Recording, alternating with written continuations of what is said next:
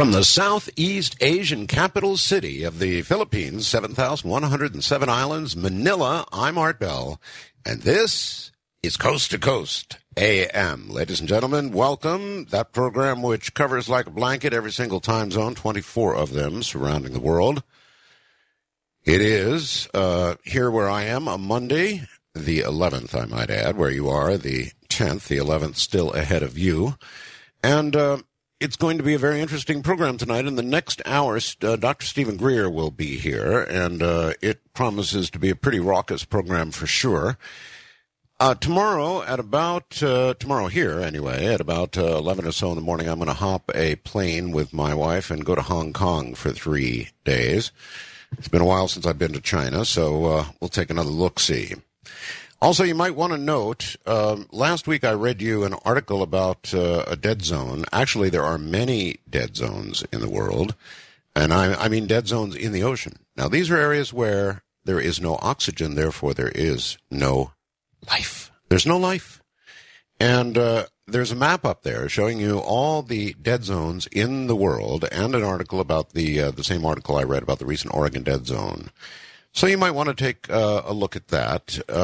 Also, a recent photo of the Flight 93 Memorial Site in Shanksville. And to remind you also, this week, beginning on Monday, Streamlink subscribers get a special classic 9/11 tribute, several shows from the week of September 11, 2001. I don't even know if I could listen to that.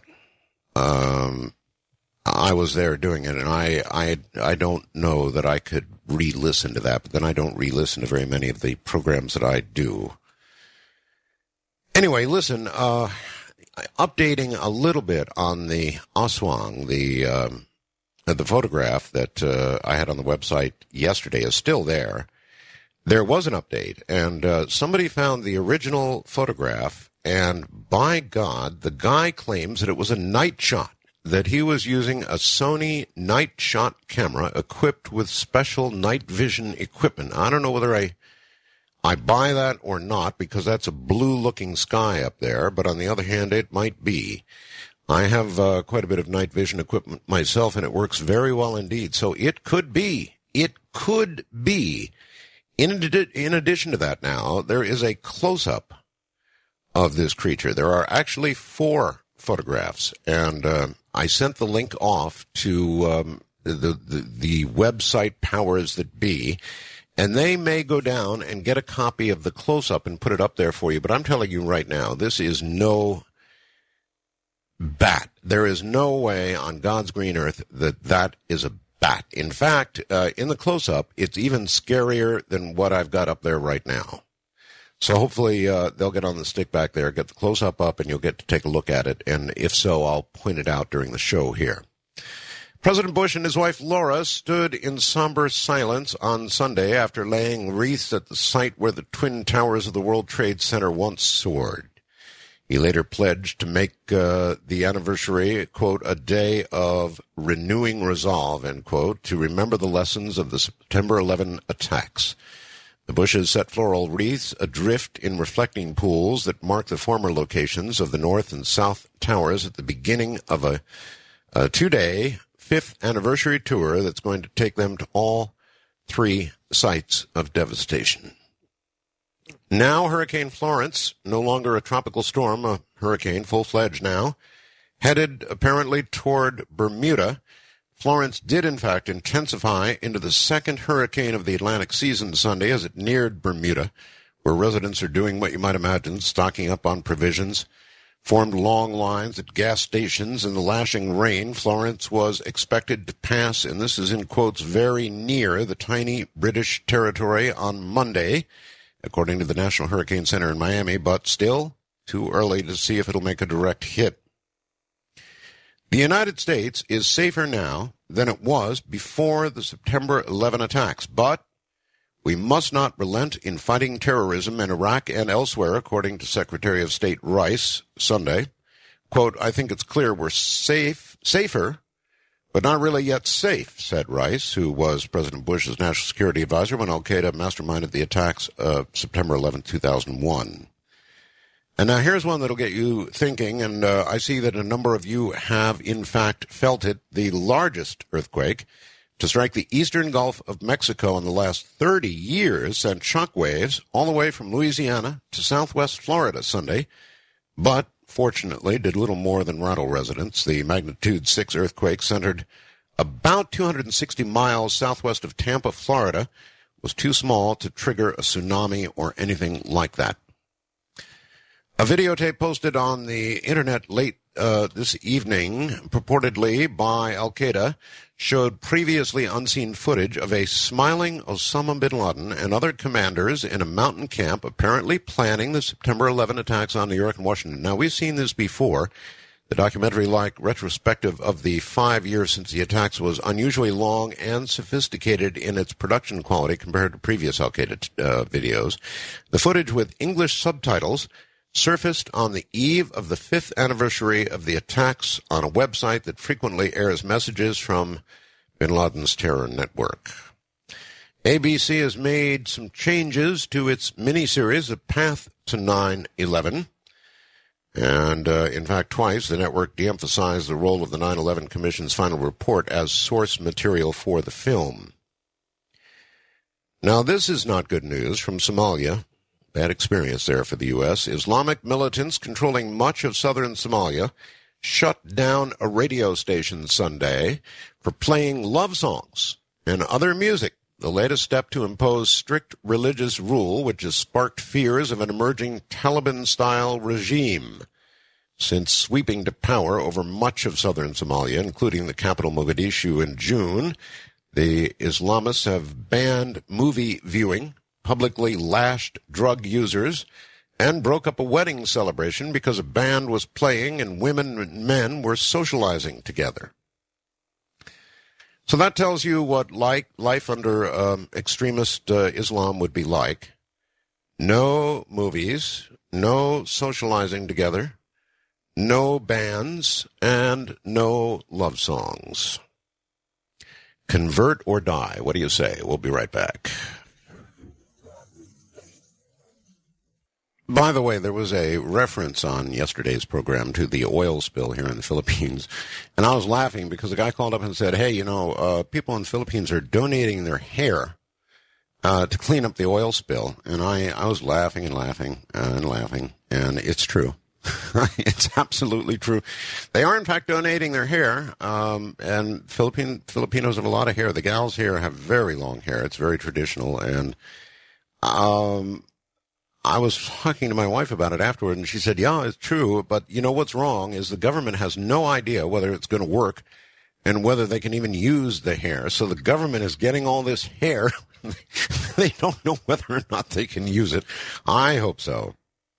The following is from the BBC.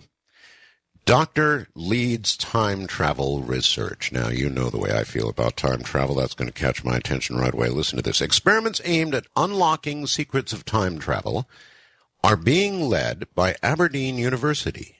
Researchers there are examining the fabric of space-time and what science fiction authors refer to as the fourth dimension. Dr. Charles Wang will study the microscopic movement of atoms which can be affected by Earth's spinning. He said, quote, this is a very interesting possibility which cannot entirely be ruled out by physics, end quote.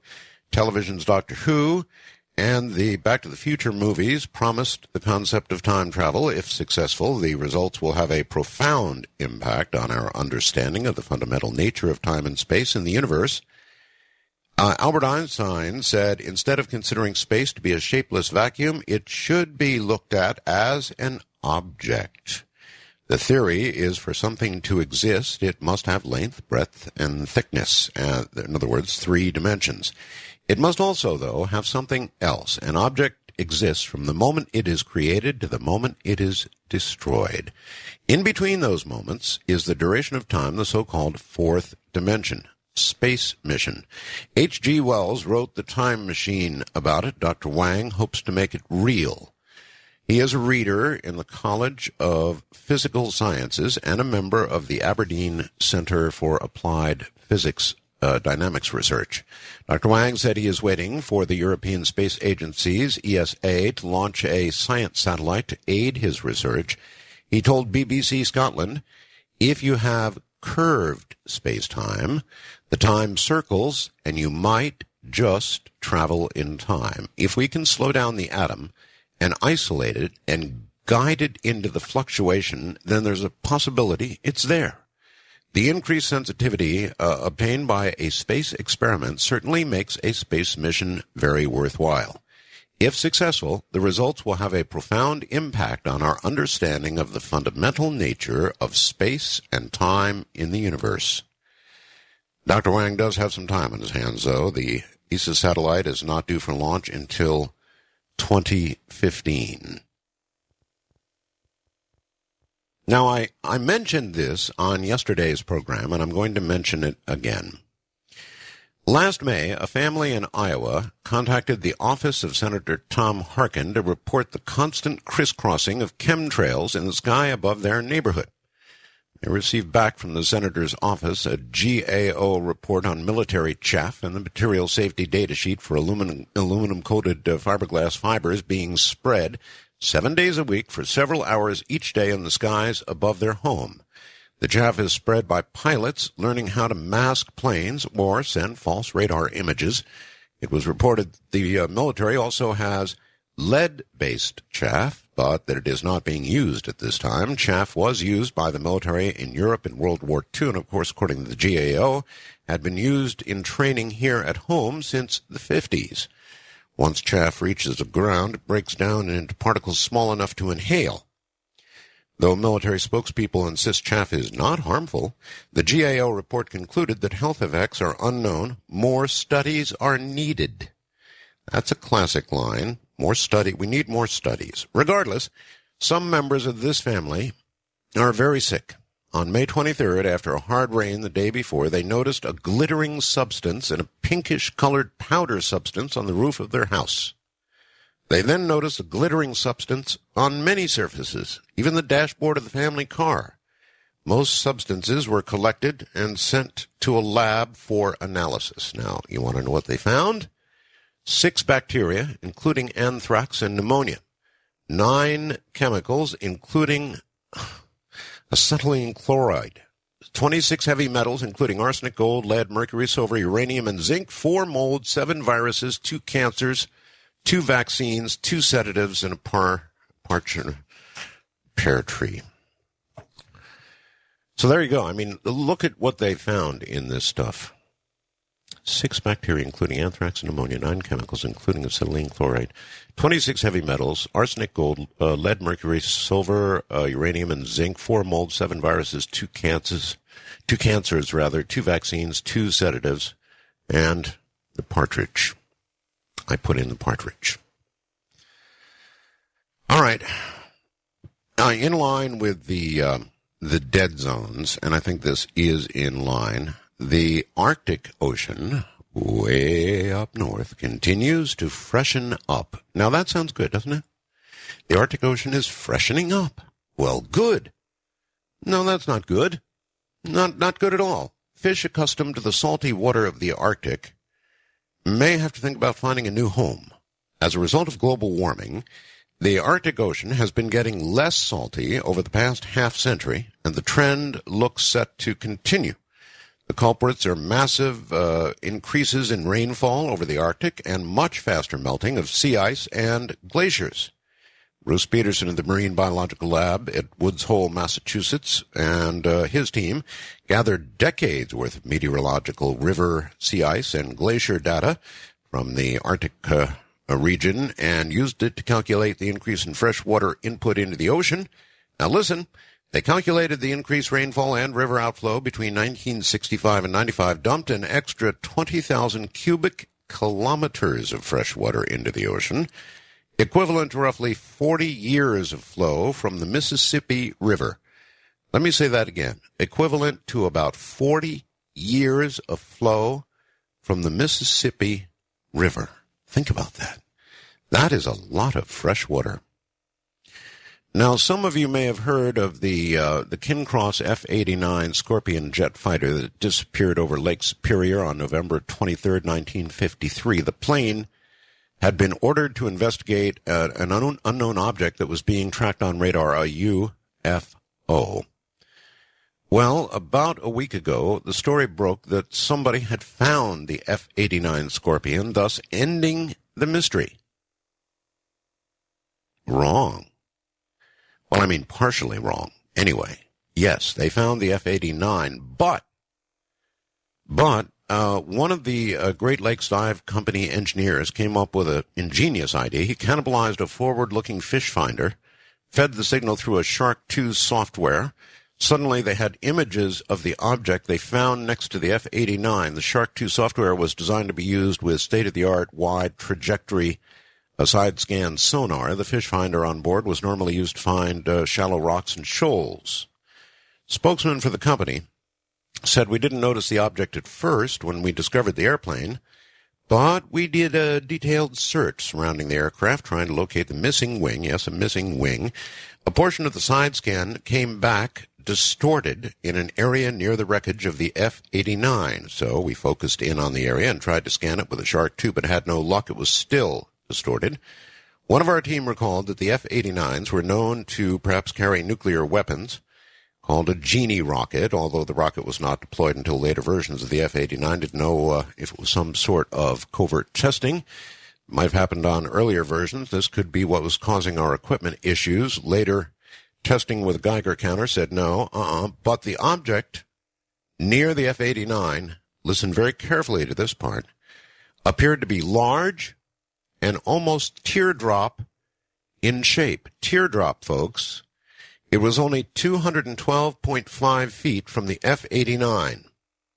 The scan showed something very interesting. A plow mark trailing behind the object as if it had crashed. This plow mark caused us to focus our immediate attention on the object. We lowered our ROV, remotely operated vehicle, to it, confirmed that the mystery object was in fact metallic, had a strike mark that matched the missing wing hole on the F-89C Scorpion. It's possible that the missing wing may be underneath the mystery object. The section of the object that is visible above the sand is about 15 feet long by 8.4 feet wide and, as previously mentioned, has a teardrop shape. But this may be just the top of the iceberg, as it were, with the majority of the craft hidden below tons of sand. Except for the wreckage of the F-89 Scorpion and the unidentified object, there's nothing else on the lake bottom for miles. Our conclusion is it would be highly coincidental for this object containing a suspicious strike mark and plowed near the F-89 not to have something to do with its crash. Unfortunately, they're going to have to wait until next year and the new dive season for more answers to whatever this mysterious object is, and, well, of course, the fate of the F-89 as well. Residents of Fort Resolution up north reporting UFO sightings. Something strange in the sky above Fort Resolution in the Northwest Territories. Over the years, residents of the South Slave community have reported a number of UFOs, as it were. There's no obvious explanation for them. Cynthia Cardinal, a Fort Resolution resident, narrates a video she took 2 weeks ago saying, quote, "You'll see there's lights shooting out the side of it," said she. "You'll see the camera get a bit fuzzy. Don't they all?" About 2 weeks ago, as she reached for bed, her husband rushed her out the back steps saying, "Look at the light. There's flashing out there." I looked up and said, "Wow." According to Cardinal, the light flashed red, blue, and white, hovered above the ground about as high as an airplane. Her husband, a trapper, so he didn't recognize the lights as stars or aurora borealis or northern lights. He knew what it wasn't. It's not the first time residents of Fort Resolution have spotted strange things in the skies. In the late 1990s, 3 military men visited the home of James Mersch Lafferty, saying they wanted her husband's video of an unexplained light. 3 men, ladies and gentlemen, knocking on the door, wanting the video you took of something strange. in the night sky in the north. Now, I wonder who would knock on a door and demand such a video. Huh.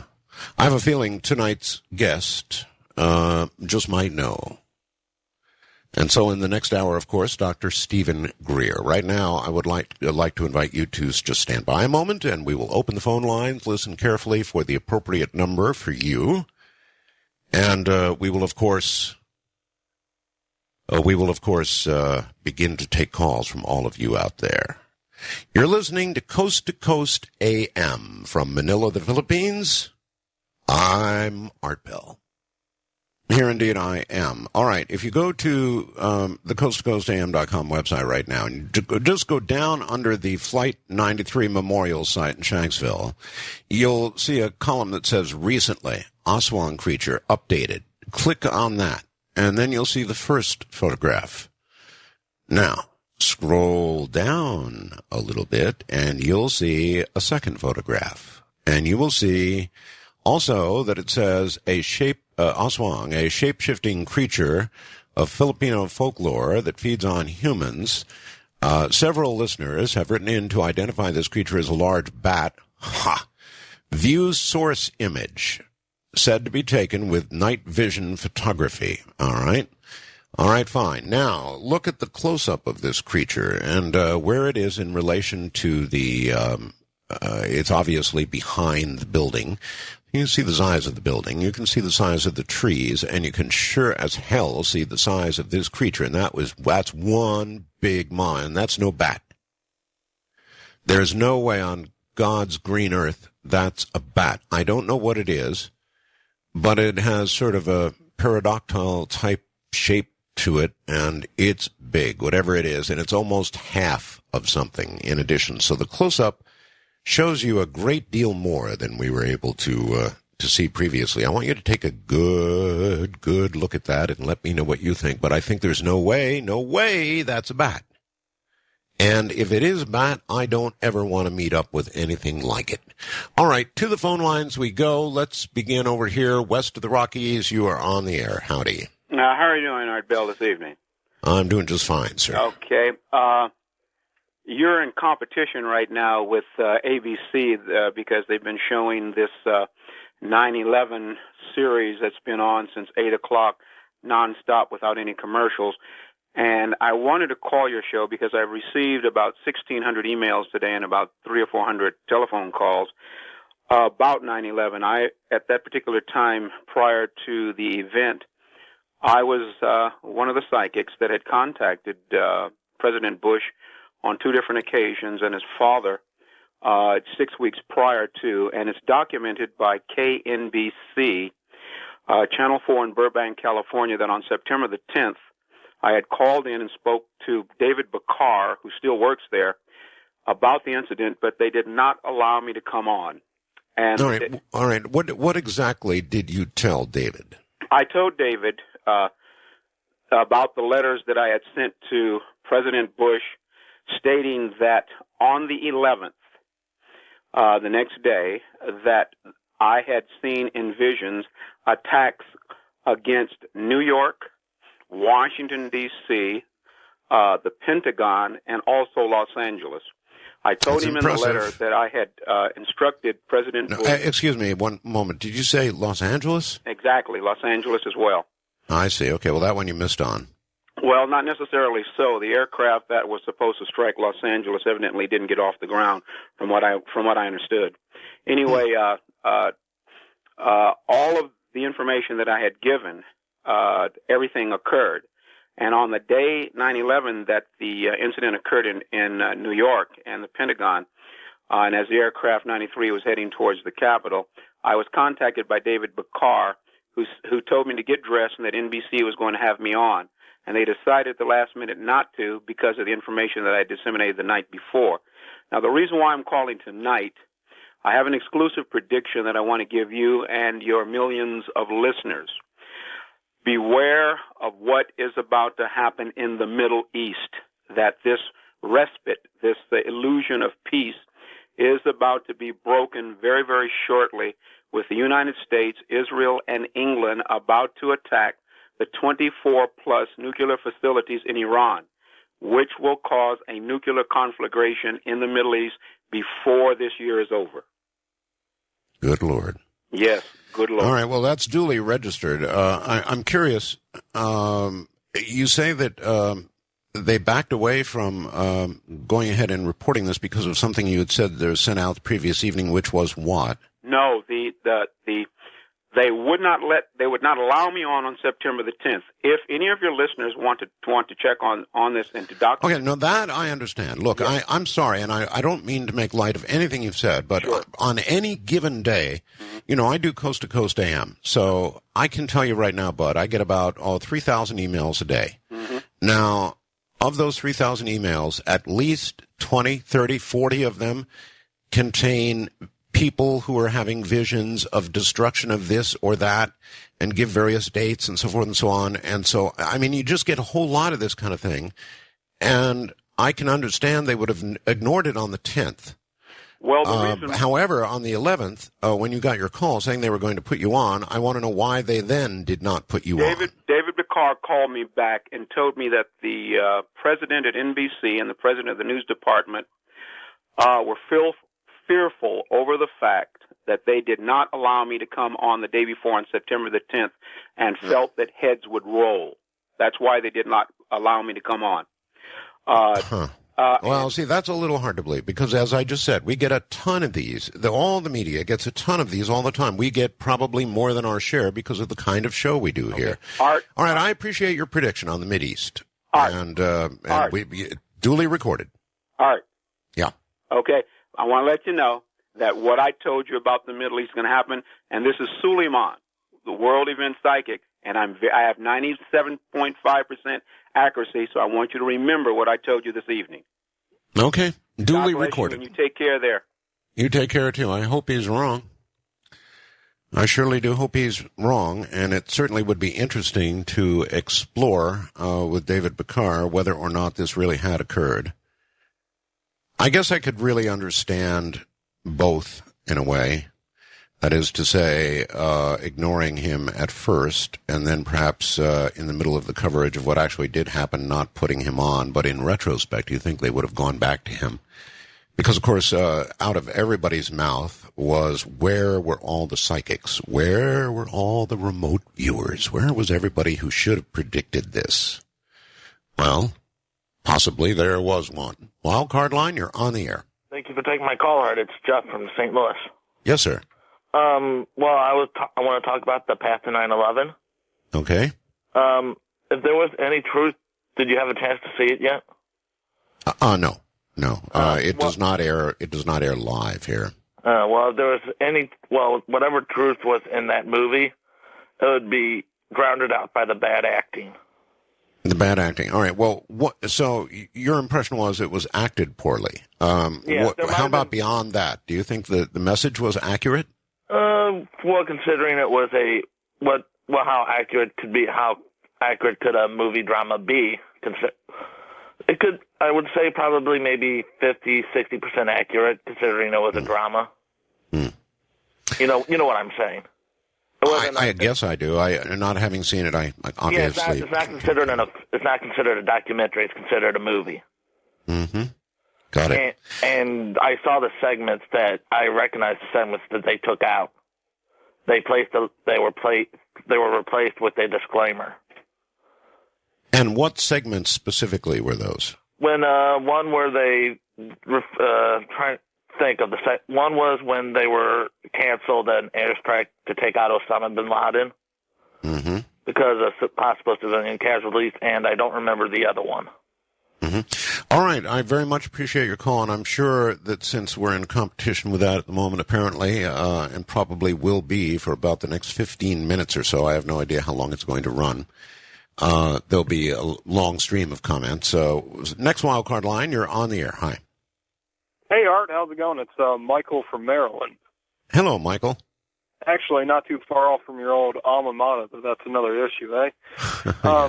Anyways, I'm calling to actually I have a little story I wanted to share with you and your listeners, and I wanted to ask you a question. So should I do the story first? Your choice. Okay, well, The Sopranos was on. I was over at my bud's house, and after The Sopranos, I'm in my car driving home. Now, certainly, I had a few cigars and some beer, but it was nothing major. And I looked down at my clock, and I noticed the clock. It was, I think, like 11 or maybe midnight, right? And then I look up, and right in the sky, I see these three lights, and I'm just figuring it's a plane because I'm not too far off from BWI and all. So I start slowing down because I'm fascinated by this thing, and it starts coming at me. And then it gets, probably, I don't know, a few thousand feet away, and it starts going back in the sky. But the interesting thing was that it started doing a clockwise swirl, and then it vanished, and, I didn't see it again. All right, we're talking about tonight. Oh, no, this was a few months ago on the last episode of The Sopranos, season 2. Oh, okay. Yeah, but, it really jarred me, It's, I was thinking to myself, it can't just be a plane. It has to be a UFO or something. I don't know. Mm-hmm. Maybe you were out in a spaceship that night. I don't know, man. What do you think? I don't have the slightest idea, and I would like to be more helpful than that, but all I can always say to people like yourself is, welcome to the club. I had my own sighting, very profound, close-up sighting, and I don't know, you get these reports of sightings of objects that are fairly obviously not terrestrial in origin, and I don't know what else you say to somebody like that other than, welcome to the club. You are now one of millions and millions and millions of Americans who have seen something that does not belong here. East of the Rockies, you're on the air. Hello. Okay, Art, the 9/11 attack was planned, trained for, and executed within the borders of the United States. It was a military operation. And when you get hit within your perimeter, you secure the perimeter. And okay, you called me last week with the same line.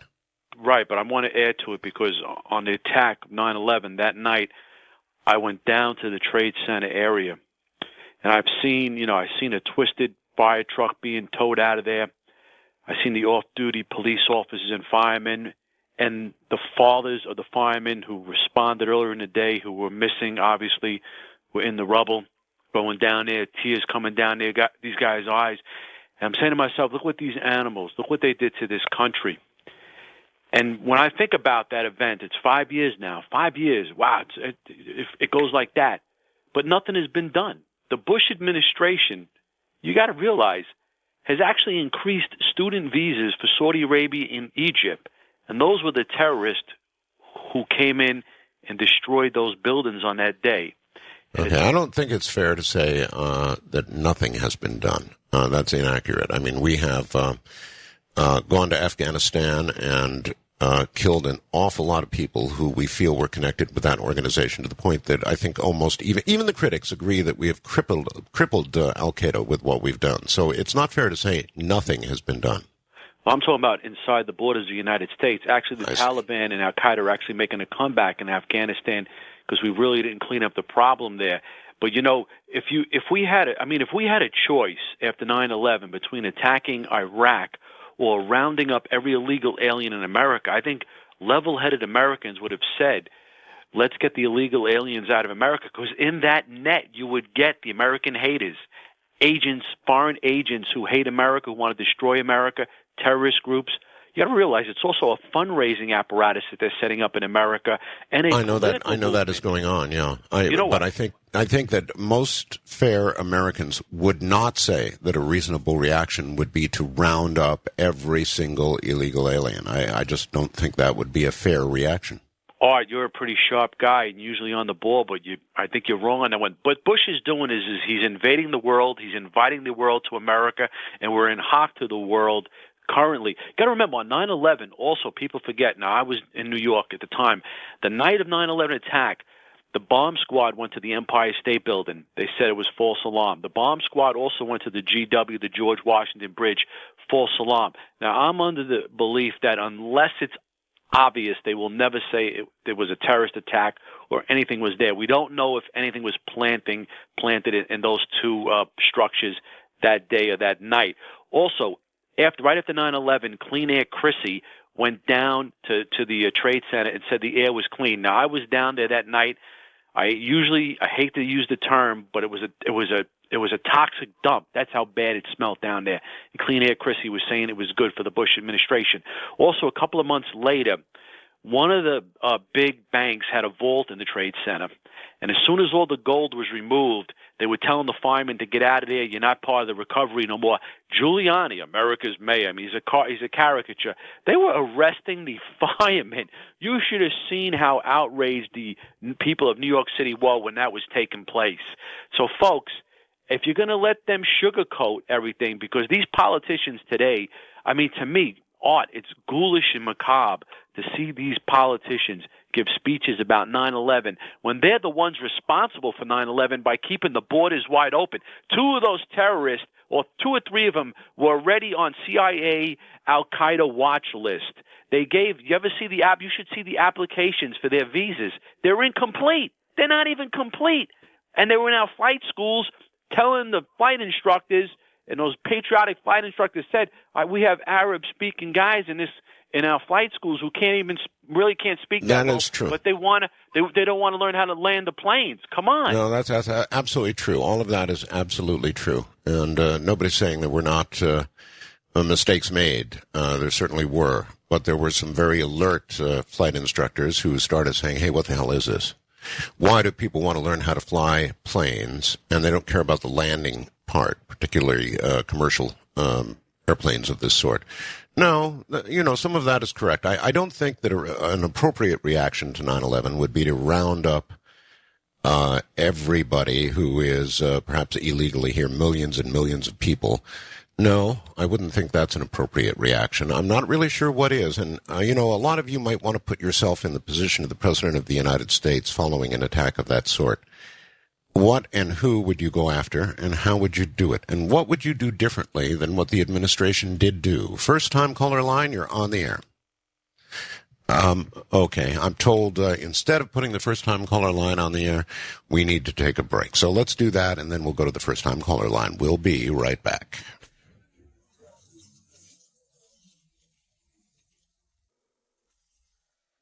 Well, all right. Coming up in a moment, Dr. Stephen Greer. The last time he was on the program, by the way, he made a very controversial statement about SETI getting hit, SETI actually receiving any number of signals to it, and there were a number of some British publications actually did report on that, albeit somewhat flippantly, but they did report on it. Now, just before Dr. Greer comes on, I've got a letter I want to read. This will no doubt provoke him to some degree, but I would like to get his reaction. It comes from a young lady in Chicago, Jeanette in Chicago, who says, "Hi, Art. I have a few things I'd like to ask Dr. Greer just to get his response, or you might consider the perspective described below and pose a couple of questions. I do believe there's something out there. So many sightings by reliable people, even evidence left behind, though to date this has never indicated extraterrestrial life forms as their only possible exclusive source. However, what bothers me about the Disclosure Project and the government conspiracy theories in general is that they seem to be not much more than a distraction from the real UFO research. I don't think the government knows much about UFOs and suspect they dropped their own investigations like Blue Book because they couldn't find any answers and scientific research is not their job. From cases I've read from Blue Book and elsewhere, it seems the UFOs can be run off, though not captured, by F-16s and other pursuers, and that may be enough to satisfy the military when they have no other effective options to defend against them. If the U.S. or any other nation on Earth possessed magical weapons and or vehicles back-engineered from extraterrestrial technologies, wouldn't we be deploying them in Iraq or elsewhere? Wouldn't Rumsfeld just love to send a black triangle to Iran or North Korea just to hover menacingly over their nuclear facilities as a not-so-subtle threat? Yet I haven't heard any reports. What better opportunity might the military be waiting for to unleash this awesome power? Why not send a couple of saucers to Afghanistan to abduct Osama bin Laden, or disable the mobile missile launchers raining bombs on Israel? Such a show of force would shut up those terrorist suckers for good and all, wouldn't it? Jacques Vallée has noted that where science has left a vacuum in UFO studies, a lot of mystics of one kind or another have rushed in to provide explanations, usually asking for a donation. UFOs being secular and non-denominational? Seems that Stephen Greer and others who promote government conspiracy theories have begun to elevate the U.S. government to something like a priestly class of ancient civilizations, as though the government is some magical set of people with secret and direct lines of communication to these mysterious ETs. Somehow I just can't agree with that view. I just don't think that badgering the U.S. government about UFOs is going to give humanity any answers. But Greer's and others' similar views do lend the U.S. government an aura of omniscient and supernatural powers by putting them in league with ETs. This is very dangerous in any democracy. I also don't quite understand linking the UFO phenomena to a ban on space-deployed weapons. If there are hostile forces in the universe out to get us, seems there's a crying need for space-based weapons. Of course, supposedly the ETs come in peace, although by some accounts they also abduct, rape, and exploit human beings with a truly frightening indifference that doesn't seem peaceful. Instead of whining about the CIA opening its files, it might be more useful if Greer et al. Help to collect and analyze whatever data is available on UFOs to try and find out what these things really are. If the government knew, they'd be using it. Studies conducted by private groups could avoid the red tape of government bureaucracy and ensure that whatever information they find won't be kept secret by some power-hungry cabal. SETI is one method of investigation. If the ETs actually employ radio frequencies and can speak a human language and or perceive and comprehend images from Earth, that's a pretty tall order, considering that the ETs could be some form of highly evolved silicon or nitrogen for all we know. Dr. Greer, welcome to the program. Oh, thank you. Would you like to respond to all of that? Well, what part of it? I mean, it's a diatribe with about, I don't know, I'd have to write them out, probably 20 or 30 factual errors. The big one being that only a very naive person would think, quote, the government of the United States is hiding anything. I've said many times on this program and elsewhere that in my meetings with the CIA director and other high officials that they actually don't know anything that's going on, and I'm convinced they're not lying. I've described, actually, rogue and highly classified projects that are very compartmentalized, that have more specifically had their power center in financial and corporate centers rather than the government of the United States per se. So I think it's a mistake to think that the government, whatever that is, in her mind, would be hiding anything. I've found that most people in Washington, quite frankly, couldn't find their behinds in a well-lighted room with both hands on this subject and a lot of other subjects of great importance. Okay. She makes the point that if we had such technology that we would use it, for example, in Iraq or perhaps Afghanistan, and just, if nothing more than to scare the crap out of them. Well, of course, this is many people would assume that who don't understand what the technologies involve. If they were used in a conventional situation, such as she described and that you just described, in reality, they would then be disclosed. If they were disclosed, this would result in people realizing that we don't need fossil fuels to run jets, or cars for that matter, or power plants. And with that, you would say goodbye to the $200 trillion asset base that a handful of corporations and individuals control that involves oil, gas, and coal. So I think that, it's a very simplistic idea that just because say a compartmentalized project at Lockheed or Northrop may have developed these things, that they would be used in frankly, a conventional situation such as Iraq or the current problems with North Korea, because they would view it as there would be a great deal more at stake by their using them. The same thing goes for the space program. I mean, my uncle was a senior project engineer at Grumman and built the lunar module that put Neil Armstrong on the moon. And by the time that that was being built, and I describe this in my new book, Hidden Truth, Forbidden Knowledge, we already had these sort of so-called anti-gravity, some would call them, or electrogravitic technologies fully operational. And in fact, there are photographs of these being test flown outside of Provo, Utah, and other locations in the United States as early as 1964, and I suspect they existed before then. The question is, why didn't we use them in the late 60s to go to the moon? Well, because by using them, they would have been disclosed. And if they were disclosed, the enormous financial and geopolitical interest that would like to keep all of us addicted to oil and controlled in a metered, linear sort of energy system would no longer be able to do that. All right. She also makes the point that we're trying to deploy space-based weapons. I know you're very much against that, but she says, according to many reports, the ETs don't come in peace. In fact, they abduct, rape, and exploit human beings in a truly indifferent manner. And that doesn't seem peaceful at all, according to her, and so we might need space-based weapons. Well, it's interesting. When I went to Wright-Patterson Air Force Base in the 90s and met with the Foreign Technology Division there, it was actually at that time called the Foreign Aerospace Science and Technology Center, and this was the unit that had received the so-called Roswell debris from the 40s. And one of the colonel there that I was meeting with said, what if these visitors from elsewhere are hostile? And I said, well, aside from the fact there's no evidence of that, if they were, I doubt we'd be breathing the free air of Earth and having this conversation, given the fact that we have used, and forget F-16s, as she describes, very advanced electromagnetic weapons, and we have had weapons that have already been deployed into space in violation of treaties. If they were truly hostile, or we would have had our clock cleaned many decades ago. As for the body of evidence that we're being, quote, raped by aliens, I find it very thin. In fact, I think it's a lot of disinformation designed to support the billions of dollars that will eventually be spent, and perhaps trillions, in trying to export these sort of weapon systems into space.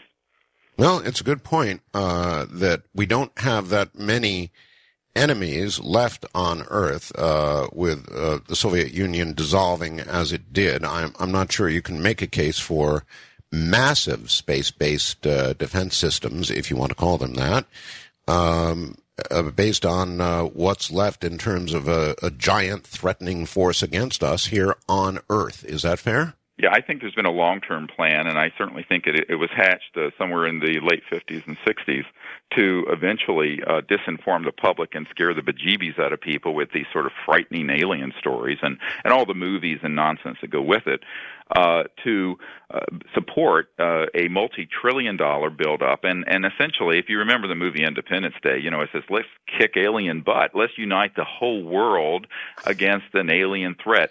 And I think this is an attempt to consolidate power around certain military and corporate and financial interests, and I think it has no more validity than the exaggerations that were reported on our forces in the Gulf of Tonkin during the Vietnam era, which has now been proven to have been something that was a sort of a false report to get the funds and to expand the funding for that conflict. So these sort of tricks are played a lot. I think that the public should be very skeptical of this sort of fear-mongering and saber-rattling, and particularly when it talks about going into space using weapons and targeting vehicles from other planetary systems. I think this is the height of folly and stupidity. I know you do. Last program we did, the last hour we did together, you made a statement about SETI that did, in fact, cause a couple of publications in England to run stories, albeit, as I said, somewhat skeptical or with the usual grin involved, but they did run stories about the show that we did together. And I wonder if you want to do any follow-up to that. Of course, as you know, SETI came on the air a day or two later and, as you could easily predict, denied everything. Yes, of course, and you would expect them to deny everything, just like NASA would deny that we have ever encountered any of these objects in space, even though, albeit he later retracted it, Buzz Aldrin himself said that we were, encountered these mysterious things on the way to the moon. I want to, if you want to know the little bombshell, there's a person on our team who worked with Purdue University, which is, of course, the aerospace engineering departments where Neil Armstrong and many astronauts had graduated from, and was on a committee with Neil Armstrong some years ago. And we learned this week, was told directly by Neil Armstrong that when he stepped off the lunar module, which my uncle had worked on with Grumman and had taken the first man to the moon, that we were surrounded by extraterrestrial vehicles during the lunar landing. The question is... Now that's a bombshell. Yeah, Now, it is. And we have, by the way, again. we have more than one source for this, including military classified projects that have men that we're working with who have actually seen the film footage. So the public needs to say, well, where is the footage? And the denials notwithstanding, there's too much evidence that these things are out there for them to just simply say, oh, we've never encountered or seen anything. Anyone with a grain of sense knows that's a bull-faced lie. So, a newsflash, people who deal with this issue make up stories and lie about it. I think the public should hold them accountable. Oh, my God. First of all, Neil Armstrong, of all the astronauts, has probably been more tight-lipped than I think any of them, frankly. Correct. Very, very tight-lipped. And you're telling me, let's go over it again. You're saying that Neil Armstrong has said to one or more people? Correct. That the moment he stepped off that lander, he was surrounded by extraterrestrial craft. Correct. And that this, and I have also interviewed more than one military person who has seen the actual footage of that the public was never shown. Of course, there's a lot of controversy right now about NASA having misplaced a lot of this film footage, but yes. You misplaced into a black hole. But the point here is that, yes, and Neil Armstrong, I think the important thing to remember also, and I've never shared this, but I have put this in my memoir, Hidden Truth, Forbidden Knowledge, which has just come out, that the fact is, when we invited Neil Armstrong to come and meet with members of Congress in 1997, through a good friend of his who's very supportive of the Disclosure Project and CSETI, we heard back from this man, and he had been told by Neil Armstrong that indeed they had encountered these objects, but that he felt that if he were to come out with that information, that his family would be killed. And I was stunned at the time. This was 1997, and disturbed by this, of course, and I certainly respected Neil Armstrong's decision not to come to that event where we were having, of course, chairmen of committees from the Congress that being briefed on this matter that we had organized. But the problem, I think, is that there has been a great deal of fear and intimidation instilled, and it's a shame that these men, who really are heroes of our country and have accomplished enormous feats of courage and space travel, cannot report back to the taxpayers who put them there the truth about what they encountered as they landed on the moon. Oh, my God.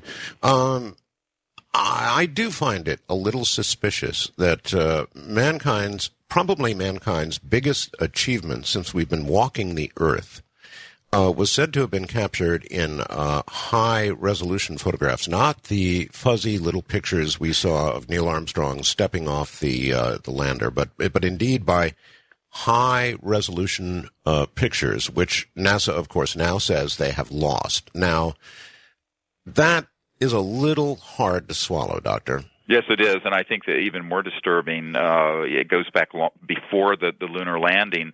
At disclosureproject.org, people can see the testimony and get the testimony from people who saw the high-quality digital lunar orbiter images of artificial structures that were on the moon, that were in the terminator, the sort of the area between the light and the dark part of the moon, that were filmed while we were mapping the moon a few years before we put the first man there, because obviously, the lunar orbiter was sent up to photograph the surface of the moon prior to putting a man on the moon in the lunar module, which my uncle had worked on.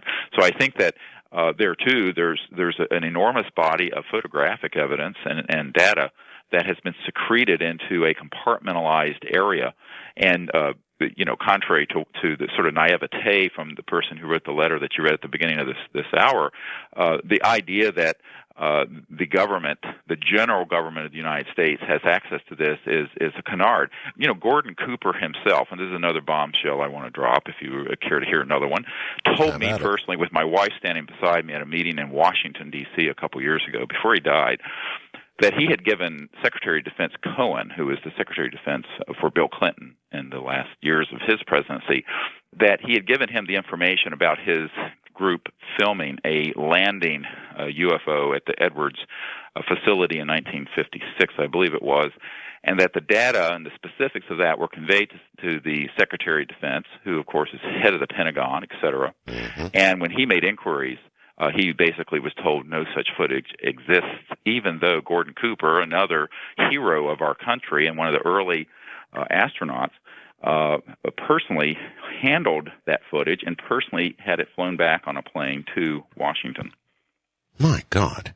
All right. And going back to Neil Armstrong, you have one or multiple sources on the statement? Yes, I do. One or multiple? Really no. Is it one or multiple? I'm sorry, Doctor. One or multiple? Multiple sources. Multiple. People I know who have had these conversations with Neil Armstrong. I will also say that a close associate of Buzz Aldrin, I will not say who it is, but it's someone extremely close to him, has told me personally, face-to-face, that in fact they did encounter these extraterrestrial vehicles, or ETVs, as they were called at the National Security Agency. They weren't called UFOs, only, the sort of amateur hour calls them that. And this is something that they've had to live with, and it's been an enormous burden, I believe, to these heroes. All right. Hold it right there, Doctor. Dr. Stephen Greer, I'm Art Bell from Manila.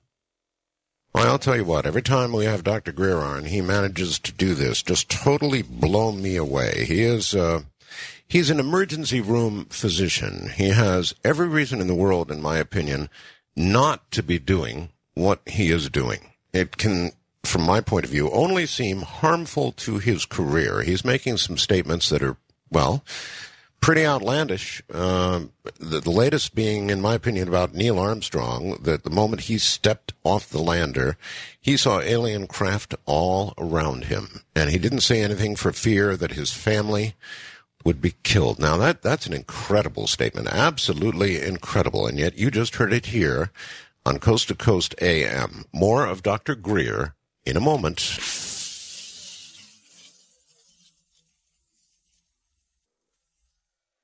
I really think if you were to do a survey of the American people above, age 30 or 40, you would find, and you asked, what is mankind's biggest achievement so far?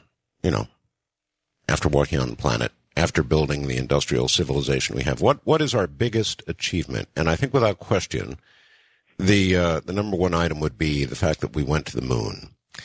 A man stood on the moon. You may all remember those, kind of blurry, jittery pictures that we saw of Neil Armstrong stepping off the lander onto the moon's surface. They should be indelibly inscribed in every memory out there. And to now know that there were detailed, high-resolution photographs, pictures, video even, of all of this, but somehow NASA has lost it, is a little difficult for me to swallow. A little difficult, very difficult for me to swallow. And here now we have Dr. Greer saying Neil Armstrong claims he saw craft, according to more than one source, all around him, alien craft, and was afraid that his family would be killed should he actually report that. Dr. Greer, you are an emergency physician. You have a lot to lose by making statements like this. You have a lot to lose by doing the kind of work you're doing. Maybe we should go back a little bit and try and understand what somebody with your professional background and accomplishments, why you would do what you're doing and risk your career. Well, because I think that this is one of the most important areas that have been kept secret in human history. And it's not just that we're not alone in the universe, that there's intelligent life in the universe, but that there is a wondrous new source of energy and propulsion that has been studied, that has been perfected, and that has been hijacked from the people of the world. And that has led us now, of course, it's 9/11 on the East Coast, to this chronic oil addiction that has caused us to be decamped in the Middle East and to be damaging the biosphere and maintaining a world economic situation where 80% of the world's population lives in terrible poverty. And I think that this issue is related to all of that. And I think that when I came to realize the extent of the secrecy and what was really being kept from the public, it was something that I just felt I had to come out in public about. But, my interest in this goes back to my childhood. I had a sighting of one of these UFOs in broad daylight when I was a little boy, about 8 or 9 years old. And but years later, I had quite an extraordinary contact with a UFO and with the ETs on it. And I think that of course, altered my life tremendously. Certainly ranks up there in one of the most life-altering experiences of my life. I guess the one that would be even larger was a near-death experience I had when I was 17, about 6 months before this contact experience. And so for me, this is not just an academic issue. I know that there's intelligent life out there. Quite frankly, I know that it is benign. I know that we have tremendous advances in science and technology that, frankly, the taxpayers have paid for, and which is being hidden from us to the detriment of the development of the human race. I tell people that while many people think that what we're discussing sounds very futuristic, I said on the contrary, we're really trying to play catch-up, that the natural course of human evolution and societal development has been retarded for at least 50 years and maybe longer. Doctor, let's follow up on the benign part, because it is important in deciding how to respond to all of this. You said quite frankly, that it is benign. How do you know that? Well, we have, over 500 military and intelligence witnesses to projects dating from the 40s all the way in through the 90s and even more recently. Not a single one of them has reported anything that would indicate hostility, and yet we have numerous of them who have reported that we have used weapon systems to attempt to target and down, and in some occasions have successfully downed these extraterrestrial vehicles. I think that my own personal experience with the phenomenon is that it most certainly is not hostile. And I have to point out that not everything that we don't fully understand is necessarily a threat. And although it's natural for humans to be afraid of things which they do not control or fully understand, I think when you start talking about the weaponization of space and leaping to irrational conclusions about a threat from outer space, that one should really take a step back and look at the big picture. And the data doesn't support that. For example, we have the testimony on disclosureproject.org of Colonel Diedrichson, who was with the Atomic Energy Commission after a career in the Air Force, and he was in charge of all the nuclear facilities in the United States and nuclear processing areas. And he said every single one of these facilities were being observed by these UFOs in the 50s and 60s, because he felt that they apparently were quite concerned about this destructive ability that we had discovered, and the fact that we were beginning to go into space. He also confirmed that there was an attempt to fire a nuclear-tipped missile that would have traveled all the way to the moon and been detonated there, and it was intercepted by extraterrestrial vehicles as it became exo-atmospheric, meaning after it left the atmosphere. And there's no evidence, on the other hand, that they have turned around and done anything hostile towards us. And so I think that while there may be a great deal about these issues we don't fully understand, I think to reach a assumption of that they're hostile and that we need to respond in a violent way is an enormous mistake. And I think this is why it's important. One of the things I discussed with the former Minister of Defense, Paul Hellyer, up in Canada a couple months ago, is that it's very important for people like him and other people who have been in leadership positions around the world to combine, to look into this issue and to really attempt to put together a team of people to make peaceful and open contact with these visitors. Okay, I know that you feel that it's very important that we look into the energy aspect of whatever might drive these vehicles. And there was recently a story that had nothing to do with ETs or UFOs or anything else from Europe, and I kind of follow these stories, and I bet you're familiar with it. This scientist invited other scientists to examine a find he had made regarding something that would power motor vehicles, would power cell phones, would power anything you like. He had a workable model and invited scientists to examine it. Now, surely you know about this. Yes, this is the Steorn group out of Ireland, and we are actively in dialogue with them, and we hope to have an opportunity to evaluate these claims at some point in the near future. Uh-huh. Do you know anything further about it at all? Do you know anybody who has yet looked at it and was able to in any way validate or stamp out this story, or what? No, and this is something we very much want to get to the bottom of. I certainly hope it's true. Whether it is or not remains to be proven. I do believe that at least they're doing the correct thing by inviting scientists from around the world to actually test the system and validate it, and I should also say reproduce it, because that is the sine qua non of the scientific method, is that it needs to be scientifically reproducible and tested and validated by objective third parties. And I think when you're dealing with something this important, it needs to be multiple objective independent third parties, and this is exactly what we have been pursuing in our investigation of these sorts of devices. Well, it's certainly tantalizing because the way they're approaching it is it's very inviting to imagine it might be real. Otherwise, why invite everybody to examine it? So, it might be the real McCoy, and it's the first one I've seen in years that might be. I know you've examined many. How many have you found to actually have promise? Really, there are only a couple that have promise, and they are held by people who have been intimidated or are frightened to come forward. Some of them have had colleagues who have been assassinated, and many people don't believe that would be possible. And I think they're just extremely naive to think that these sort of interests are not capable of that. They certainly are.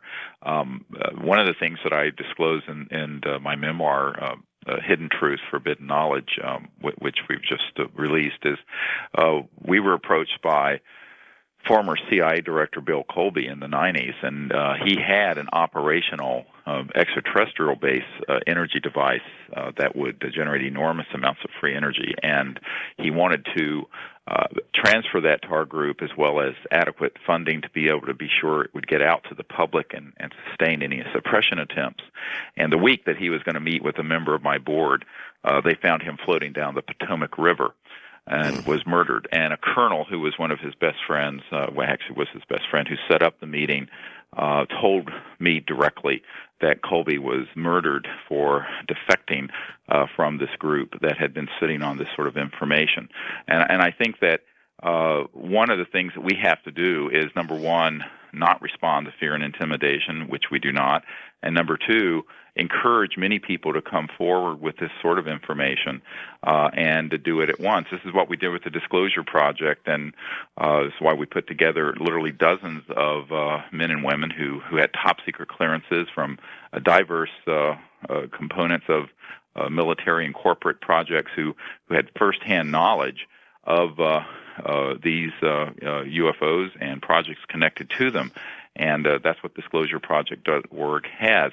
And I think that we want to do that now with these technologies as well. And I think it's wonderful that one of the ways that this group in Ireland, if in fact they do have something that can be validated, is that they went public with the fact they have it.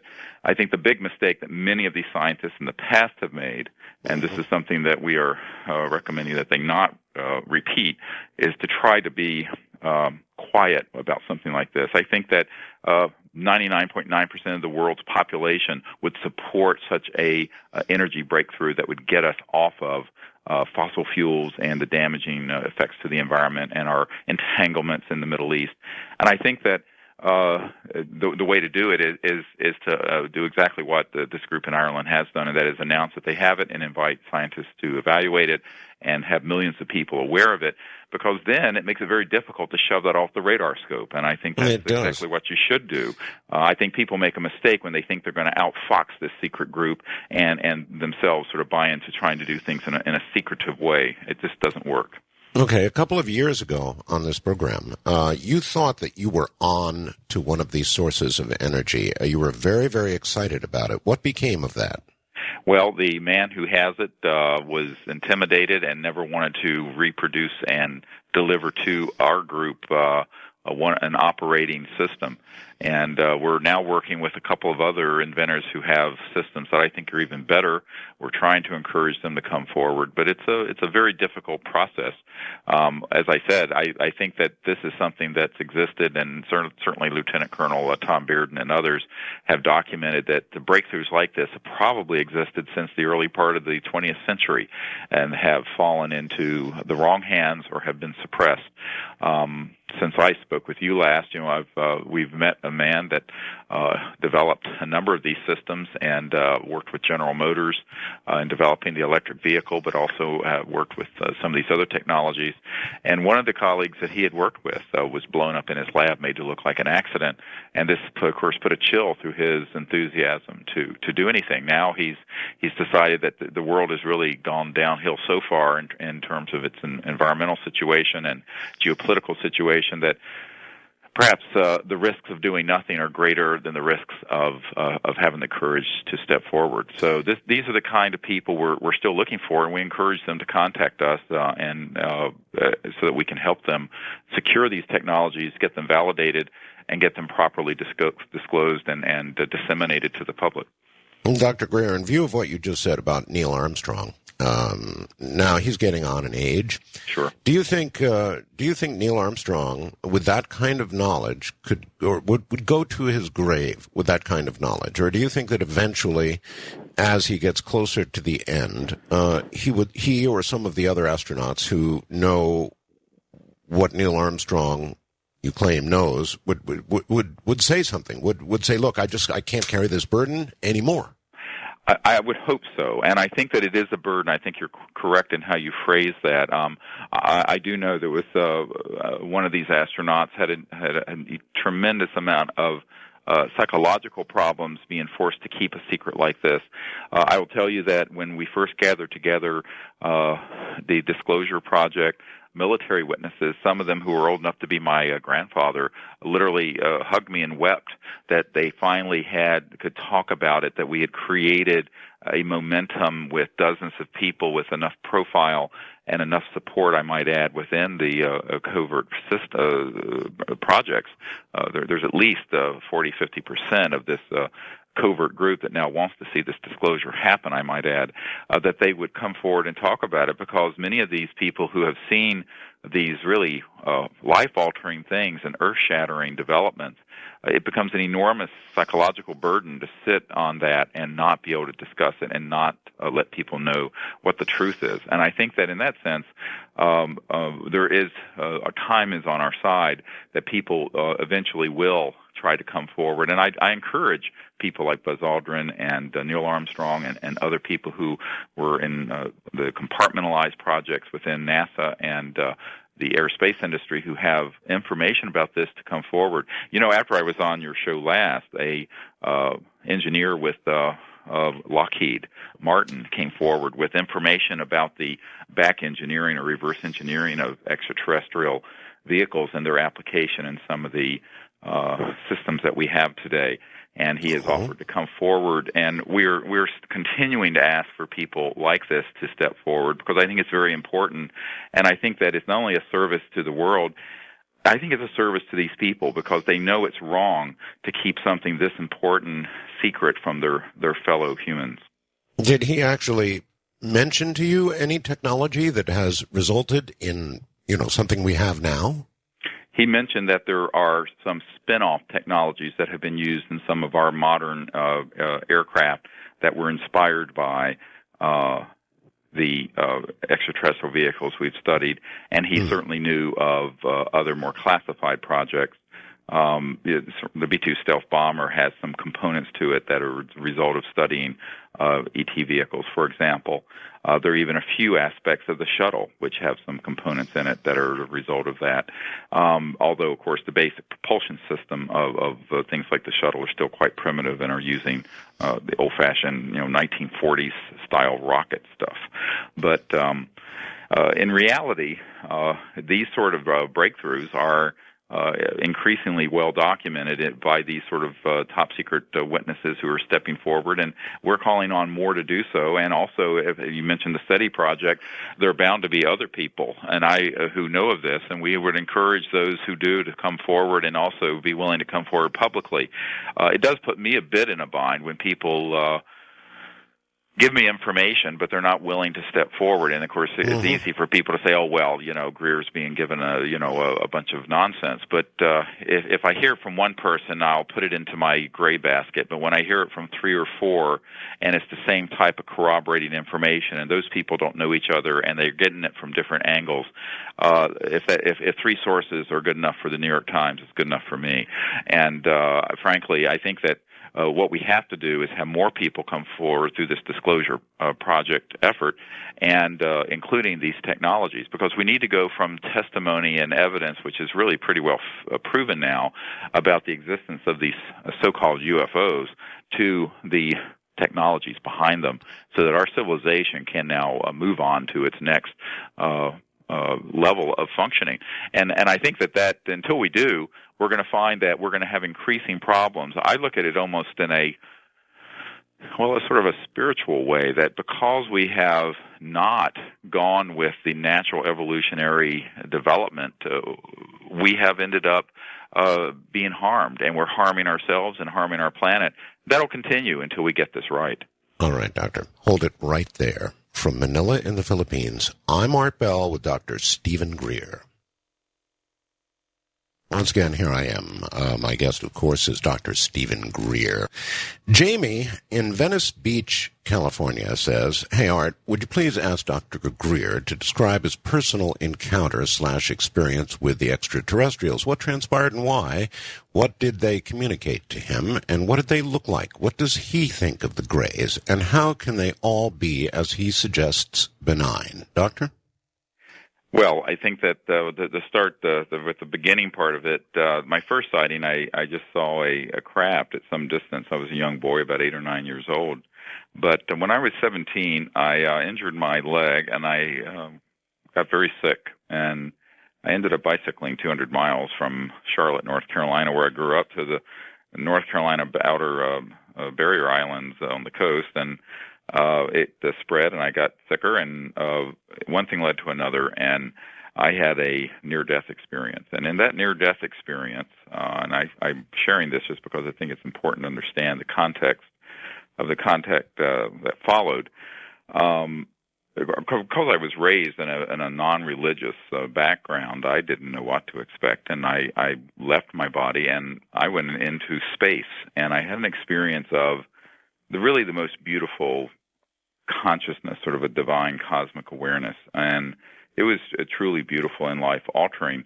And during that experience, I eventually met 2 scintillating lights, which I later came to understand were sort of like, some people would call it like a manifestation of Godhead. And it was a beautiful experience. There was no fear. It was joyous, and it was beautiful.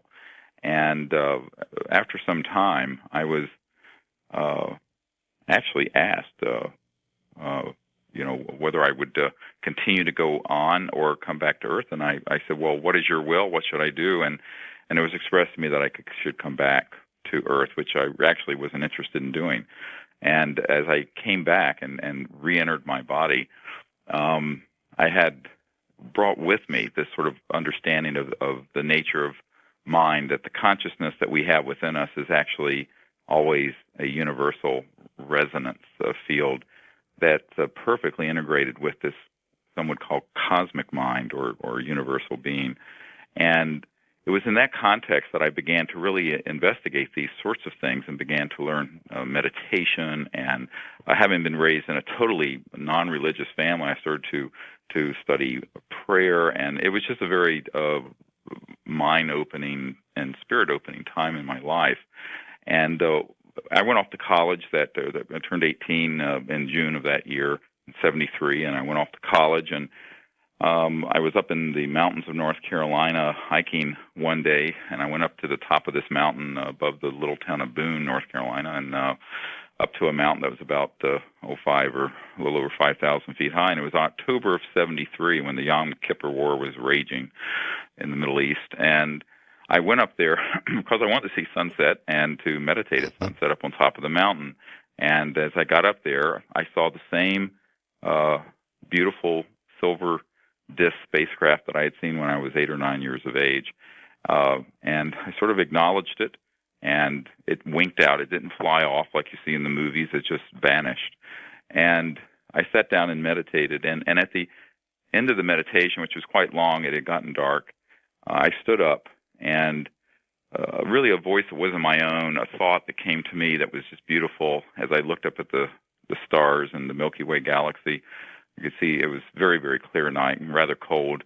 A thought came, behold what a beautiful universe God has made. And with that, I went right back into the sort of state of consciousness, the sort of oneness, unity consciousness, or God consciousness that I had when I was very sick and had this near-death experience. And I became aware of the fact that there was a sort of a glow off the top of this crest of this mountain, and that there was someone up there with me.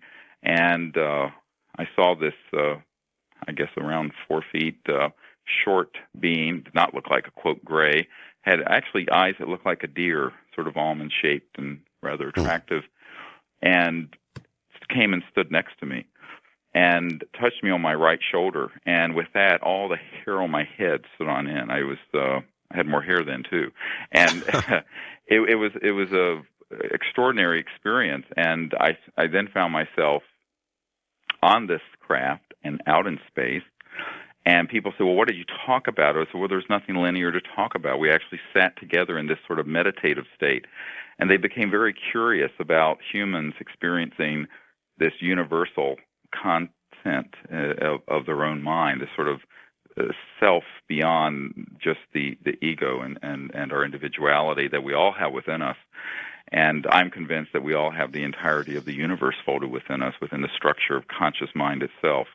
And this is what we experienced. And it was then that the CE5 protocols were created, and they were sort of co-created experimentally, where we not only use lasers and lights and what people think about and tones that we have, that on radio signals we send out, but that where we use consciousness to go into this universal component of awareness, and some would call remote view, or bilocate and see these vehicles and then show them where we are. And I found myself back on this near the top of the mountain, but down the road, maybe 100 yards. It was sort of a fire tower road. The locals called it Fire Tower, actually. But the Fire Tower road was locked at the bottom, and there was a big fire tower at the top. And when I found myself back along this road, I was suddenly there. But I had this unusual sort of anti-gravity field around me where I could take a step and I would go 20, 30 feet. It was almost as if like a moonwalker. It was very unusual. And this stayed with me until I got almost all the way down to this little town and back down. And I thought it was maybe 9 o'clock at night, and the town was deserted. And I thought, my God, the Yom Kippur War must have gotten out of hand. We had a nuclear war or something. I didn't know what had happened. And it turned out it was 12 or 1 o'clock in the morning. And I had been out there for several hours. And it was then that I learned that these visitors are not only highly evolved in terms of consciousness and their technologies, but very interested in humans understanding that component of ourselves, and that they're more interested in that than any other aspect of the human situation. Okay. Doctor, hold one sec. We've just had an emergency room physician describe an NDE. Now, that's, first of all, very, very unusual on the face of it, and I think I have not taken my break yet. So let me go ahead and take my break. When we get back, I want to ask you specifically about the subject of NDEs.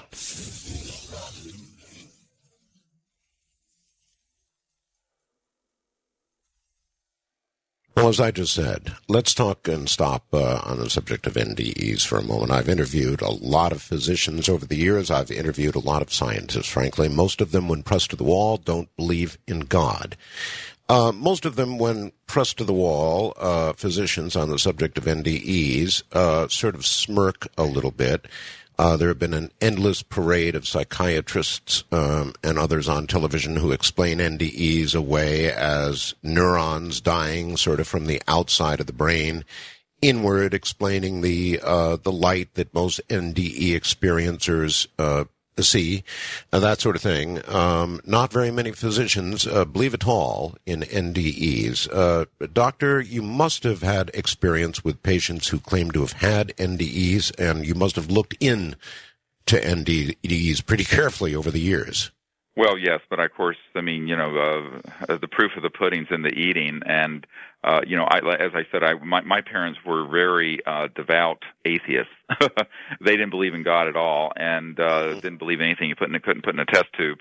But the truth is that when I had this experience, I didn't have any bias towards believing in such a thing.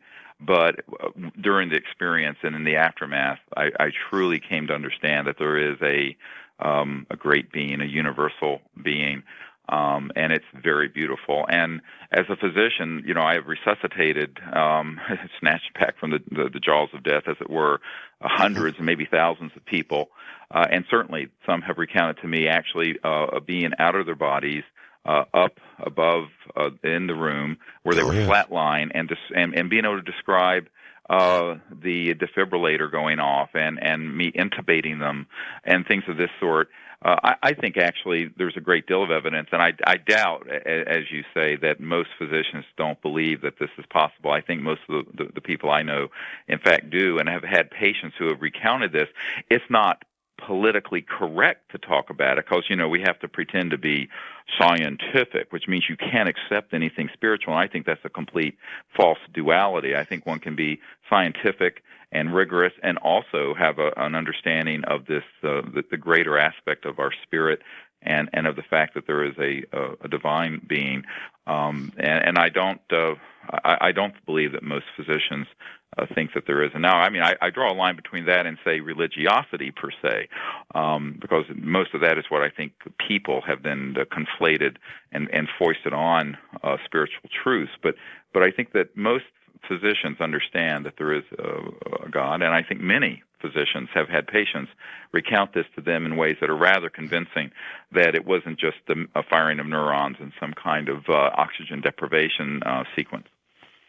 Well, certainly that process is going on, in a patient who's dying. I mean, there is oxygen deprivation. There is, I guess, brain cells do begin to die. So, I mean, that stuff is going on and might account for something. They've been able to, I think, duplicate NDEs with certain types of experiments that they've done with brains, with people, and they've actually duplicated the NDE experience to some degree or another. Well, but to as some you degree, point but out, not entirely, and the whole is greater than the sum of the parts. I mean, I remember as a young child witnessing my twin sister drown in the YMCA swimming pool, and she drowned, and so far that she actually lost control of her bowels and was completely pulseless, was retrieved out of the pool, and had CPR performed. Of course, this was terrifying for me because it was my twin sister. And but years later, when she had the courage to tell me, she described exactly the sequence of everything that happened she would have had no knowledge of, and that she observed this from being at the top of this indoor pool, and she was in this state of beautiful peace and total calm, but witnessing the whole sequence of how she was retrieved and resuscitated and what have you, and all the details. And I think that while some of the experiences that people have recounted could be attributed to a physiological reaction, some of the detail of the people who have gone so far that they are really out of their bodies and are observing things taking place, and with detail that they would have no way of having heard or known about, I think that betrays it being just purely a physiological effect. And I believe that there is, within the physical body, I think there is the sort of spirit body that, and I think many people who have had experiences where they've had flying dreams or lucid dreams at night where they have seen remote events take place or even things in the future. It's because the nature of the conscious mind within us is not bound by either space or time. And by the way, I'm convinced that any civilization capable of getting here has had to figure this out, because if you go faster than the speed of light, you have just shifted your entire spacecraft and everyone on it into a form of energy that the mystics used to call the etheric sort of field. And I'm convinced that these beings do travel. Some would say interdimensionally. I think it's a misnomer. I think it's a continuum between the pure and unbounded aspect of consciousness and the forms of sort of some would call astral or etheric energy and physical energy. And I think it's all wrapped within each other. I think it's a massive quantum hologram. And in that sense, I do think that the old adage that I think it's from the Sufi tradition that says that thinkest thyself a puny form when within thee the universe is folded. I think literally the entirety of the cosmos is folded within the structure of consciousness of everybody. Folded. The recent talk, of course, is about multiple dimensions. And isn't it as easily possible, Doctor, that what we're observing, these craft were observed, so many millions now have observed. In fact, when we open the lines later, it's kind of like as a talk show host, you have to say, please don't come to us with sightings, because there have been so many millions of them, and everybody will say, okay, well, what did I see? Well, we don't know what you saw. Just welcome to the club is about all you can say. I don't know, Doctor. To hear a physician describe an NDE the way you just did is amazing enough to me. Isn't it possible that these are other dimensions, that in fact they are not traveling all these impossible light years, but they're just simply hopping from one dimension to another? It's got to be thought of as possible. Well, again, this is exactly what I think happens. I think that any time that you, through your technologies, go through a resonance leap through the speed of light, you have crossed what I call, I go through this in my new book, Hidden Truth, Forbidden Knowledge. In fact, the core of the book is an exposition of this whole understanding into a field of energy that is beyond the crossing point of light. And when you do that, you're in something, some would call it other dimensions. I call it actually it's a continuum, because of studies that Dr. John at Princeton and others have done have shown that even the material cosmos, even material objects, have a conscious or consciousness component to them. And so I think that what we're talking about is a integrative type of technology. And while they are certainly traversing dimensions, they are also extraterrestrial. And so this is, of course, a debate I once had with Jacques Vallée when I was meeting with the Board of Noetic Sciences right here near San Francisco, where I'm calling from tonight. And this discussion came up, and I said, look, it isn't an either-or question. Are they extraterrestrial, or are they interdimensional? They're both. And, in fact, in order to be extraterrestrial and interstellar, your technologies have to enable you to cross these dimensions where you drop out of linear space-time and go through these other fields of energy to bypass the strictures of linear space-time. And I believe that's precisely what we're seeing, because on the one hand, we have radar tapes of these objects. We have landing traces of 4,000 cases. When they're fully materialized, they have been known to bend railroad tracks, so they're very material. We have retrieved bodies and done autopsies on them.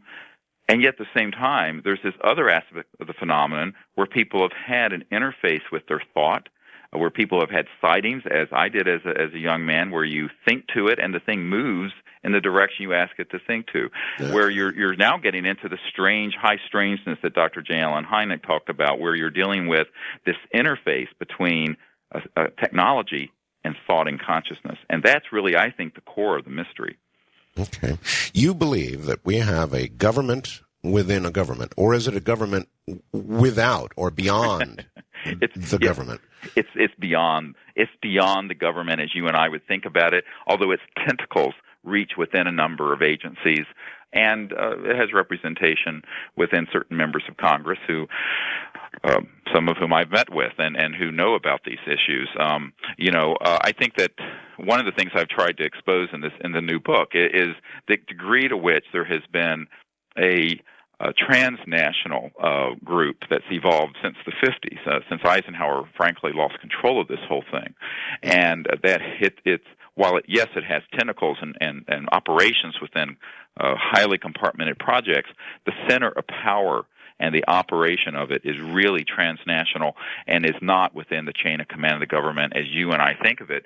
Because we know that people like Bill Clinton, who tried to find out about this, were completely denied access and lied to. The CIA director I met with for nearly 3 hours was very shaken by the fact that he knew this stuff was real but was being denied access. And even senior Pentagon officials. One of the things I go through in this new book, which people can get at disclosureproject.org, is this really disturbing meeting I had with the head of intelligence for the Joint Chiefs of Staff. And I had an Apollo astronaut there with me and a few of the witnesses we have. And I had given him the project code names and numbers that were current as of the 90s dealing with this project. He actually located one of those compartmented operations within the Pentagon. But when he got hold of them, they said, "Sir, this is an admiral, head of intelligence joint staff." And they said, "Sir, you don't have a need to know. We are not going to, quote, read you into that program." And in other words, they're not going to brief you on it. And he was completely pushed aside. So by the time I got to this meeting, I'd given him these documents before the meeting. He was furious, not with me, but with the situation. But he was also frightened because there's a group out there that has completely subverted the Constitution of the United States. All right, Doctor. On that note, we'll be right back. This is Coast to Coast AM. You know, if you think back to the days of the step of Neil Armstrong and those days when our astronauts went to the moon, the let's go to space, let's go to the moon, it's all been pretty much in the United States ballpark. It's all been our ballpark. Pretty much we've been the game. Yeah, the Russians made some attempts and did some things, and who knows, maybe they know some things they've not talked about, but basically it's been a U.S. game since those days. Now, strangely, since the days when we went to the moon, well, gee, we haven't gone back. We almost consciously have avoided going back. There have been some satellites that have orbited the moon and taken some very detailed photographs. Some suspicious things there as well. Strange missions to Mars that haven't worked out too well in at least half the cases. In other words, we haven't been back, and most of this has been in our ballpark. Now, as I mentioned a little while ago, I'm going to get on a plane tomorrow, and I'm going to go to China. Things are beginning to change in the world, and I wonder what Dr. Greer thinks is going to happen when other countries begin to do what we have done. That question for Dr. Greer in a moment.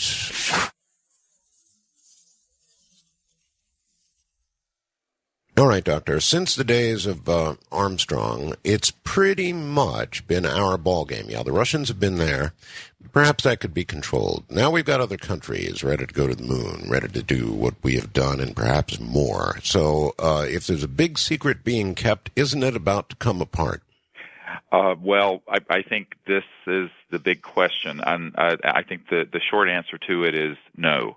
And the reason I say that is the sources I have, for example, the top secret Air Force officer who was at the Langley facility in the mid-'60s when we were downloading the lunar orbiter photographs that had clearly artificial structures already on the moon of extraterrestrial origin.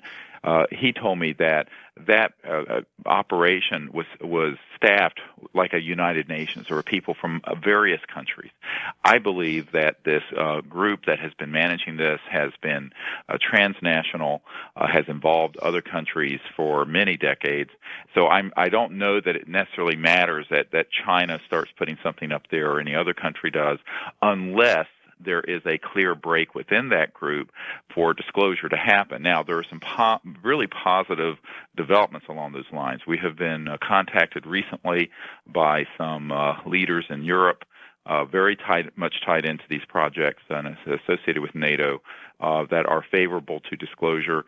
I certainly have had conversations with a senior diplomat in China who has also been very supportive. So it's possible that'll happen. In fact, that's exactly what we are hoping will happen, is that will turn and that there will be a positive and truthful disclosure that does not have within it all this sort of fear-mongering that I think some would like to see associated with the disclosure. In other words, you can disclose this thing as something that is, hey, we're not alone in the universe, here's the evidence, here's what we have found over the years, and et cetera. Or you can say, oh, they're coming to eat us for lunch, and we need a few $1 trillion from the world economy to put weapon systems in place and have sort of our little Armageddon fest up in space, or another such eschatological stupidity. So I think that this is what we want to avoid. The big question is, as this happens, we're going to have to continue to monitor whether it's a disclosure of the facts or the facts being spun by the controllers, as it were. Okay, what about the private efforts? The Robert Bigelows of the world. He just had a successful launch. He's probably going to end up with some sort of hotel in space eventually, and he's not the only one. There are private efforts as well. I mean, eventually, this has got to come unraveled. Possibly, possibly not. I mean, it depends on whether those people and the enormous funding sources and alliances they've developed to be able to do this are, part of the problem or part of the solution. This remains to be seen. It remains to be seen whether Mr. Bigelow and his billions with this effort would acquire data and release it to the public, or be part of an effort to secrete things into their own little private secret operation. And I think this is something that the jury is still out on.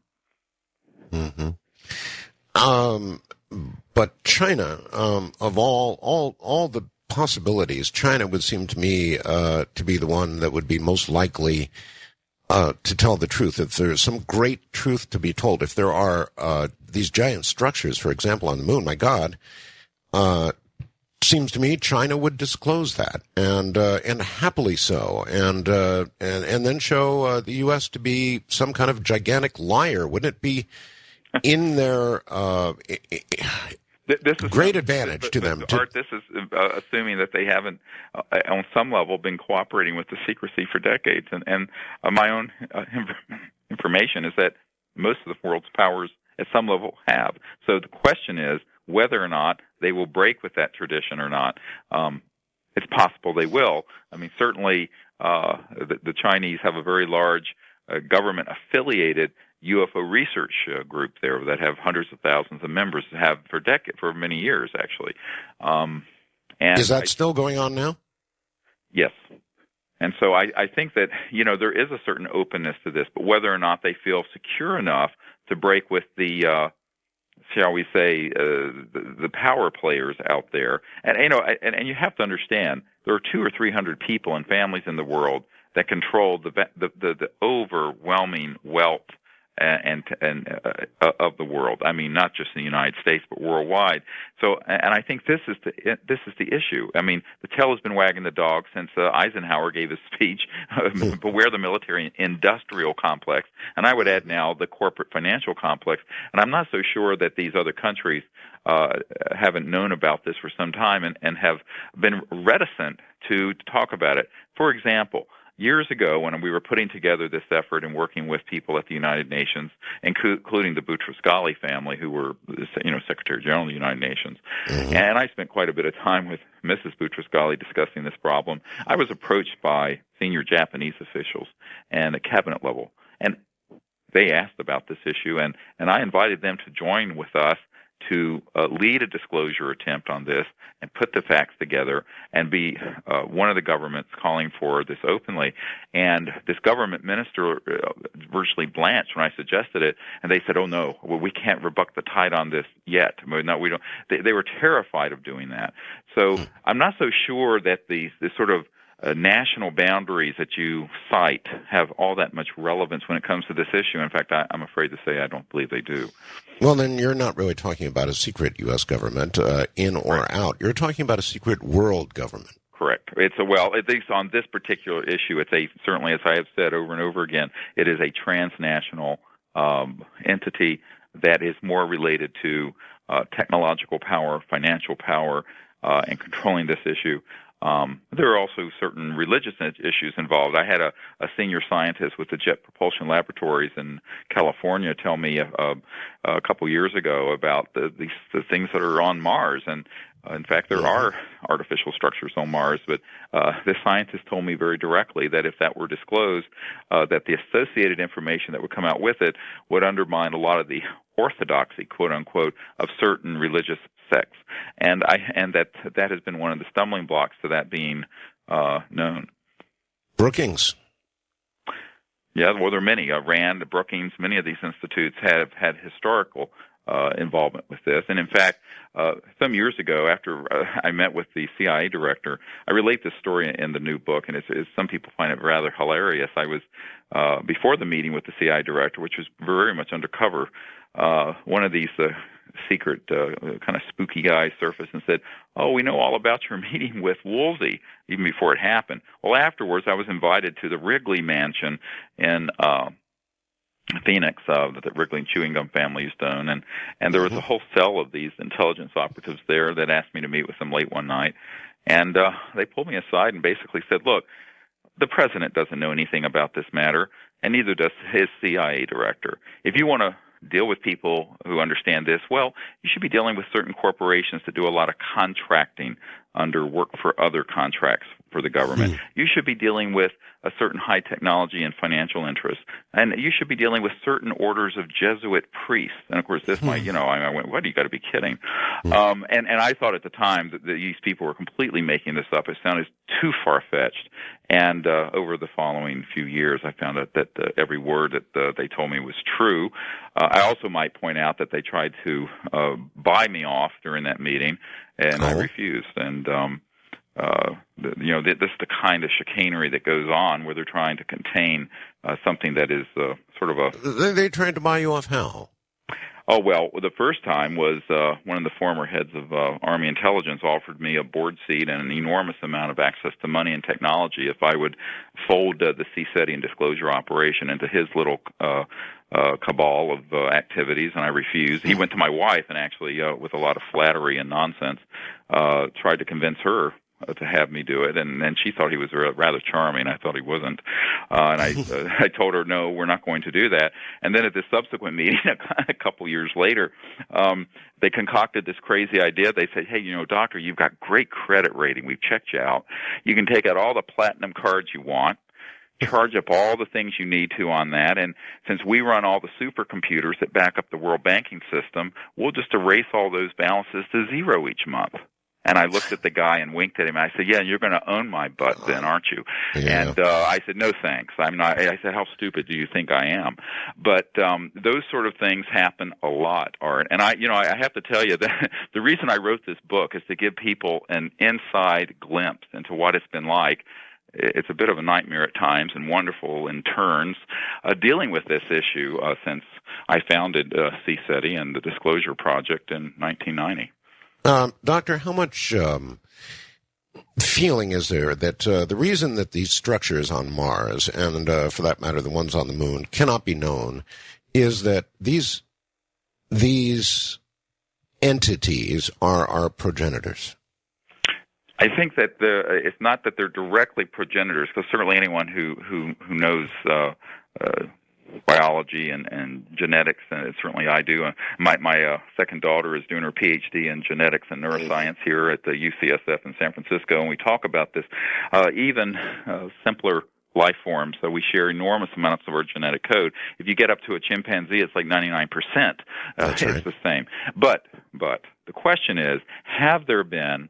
the word I use is, have there been augmentations of the evolutionary course of Homo sapiens by extraterrestrial species? And is the Earth and humanity something that's been under some guardianship and observation for not just the last 50 years, but perhaps thousands of years? I think that's, well, it's perhaps speculative and theoretical. I think it's possible. You think it's possible? So not our progenitors directly, but perhaps there's been some sort of intercession. There's been some sort of tampering with our genetic structure. Well, improvement of it and the augmentation, I call it, of the capabilities and the evolution of higher intelligent function.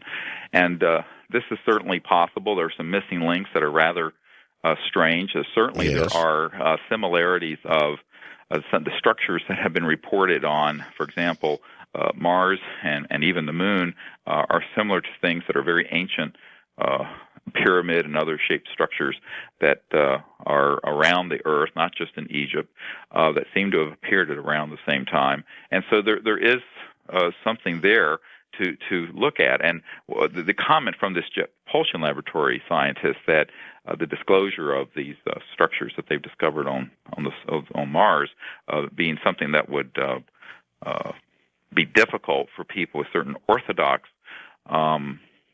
belief systems would point to that, and so that's one of the big questions. And however, I brought this up in discussions I had at the Vatican not too many years ago, and in discussing with Monsignor Balducci and also the head of the Vatican Observatory. A lot of people don't realize there is such a thing.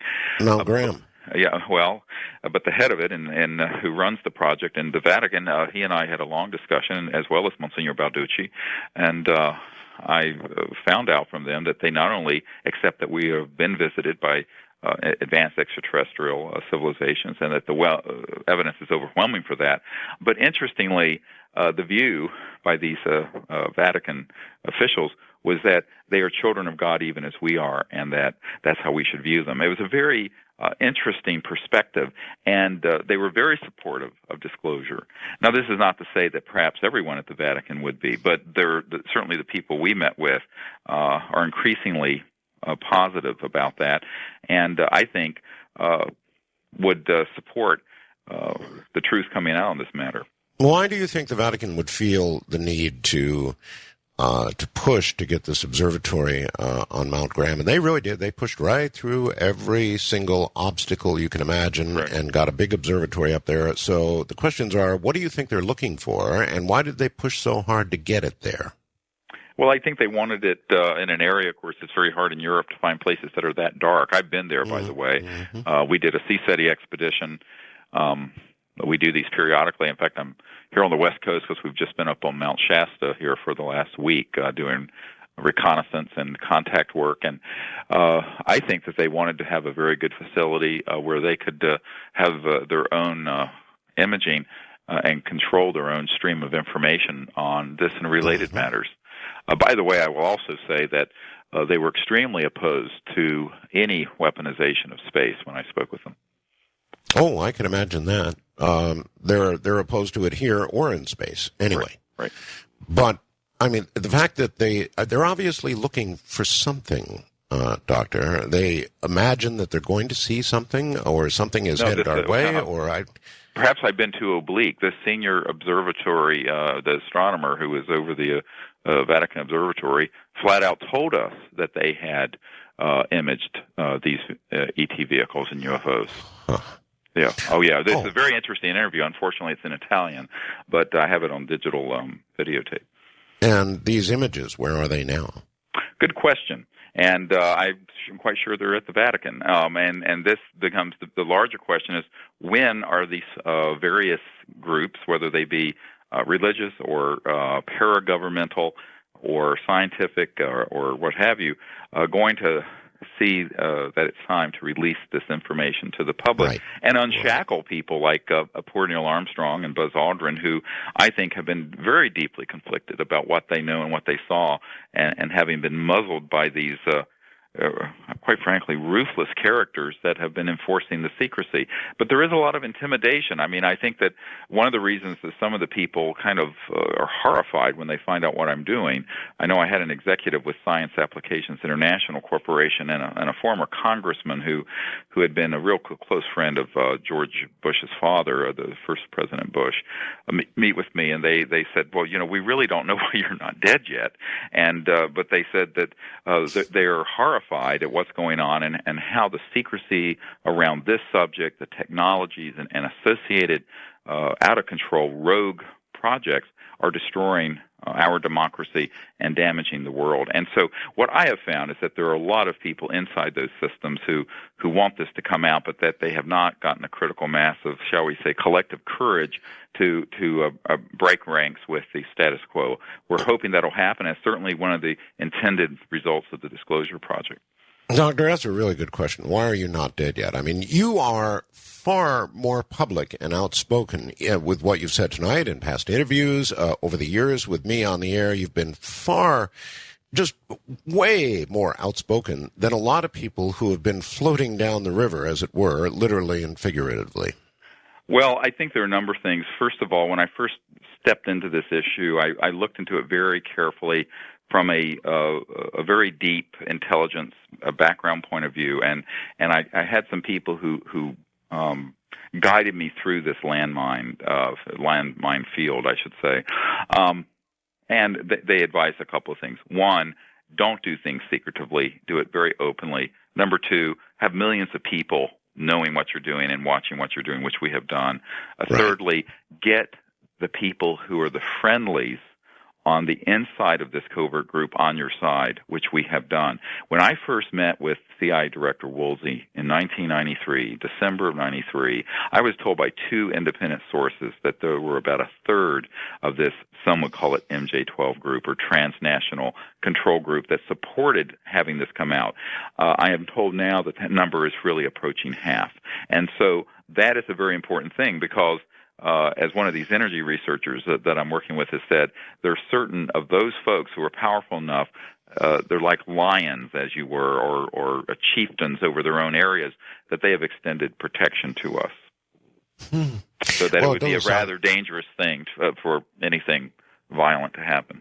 Yeah, well, that group doesn't sound like a democracy. Hold on, Doctor. We're here at the top of the hour. When we get back, we're going to take open line calls, and I'm going to lay down a couple of rules for that when we return. All right. It's been an extraordinary session, to be sure, with Dr. Stephen Greer. And we are going to go to the phones here in a moment. I would like to just lay down this simple request. We all know millions of you have had sightings. So instead of taking up airtime with the description of individual sightings, I would like to ask that the audience restrict their questions for Dr. Greer to, for example, anything you've heard tonight. It doesn't matter. We've covered so much ground, from Neil Armstrong, that bombshell. That one's going to be bouncing around for a while, to be sure. The fact that he saw a craft all around him when he stepped out of the lander, to any of the rest of it we've discovered, whether it's the secret government or whether it's the effect on religious institutions, or I don't know. We've just covered all kinds of ground in the last couple of hours. Any of that's valid territory, but if we could stay away from individual descriptions of sightings, simply because there have been so many millions of them now, that itself, I think, says something, then we'll be in good shape. So coming up, your opportunity with Dr. Stephen Greer. Once again, Dr. Stephen Greer. Dr. Greer, welcome back. Are you ready for the public? Oh, sure. Okay, let's see what happens. Wildcard line, you're on the air with Dr. Stephen Greer. Hi. Yes, you hear me? You bet I can, sure. Fantastic. Art Bell, Stephen Greer, this is Wink calling from Los Angeles. I had been on a CSETI trip with Dr. Greer a year ago in July in Crestone, Colorado. It was amazing. The question I have is Dr. Greer, you have a lot of, you mentioned in your book and on your website that you still have a lot of footage of more than whatever has been released on the DVD that's already out. And just wondering what's going to happen with that, because I know there's so much of it, and at the same time to be getting bogged down into whatever kind of form that it would be, available to view it in. At the same time, better to just get it out and let people see it. I don't know what your thoughts are on that. Well, it's just a matter of doing it. We don't have an office or a staff, but contrary to what people might think, there's no there's no money in doing this. And one of the problems has been we just have not had enough resources to do those things. It's completely dependent as a nonprofit on the donations of people, and we do what we can with the limited amounts that we get. But the fact is we have over 110 hours of digital videotape of various top secret witnesses, and that's just of the first 100 or so of them we've videotaped. There's now over 400 additional ones that we haven't had the resources and time and staff to travel to and videotape and edit and get it out there. It's an enormous undertaking to do this. And a lot of people don't realize that when we did the Disclosure Project book and the video you refer to and created the website, disclosureproject.org, where people can see the 2-hour National Press Club event and other things on there, we really had a very, very tiny budget, had no full-time staff, and had just really a group of volunteers to do it. So, basically the rate limiting thing is just the time and staff and resources to get it out there. And of course, you have a book now, Hidden Truth, Forbidden Knowledge. I take it it's available on Amazon and all the usual. Yes, it's at disclosureproject.org. People can order it. And also there's a meditation CD that goes with it where I sort of describe the consciousness aspects of contact with these extraterrestrial people. Okay, Doctor. East of the Rockies, you're on the air with Dr. Stephen Greer. Hello? Hello. Yes, hi. This is Jack calling from Pennsylvania. Yes. Great. My question for Stephen Greer is direct contact with ETs. I find it very interesting as far as not just the sightings per se, but direct contact. And my question is about the Black Op government. And do you think that ETs are in direct contact with our so-called Black Op government? And what do you think they may be discussing with them? The answer to that is no. I know that it's a popular belief within the UFO subculture that there's at least one of these ET groups working with some covert part of the government, but I honestly don't believe that's true. For example, what I have found when I started looking into that is that these things that are called ARVs, or alien reproduction vehicles, that are made by a consortium of companies, Lockheed, Northrop, SAIC, a few others, MITRE Corporation, they have been used to simulate encounters, and that there are these things that people think are grays, quote unquote, that are actually not extraterrestrial at all. They're completely man-made. So there's a lot of the database out there that I think is counterintelligence information, and it has led to this sort of belief. And I, in talking to the folks within these corporate programs, within government programs who have been highly connected to them, I have not seen any evidence to support the belief that there is an extraterrestrial group out there. Now, I do think that in the 50s and perhaps in the 40s that there were attempts by various ETs to make open contact, and what happened is that they soon found that the whole thing went out of control, and to whatever extent, say, Eisenhower knew about this and may or may not have had a meeting. I personally think he probably did. That as soon those projects were taken over by interests that were, to say the least, not conducive to open dialogue and cooperation. And I think that sort of level of communication and contact with it died in that era. I seriously doubt anything is going on currently at that level. You just said you thought the grays were man-made. Can you enlarge on that at all? Yes, I have several witnesses who have worked in projects where they have been in biological laboratories that are classified, where they have created these things that look like aliens, but they're not. They're completely man-made, and they have been used to simulate abductions and create a certain amount of disinformation centered around fear and hatred. And I think this is something that's quite predictable. It's not as difficult to think as you may believe. My own assessment of this is that if you want to visualize the developments that have happened in technology in terms of energy generation and propulsion and electronics, there's been a concomitant, classified level of development in genetics and what have you that deal with biological sciences that are not disclosed to the public. And I think this has been used to create what in the trade have been called PLFs, or programmed life forms, that are entirely man-made and are used for counterintelligence and disinformation purposes. All right, first-time caller line, your turn with Dr. Greer. Hi. Hi, Art. Dr. Greer, my name is Jerry. I'm calling from San Diego. Hello. I had a chance to speak with Gordon Cooper before he died several years back regarding a motor that I was developing to run on Freon in a recirculating capacity. And at the end of the meeting, I asked him, do you believe in UFOs, yes or no question? If it's no, then we'll just move on, and I'm happy to have met you. You were one of my heroes. And he said the answer is yes. He went on to tell me that same story. It was 1957. He was a young captain in the Air Force. Right. The kids came off the flight line where they had photographed this thing. It was small in nature, had 3 spokes or gears that came down, no wheels. Mm-hmm. And they dropped the film off at the base photo lab and then roared back in and said, "Oh, Captain, you're not going to believe what we just did. We filmed a UFO. It was right on our flight line." Well, there's a protocol, and he got the phone number and called someplace. He called the Pentagon, right? Yes. And they gave him instructions, don't develop it. Well, he advised them that it was in the Photoshop and it was being developed. They ordered him to not print any, to go capture the negatives, put them in a courier pouch, and the guy would show up, somebody would take it from him. Well, they shot right over to the photo lab and looked at the negatives. Right. He told me that also, yes. Yeah. Yes. So I want your listening audience and everybody to know that this was a true thing that I think he even may have mentioned it in his book. He did, and we also have a very good interview with him where he describes what he saw on the film and how it came about, and the fact that it went into this sort of black hole when he sent it off back to the Pentagon, and he never was able to find out any information about what happened to it after that.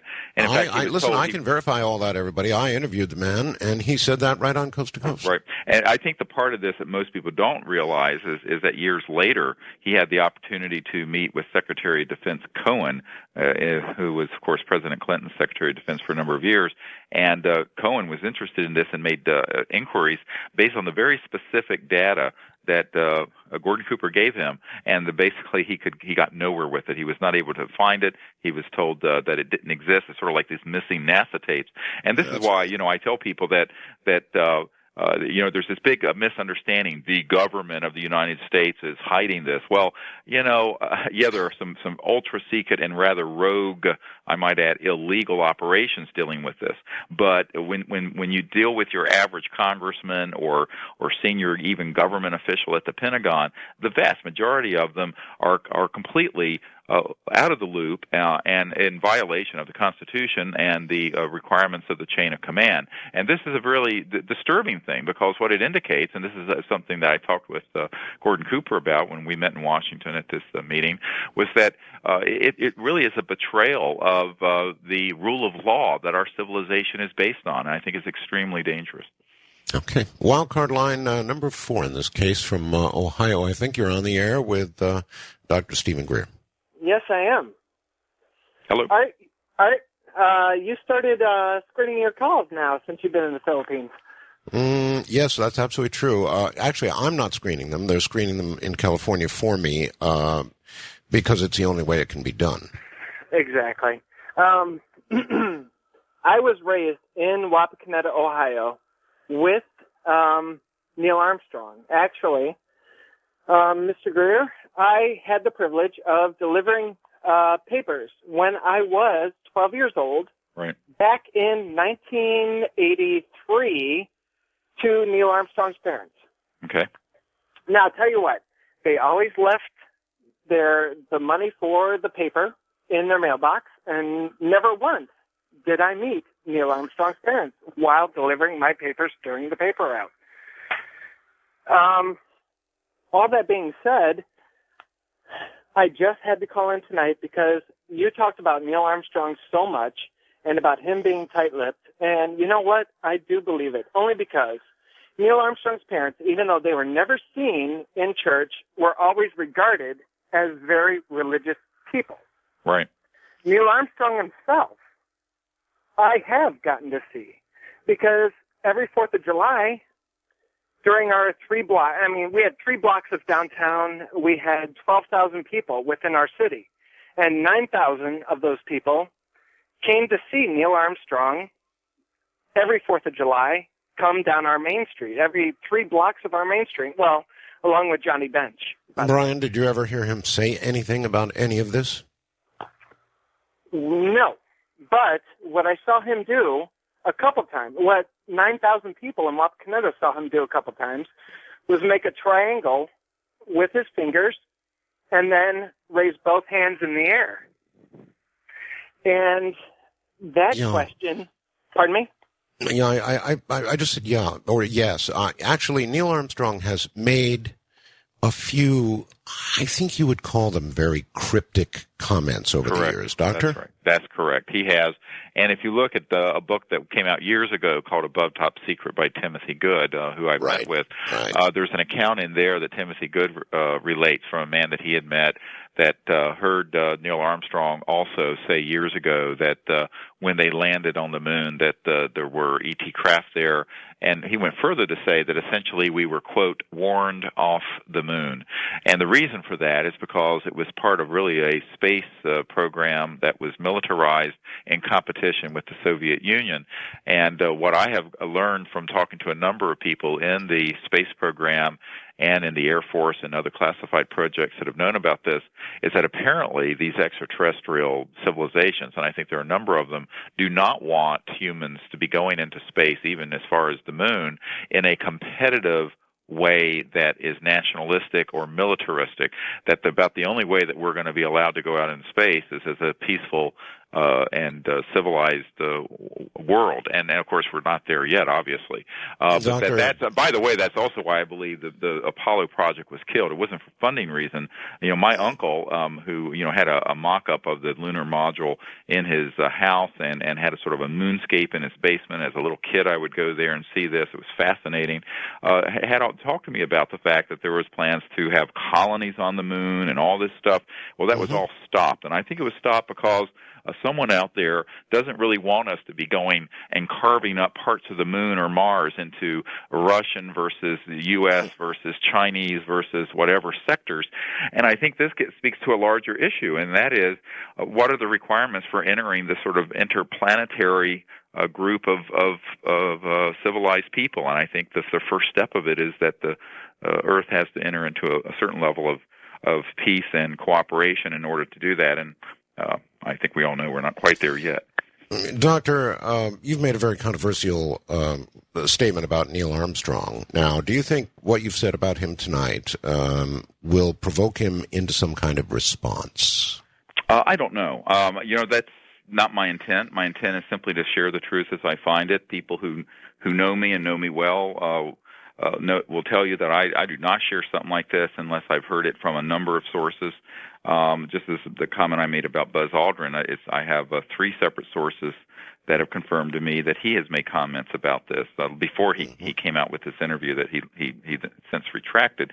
But I think that when you add all that together, and it's quite clear, and in addition to that, more than one military officer who actually has seen the footage, not that we were shown, but the real footage. And one of them said it was the crater around where the lunar module sat down was crowded with extraterrestrial vehicles. There wasn't just one there. There were a number of them. And this is exactly what apparently Neil Armstrong told this member of our project that I learned about quite recently. All right. West of the Rockies, you're on the air with Dr. Stephen Greer. Hi. Yes, good evening, Art and Dr. Greer. Pleasure to speak with you. Good evening. And I have a comment and 2 questions, if I can fit them both in. Quickly. The comment is in the Bible, in the New Testament, Jesus speaks of the fact that he has flocks or foals that are not of this world.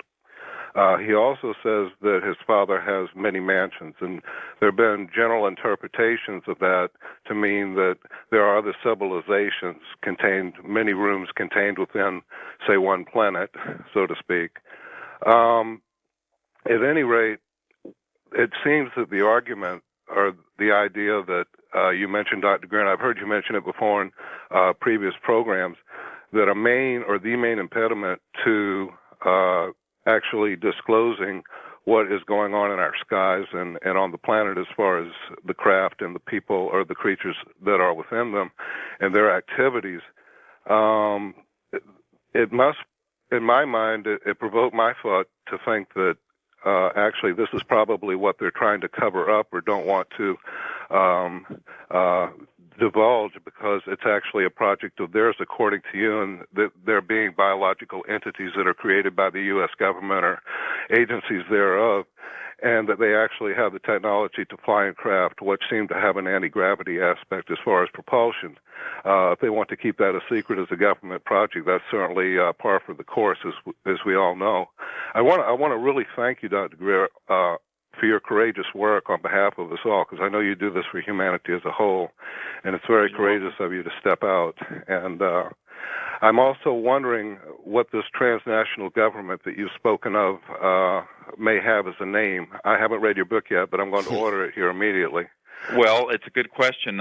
In the old days, it was reported it was called MJ-12, but that was more U.S.-based. Years later, during the early Clinton years, I had a source tell me it was PI-40, and no one knew what those initials stood for. Today, I'm not sure what they are calling themselves, although in the disclosure book, which was the book that has the about 600 pages of interviews with these top-secret witnesses that you can get at disclosureproject.org, we have some documents, one of which is from Nellis Air Force Base. It's a secret document, not declassified. It was given to me through some channels, and it actually has the project code names and code numbers as of the early 1990s. I recommend anyone interested who wants to dig into this take a look at that. It's a very interesting document. All right, hold it right there, Doctor. We're at the bottom of yet another hour. Boy, this has been a wild one tonight, hasn't it? From Manila in the Philippines, Southeast Asia, and Dr. Stephen Greer on the other side, I'm Art Bell. We'll be right back. By the way, my compliments on your questions so far. That's exactly what I'm after. My guest is Dr. Stephen Greer, the Disclosure Project. He's an emergency physician who, in my opinion, has put his reputation on the line. Actually, it doesn't take sticking my neck very far out to say that. Certainly has his reputation on the line with the work he's doing. More of Dr. Greer and all of you in a moment. Once again, Dr. Stephen Greer. Welcome back, Doctor. Thank you.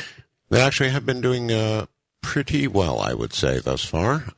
So let's keep going and go, I don't know. Let's go to the wild card line. Dr. Robert, I guess it is, in San Francisco.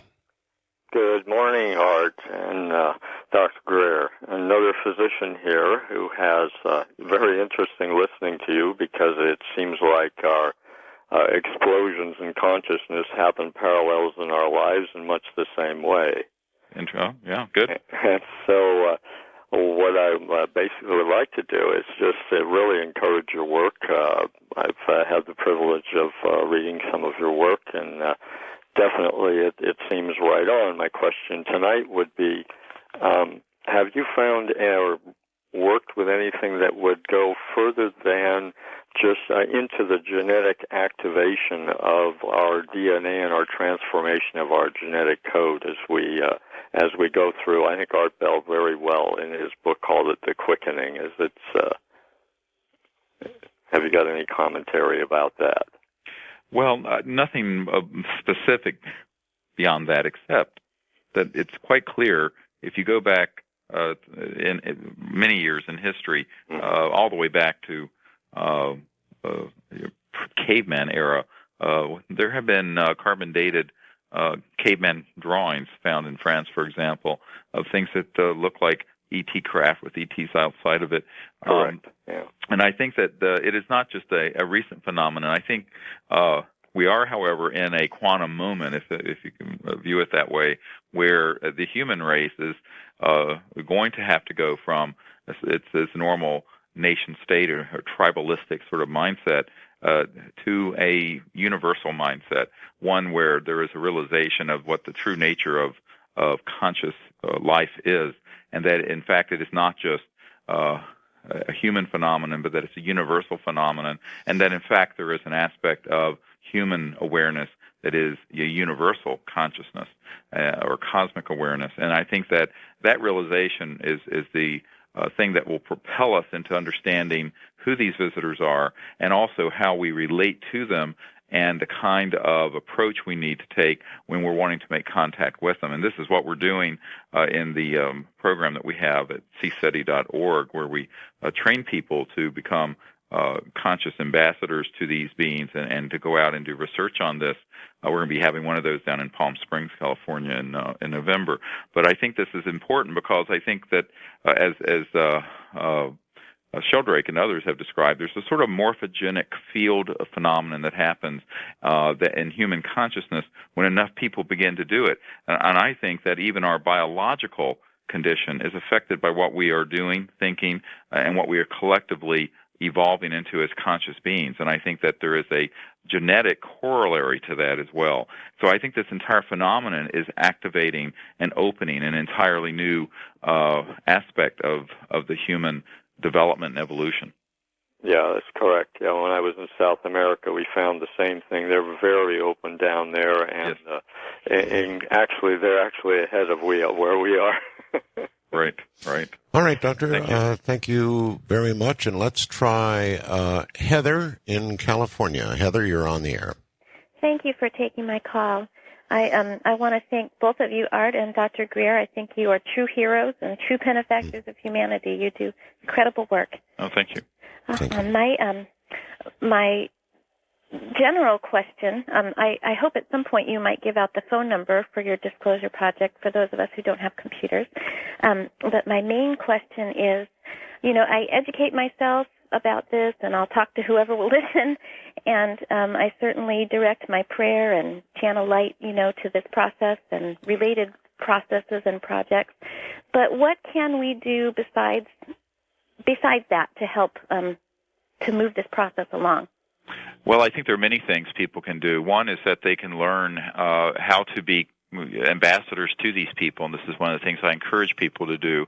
The other is that they can help us identify not only these disclosure project-oriented witnesses, because they're everywhere. There are a lot of people in corporations and military operations who've been exposed to this, who have never come forward, and everyone can help us identify those.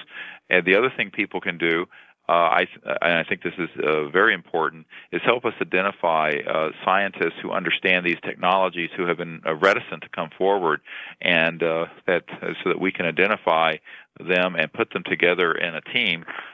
We are, in fact, calling on people to come forward with adequate funding to do a Manhattan project that's peaceful for alternative energy that deals with this sort of zero-point energy, electrogravitic energy, and similar systems. We know that it's possible, and we have identified, by the way, many scientists who have prototypes that need further R&D, and I think we're going to have to find some people who are interested in funding that, and it's going to have to move out of the few $1,000s and out of people's basements into something that will actually be a serious engineering effort. And so that's another thing people can help network us for. As far as your question about phone numbers, since we don't have an office or a staff, there is a number you can call to order the book or the videotape, and it's 800 ET. CSETI, ETC SETI. But we don't really have an office that you can call to talk with anyone. I wish we did, but we just don't have that level of funding. Okay, that was 800 ETC SETI. C-SETI, right. Okay. Go ahead and give out the numbers. A lot of people challenge that way. Do you have it in numbers? Not right here with me, I'm afraid. I'd have to write it okay, down. challenge the other way. All That's right. That's right. No problem. First-time caller line, you're on the air with Dr. Stephen Greer. Hi, Art. Hello. Hi, yeah. I got a story. I don't know if Dr. Greer has heard this story or not. It happened about 15, 20 years ago. I had a relative, my wife's, which would be my brother-in-law, was a cop in Palm Springs, and like cops do, they get part-time jobs when they're not working their beat to make some extra money. And this one guy came up with an engine that can run off of like 100 miles off of something funny like water or 100 miles off of gas or whatever. And he was about to show it off to a bunch of investors. And what happened, the way he explained it to me was that the shift that was supposed to relieve the other shift, because he hired a whole bunch of off-duty cops, was called and told that the time was changed by an hour. And this guy had like 2 motors in a garage.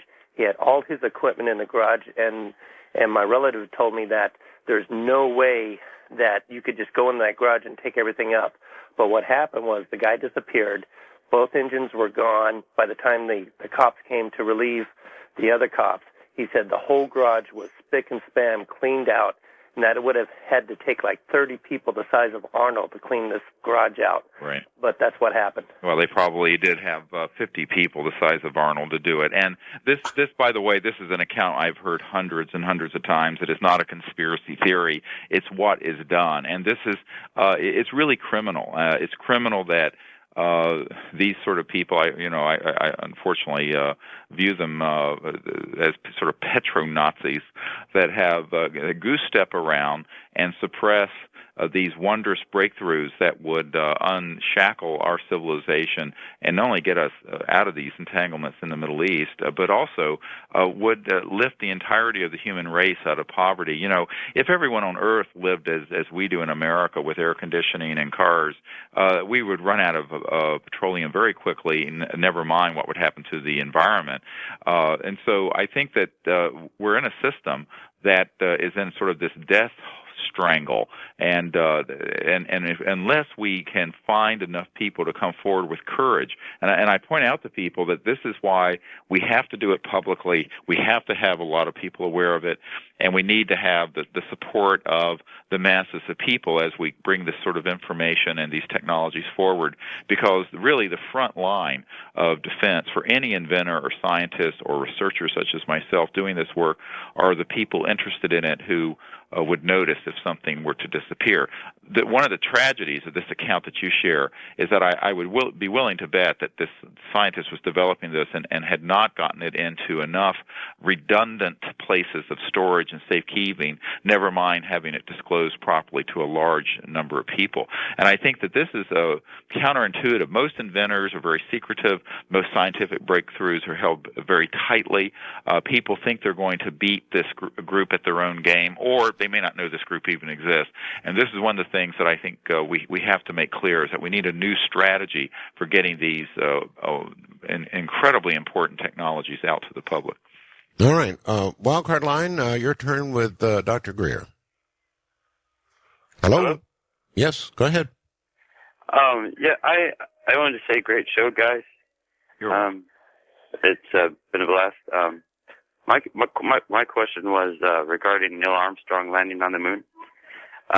I was curious if I heard in the past that when he said one small step for man, that speech, he was really supposed to say something else.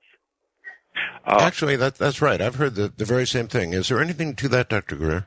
I have heard that. I don't know it for certain. What I have heard, in addition to what I've shared so far, is that because the lunar orbiter, which was mapping the moon prior to the lunar module landing with Neil Armstrong on it, that they anticipated that it was likely that they might encounter these extraterrestrial vehicles that were fully visible. And this is why the film footage, some of what was shot, I believe was shot in a studio or somewhere on Earth and then was put in to sequence when it became clear that they were not going to be alone as they emerged from the lunar module. So many people have said, well, you know, there's some hoaxing of that footage that was shown to the world. It doesn't add up.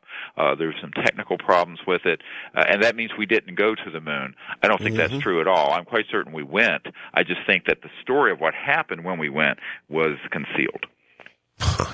Okay, international line, you're on the air with Dr. Stephen Greer. Hello. Hi there. My name is Stephen from Edmonton, Canada. Hello. Yes, sir. First-time caller, long-time listener. I love your show, Art. Oh, unbelievable. Okay, I got a theory, I guess, in my little head. You guys, that ties into a lot of stuff that you're saying. You know about the Mayan calendar, 2012.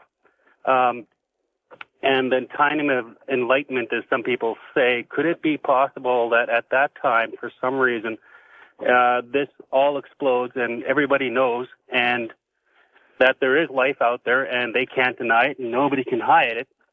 So the reason why it changed or they stopped at that time is because we have to do a new date, saying from this time on, it's a new millennium, new site, we're moving ahead to a new time, as it were. Well, yeah, I think that we may be in that period and have been for 100 or 150 years. And I explained this in my new book, Hidden Truth, Forbidden Knowledge, and sort of give a blueprint of what the next cycle of around 500,000 years will look like from the information that we've had given to us. And I think that as I see this, the whole 2012 issue, whether that date in particular, but it comes up a lot, and it comes up in some really strange quarters. For example, if you look at one of our books, we have a document in there that was a wire transcript of the CIA tapping Marilyn Monroe's phones because she was threatening to hold a press conference to disclose what Jack Kennedy had told her and apparently pillow talk about this issue, that what he had seen. And it was signed by James Jesus Angleton III, the big mole hunter and leak stopper in the CIA back in the early 60s. It was signed the day or so before they found Marilyn Monroe dead. And Burl Ives, the very famous actor and singer who had been on our executive committee for my group before his death, told me that Marilyn Monroe had been murdered. They all knew she had been murdered. No one knew why until I got this document from an NSA source, and it is a top-secret document. Now, what's interesting about that is that a relative of James Jesus Angleton called me the day after the Disclosure Project Press Club event in 2001 and discussed the fact that we were moving the envelope up from their planned announcement in 2012 with the world's religious leaders and NATO leaders in Europe on a disclosure in the year 2012, and that date was given to me. So it's quite interesting. But he said that that we had done a very good job, but that we were moving the date up a bit. And I said, well, good. It should have been moved up into the 1950s, but that was another. We had to agree. Maybe there is something to it all. All right, east of the Rockies, your turn with Dr. Greer. Hi. Hey there. Hi. Hey there. Hey, Art Bell, I'd like to thank you and Mr. Greer for everything y'all have done. Y'all have done great work, both of you. And Mr. Bell, you led me to truth, and I found the truth, and Mr. Greer kind of illuminated it a little bit. And it wouldn't be fair of me to receive all this without trying to give something back. I would like to ask Mr. Greer, have you read the Urantia papers? Yes, I'm familiar with those.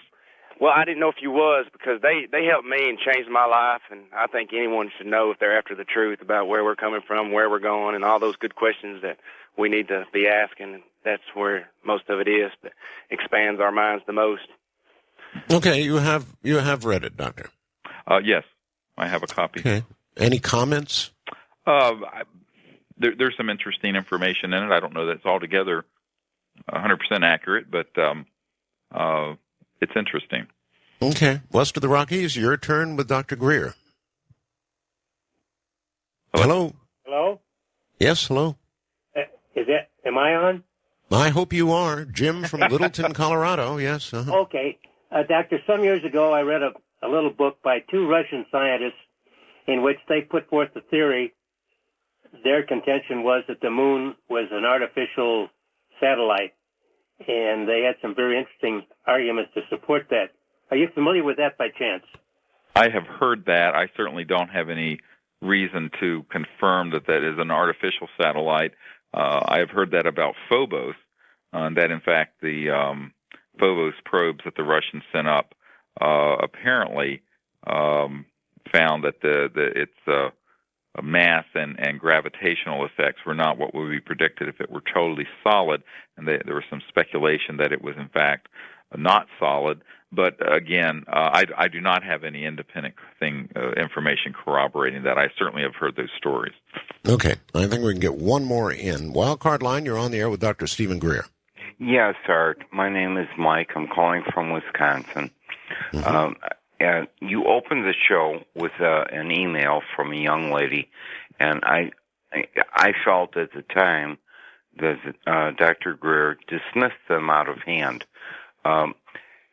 And I'm going to give them an out here. That I answered as many of the points. Yeah, actually, I thought we kind of went down the line and point by point. Why don't we send a super weapon to hover over North Korea and just tell them to knock it off? Well, I think perhaps you weren't listening to my response. I think that the problem is that if we were to openly use any such craft or weapon, it would a priori disclose the existence of those technologies, which has been one of the central reasons for the secrecy all these years. And you cannot come out with something like that and demonstrate its use and have the world see it without then people saying, well, gee, why don't we have that same type of technology in use so that we can get off of oil, since the President of the United States has said that we have to get off our oil addiction.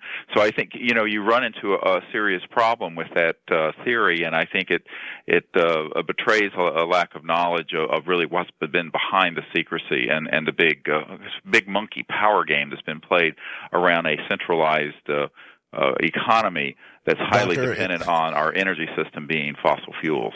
We're out of time. That's it. We're out of time. Buddy, right. It's been another extraordinary show. Dr. Greer, thank you so much. Thank you, Art. Have a good trip.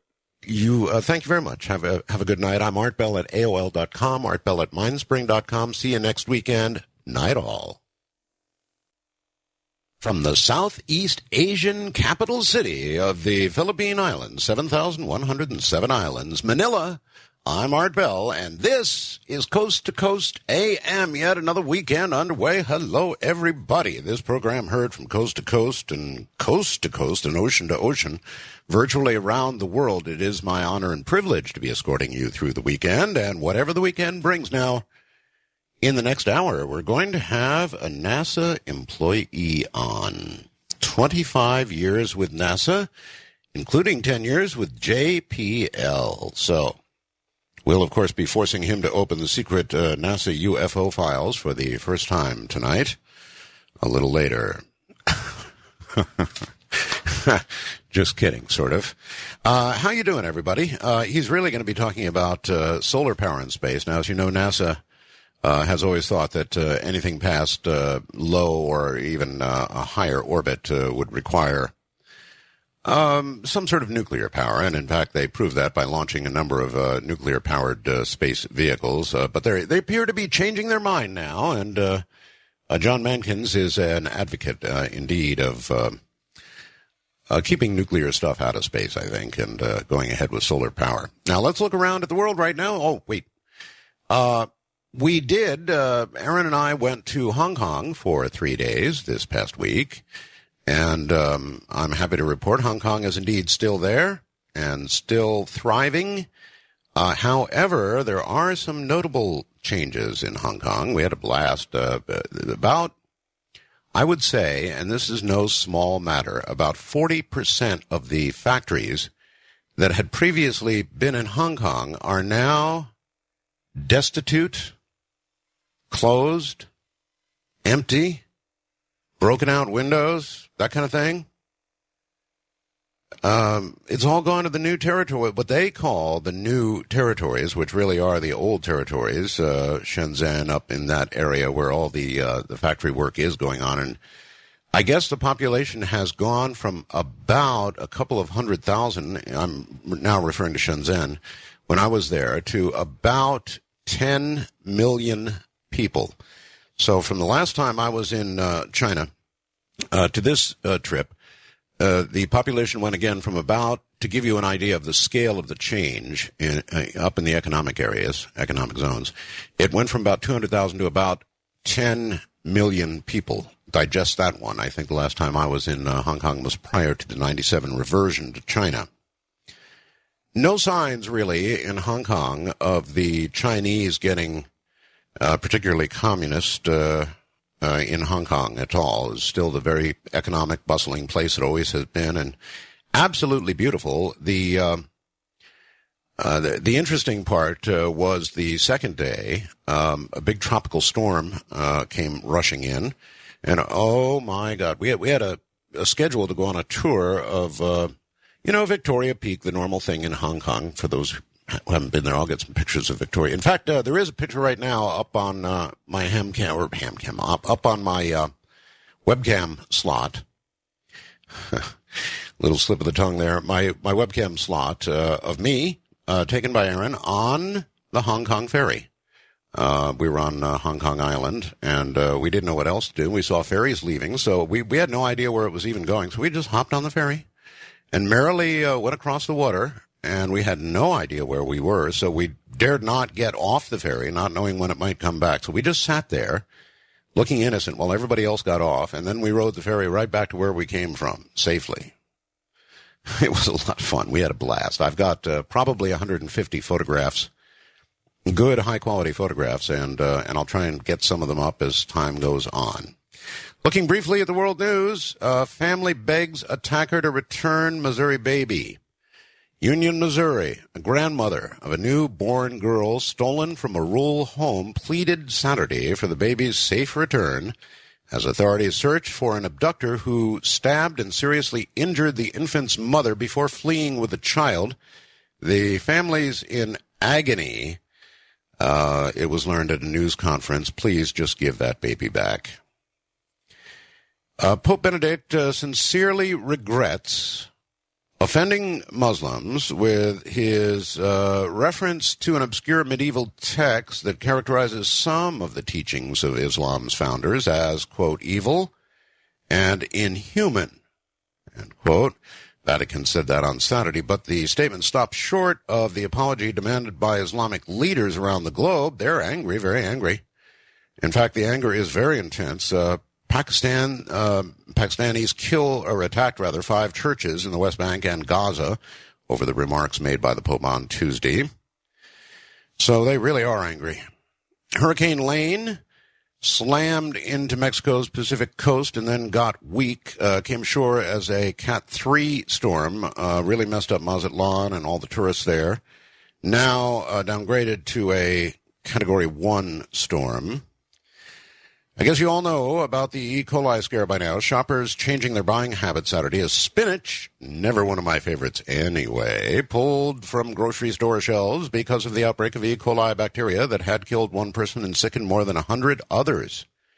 Natural Selection Foods, LLC, recalled its packaged spinach throughout the U.S., Canada, and Mexico as a precaution after federal health officials said some of those hospitalized reported eating brands of prepackaged spinach distributed by that company.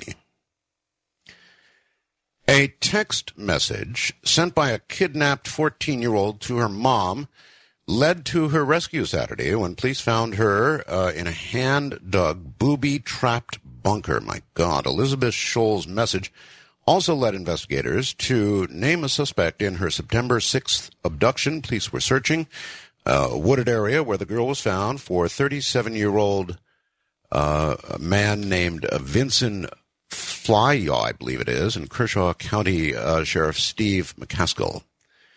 Mexico extradited accused drug kingpin Francisco Rafael Arellano to the U.S. on Saturday, making him the first major drug lord to be sent north to face trial on drug charges. Mexico's extradition of the man who once ran the Felix drug clan was a victory for U.S. officials who have been pushing Mexico to send them more drug lords. I wonder how they figured out which drug lord would be the one. Probably stood around with a bunch of straws, and the short one drawn by the drug lord, he was the one to go. Who knows? At any rate, ladies and gentlemen, in a moment we will look at other, and I must add, very, very interesting news, not normally covered by others.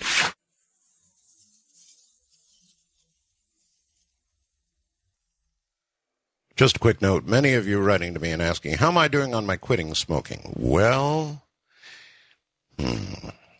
pretty well, actually, as it goes. I was unable to find any gum. I'm using nicotine gum here in the Philippines, but they don't seem to sell it. It may be here somewhere in the Philippines. I don't know where.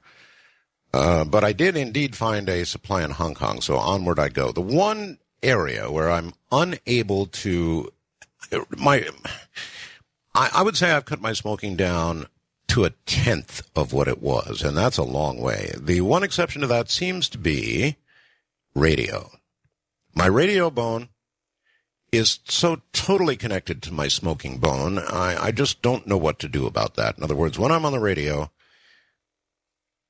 well, it's just been so many years that I just don't know how I'm going to change that. I can't readily chew gum while I'm on the air, and even if I could. Anyway, that's kind of where I am. I've done well, but I have not cut the final tie. I broke this story last week, and I want to give it to you in detail now. I think it's a big story. Lake Superior UFO found near F-89 jet. Divers from the Great Lakes Dive Company claim to have located a U.S. Air Force F-89 Scorpion jet fighter about 500 feet deep in Lake Superior. 200 feet away is a strange metallic disc-shaped object, almost, and that's a key word, buried in the sand. Several years ago, the author of this had interviewed a radar operator from the 665th Radar Squadron whose GCI call sign was Pillow. It was located at Calumet Air Force Station. It juts out into Lake Superior. He was assigned there at the time of the crash and claimed UFOs were frequently seen on radar coming in and out of the lake. That's in and out of the lake, not over it, but in and out of the lake, mind you. He personally had received calls from the Upper Michigan Police claiming they were observing UFOs flying over them at low level. You may recall that big flap. 2 F-89 aircraft from the 433rd Fighter Interceptor Squadron were lost on the same day on 23 November of 53. Shortly after noon, an F-89 Scorpion from an Air Force base in Madison, Wisconsin, with Lieutenant John Schmidt and Captain Glenn Collins took off to test some newly installed engines. Witnesses below reported hearing an explosion. Then the jet crashed into a marsh, killing the crew. F-89 aircraft were assigned to the 433rd Fighter Interceptor Squadron at the Air Force Base, but several were moved north on temporary duty to King Cross Air Force Base, Michigan. Here we go. It was less than 6 hours after the crash that the radar operators on Michigan's Upper Peninsula spotted a UFO in restricted airspace over the Sioux Locks at Sault Ste. Marie. An F-89C operating from King Cross Air Force Base was scrambled to intercept a large, unidentified flying object that radar had indeed spotted over the Sioux Locks. First Lieutenant Felix Moncla, I hope that's right, Moncla, I believe it is, was a pilot, and Second Lieutenant Robert Wilson was a radar intercept officer chasing the UFO that headed west over Lake Superior. Lieutenant Moncla's last words from the cockpit were, quote, "I'm going in for another look," end quote. That was it. The radar operator claims the F-89 jet was followed on the radar screen at Pillow until its image merged with the blip. Then it was lost. That odd radar image of the mystery craft seemed to virtually swallow the F-89. Then both disappeared from the screen.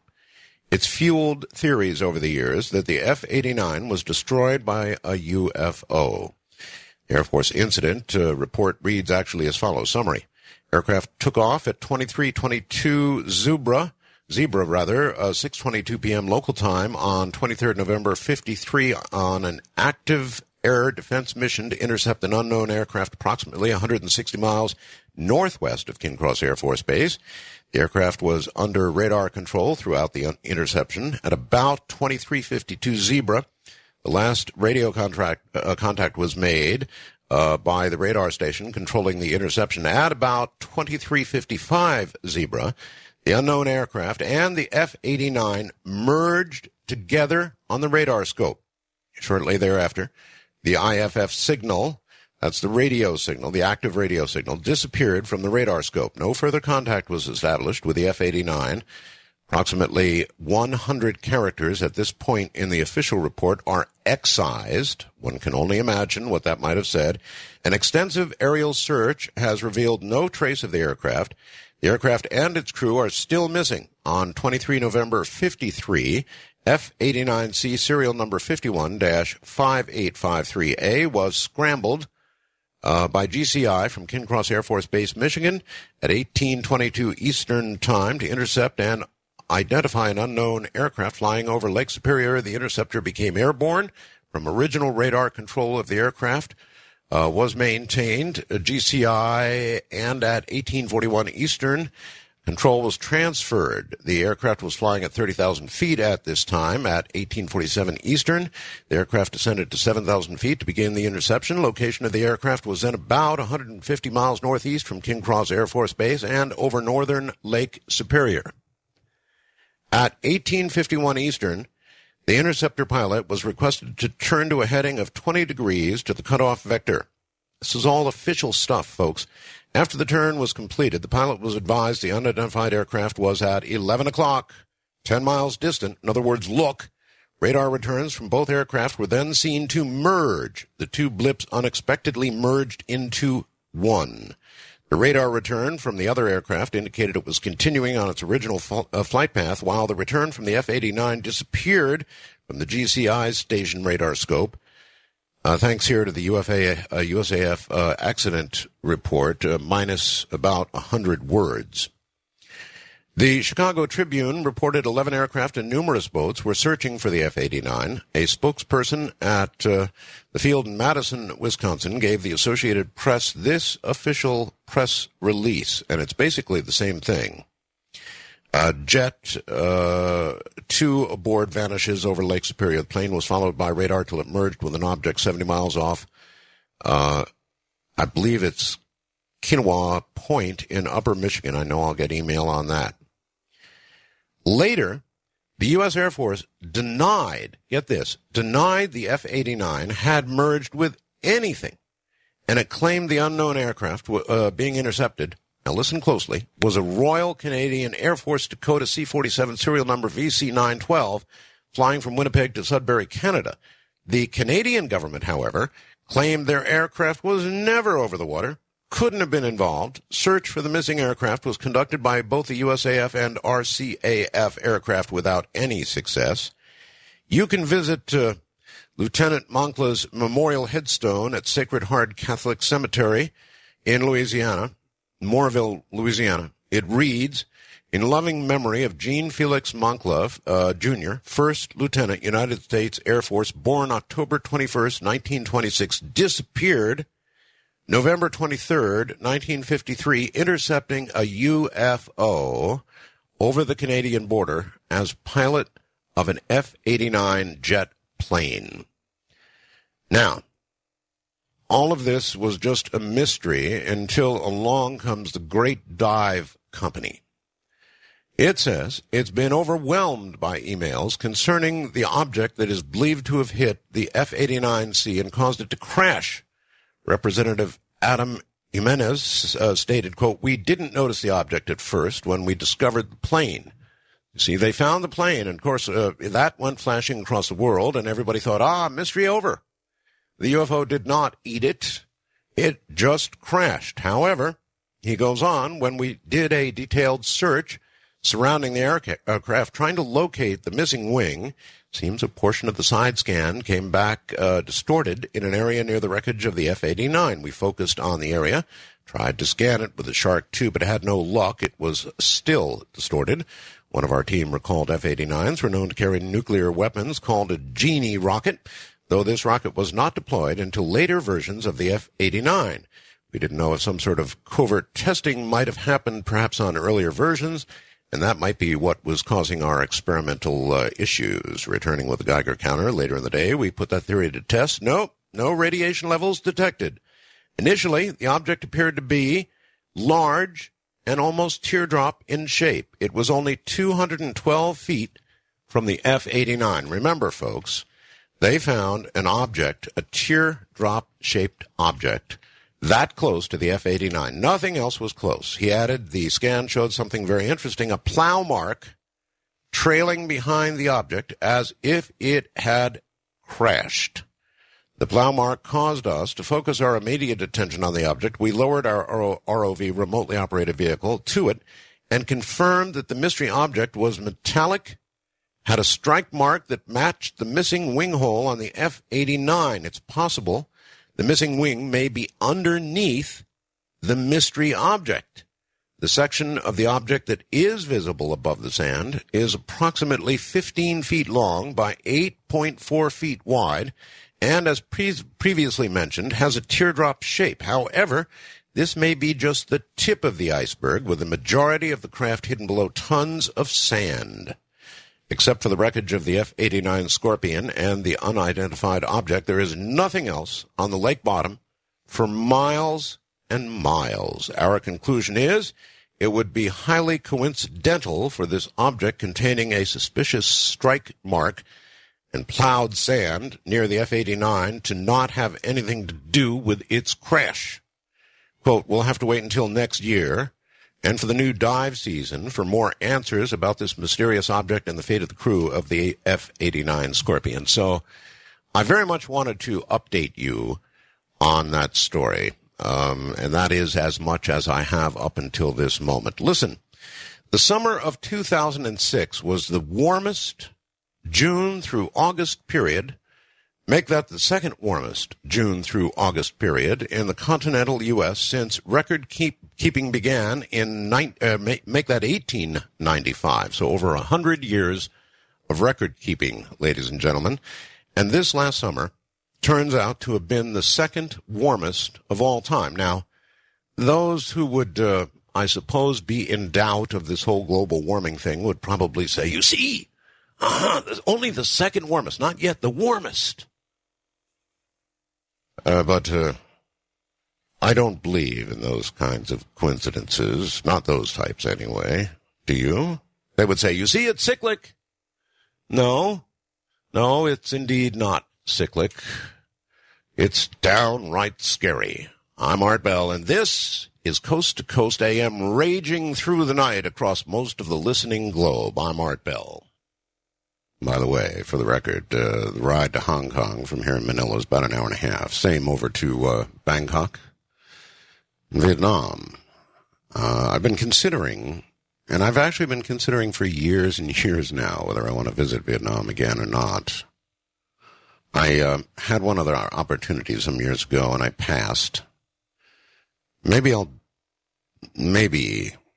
I still haven't made up my mind about that. I just don't know if I want to see it again. Even seeing it from the air, and we did cross the Mekong in a jet at about 40 or 45,000 feet.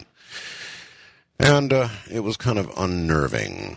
Anyway, that's Enya in the background. That's something Aaron turned me on to. It's absolutely beautiful music in just about every cut on that. We'll try and get some other cuts during the show tonight of Enya on there. In a moment, you're welcome, by the way, to pick up the phone. If you have anything that you think the majority of the world would be interested in hearing, something of some magnitude, by all means, pick up the phone and join us, because we're about to take calls. In a moment, however, I will tell you something totally unnerving from Pravda, the Russian newspaper. We'll be right back.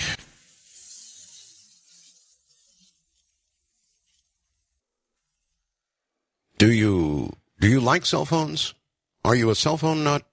Let me tell you, here in the Philippines, the entire country is cell phone crazy. They have a very modern, up-to-date cell phone infrastructure here. G3 everywhere, even out in the boonies. And you can get internet everywhere on your cell phone and all that sort of thing. Everybody here, instead of calling, they do call occasionally, but most of it is texting.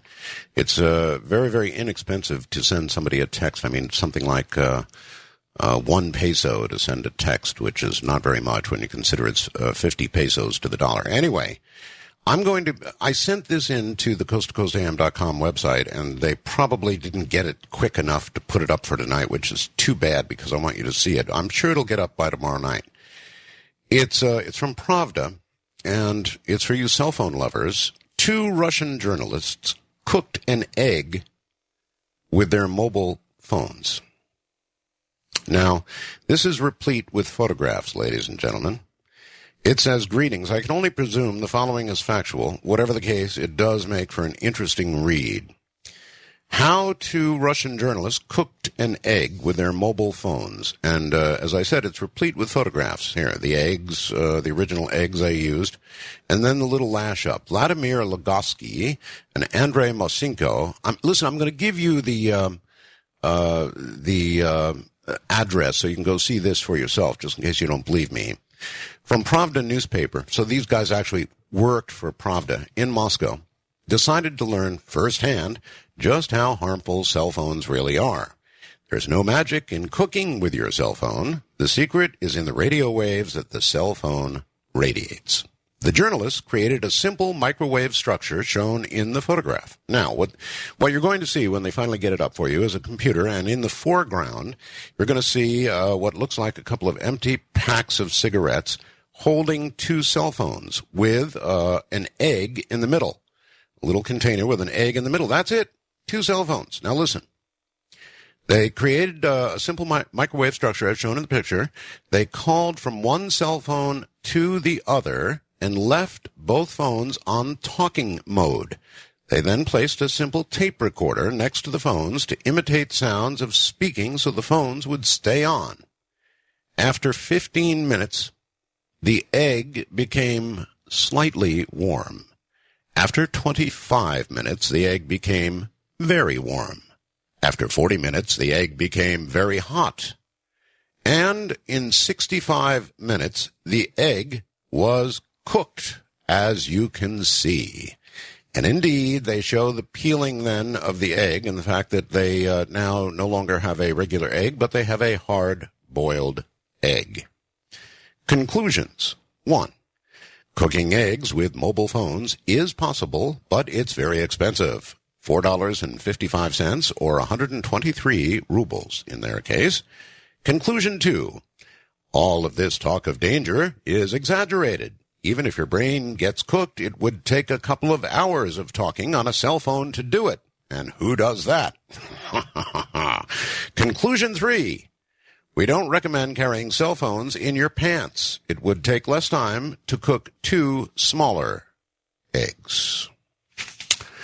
So there you have it. The address to see this for yourself on the web is as follows. Listen very carefully. The normal http://www.kp, that's kilowatt papa, .ru, Radio United, /daily, DAILY, /23694, decimal 4, /52233 /print, PRINT. I'll do that one more time quickly so you can fill in the blanks. http://www.kp.ru/daily, DAILY, /23694, decimal 4, /52233 /print. You can see it for yourself. It's totally unnerving. Frankly, I hope it's not true, but one never knows. On the international line, you are on the air. Hello. Hello, thank you for taking my call. I guess what's been weighing on my mind a little bit is in Canada here, where we have our soldiers in Afghanistan presently, and I'm just hoping that our mission statement will remain clear and focused as far as helping the Afghan people, perhaps not return to a Taliban regime style of governing. And I guess what's been weighing on my mind a little bit, Art, is this whole is war itself, and how wars are created to support an arms industry. In other words, if there's no war, then how do they make money? I just wish all of these millions and millions of dollars would go into something more constructive or positive. What do you think? I think the same thing, but I also think that we're both dreaming. We are, and when I say we, I mean the West. No, I mean mankind. We are a warrior, pretty much a warrior species, you know? Yeah. We have wars. We've always had wars, and I think we always will have wars. I would like to think that there will be this wonderful unifying light that will descend on all of mankind and change his ways, but I wouldn't place bets on it. Well, I just hope that you continue to have many years to come of your show and bringing on such wonderful, interesting guests. And sometimes it may spark some ideas or just a different way of viewing the world slowly as each day goes by. Perhaps, and I hope you're right. Thank you very much for the call. Thank you. Take care. Yeah, I hope she's right, but I just wouldn't place any money on it. We really are a warrior species. Now, that may someday evolve. We may evolve. We may in some way evolve and evolve away from warfare and all the rest of it, but I frankly have my doubts. West of the Rockies, you are on the air. Hello. Hello. Is this Art? It is indeed, sir. It's a pleasure to talk to you. I've heard you for years and years and years, even decades. First time I got through. Don't remind me. Everybody keeps saying that to me. Decades. I heard when people start calling you an icon, sir, it means you're getting on up there. Yeah, I remember you saying several months ago that you would be very interested in actually talking to somebody that's been touched by an alien. Oh, yes. I have been touched by an alien. You've been touched by an alien. All right. Well, let's expand on that. How, pray tell, did you get to the position where you were touched by an alien? Well, I was lived in Idlewild, which is a mile high in the mountain above Palm Springs, for 19 years. And in 2001, between April and May, I was feeling very weak. And I was out on my carport at night, and I was calling on God really hard to help me. And a while later, I heard a shout up the road. It sounded like a woman shouting. And after a little bit longer, heard footsteps coming down the road. And my friend Brian, who was in the Marine Corps in Vietnam, a Vietnam veteran, he was with me at the time. And we was out enjoying the night out in front of the house when she came down the road. I shined my flashlight on her. It was a woman. And she said, when I shined my flashlight on her, "Who's there?" And I turned it off and didn't say nothing. So she said, "Who's there again?" And Brian, the Vietnam veteran, told her, "Well, we live here." And then I said, "Well, we live here." Yep. And she acted like she was going to go on, but she turned and said, "Could I get a cigarette?" And I'm kind of cheap giving out my cigarettes because it costs so much, but Brian says, "Go ahead and give her one." So I gave. You want to hear something really stupid? What's that? There's 50 pesos to the dollar. Cigarettes here are 38 pesos. Gee, I ought to move to the Philippines. Anyway, I'd also like to know, how did you know, I mean, an alien smoker after all, how did you know she was an alien? I'm getting to that. All righty. So when I handed her the cigarette, her fingertip touched my fingertip, and it felt like a pinwheel going around in my belly when her fingertip touched mine, and the longer it spun, the more energy I got. Wait a minute, she had her fingertip was spinning? No. Actually, it felt like a pinwheel spinning in my belly with her fingertip touching my fingertip. You just don't think it was her nicotine-stained finger? No, this was, and a few days later, a black movement came out of me, and I felt energized. Oh, wait a minute. A black movement came out of you? Yes. We're talking of the normal movements. No, this was completely black. Uh-huh. And then you felt energized. Well, yeah, the longer the pinwheel spun with her fingertip touching my fingertip, it was spinning in my belly, the more energy I got. I was about to die. Perhaps it sort of caused your body to reject all the poisons that were somehow within it. Well, Just now, speculating. You never know. But I asked her what her name was, and you're going to love this. She said her name is Tomorrow. Tomorrow? That's what she said, Tomorrow. And a week or two later, I was feeling kind of bad again, so I was calling on God again, and this time I was out sitting on a chair watching for Jesus. Well, Brian, the Marine from Vietnam, had me doing that. This was at night up there, and a bunch of clouds and fog moved in real fast and mysteriously that night. And this was a week or two later after the first encounter with Tomorrow. And I wasn't looking up at the time, but something in me made me look up at the exact moment this perfectly round flying saucer came in. It was low enough I could see it. The lights were turned off. When it went over my head, they turned the lights on. And it pulsated white light, and it looked like a wheel going around it on the inside of it, around the edge of it. Well, after they went over my head, they turned the lights off, and I heard them land. A little while later, this same woman, Tomorrow, comes down the road again. He gets another cigarette from me as she's leaving, turns and says, "I'll see you tomorrow." I just hope they're planning on abducting me and getting me off this blasted planet, sir. All right, well, that's all very interesting, particularly since you were calling upon God in both cases. There are a number of people who feel that the aliens are our progenitors, and I wonder if that's some sort of proof. Strange story.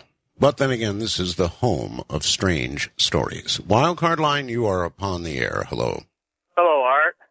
Hi. I went to your website, Coast to Coast, and I saw your picture there. Just you standing there. I've never seen you so happier, and you've been happy for a while now. I'm glad for you. It'll keep you living a long time.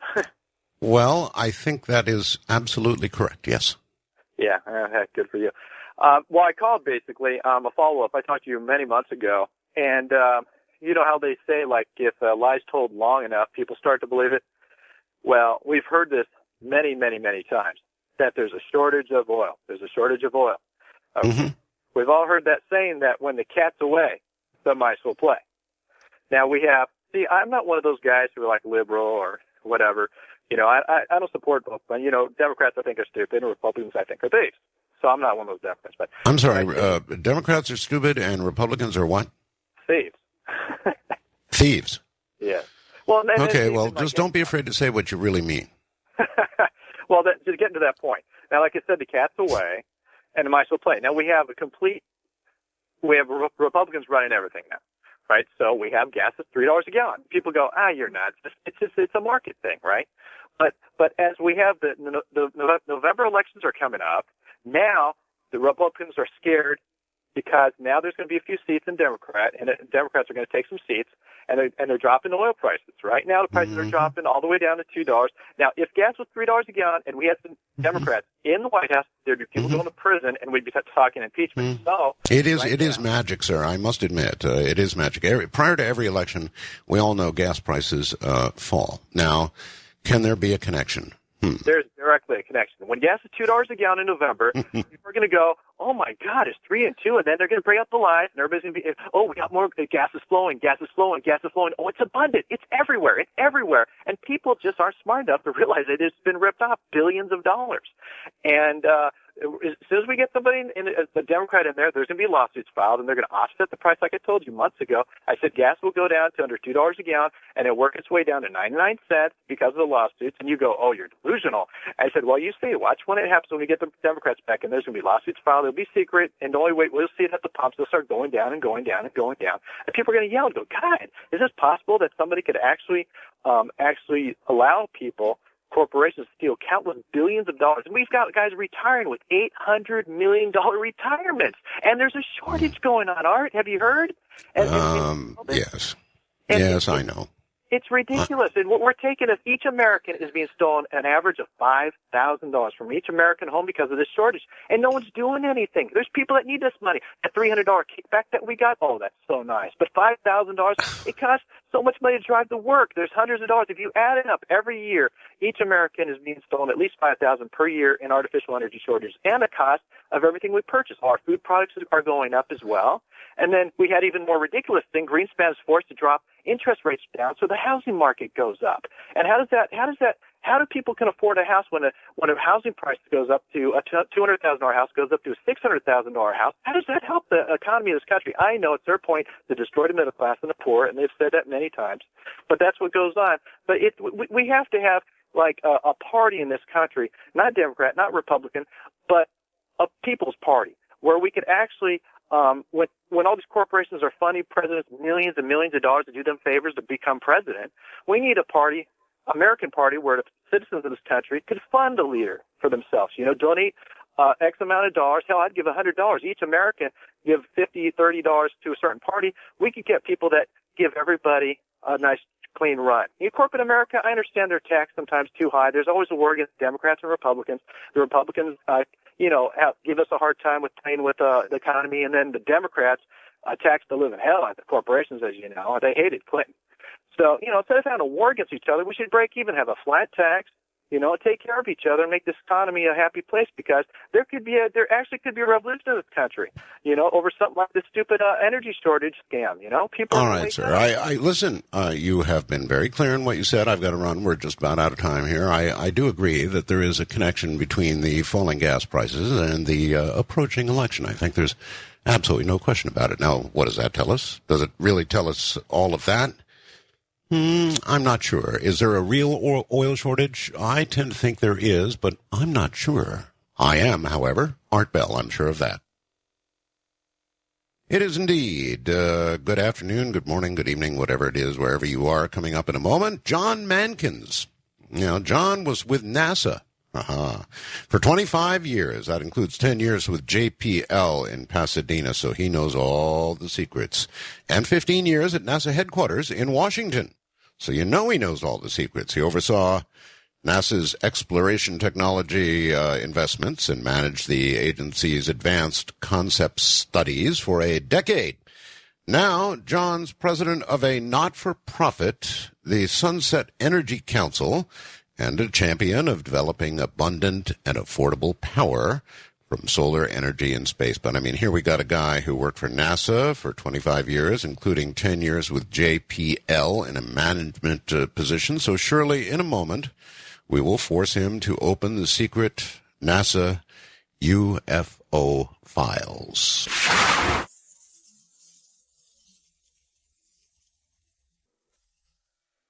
Now, isn't that interesting? Nicorette, the gum to help quit smoking, is a sponsor of the program.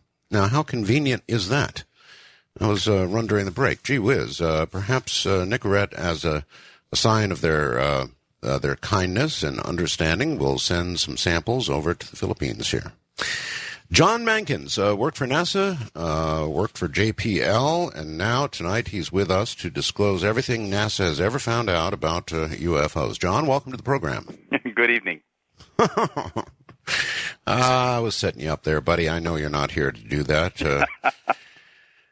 But do you know anything that you can talk about? There's just zillions of stories going around, John, honestly, about what astronauts have seen and that sort of thing. And astronauts are making statements and then sometimes sort of retracting them. And I don't know. We're all curious. You probably don't know a thing, but I'm forced to ask.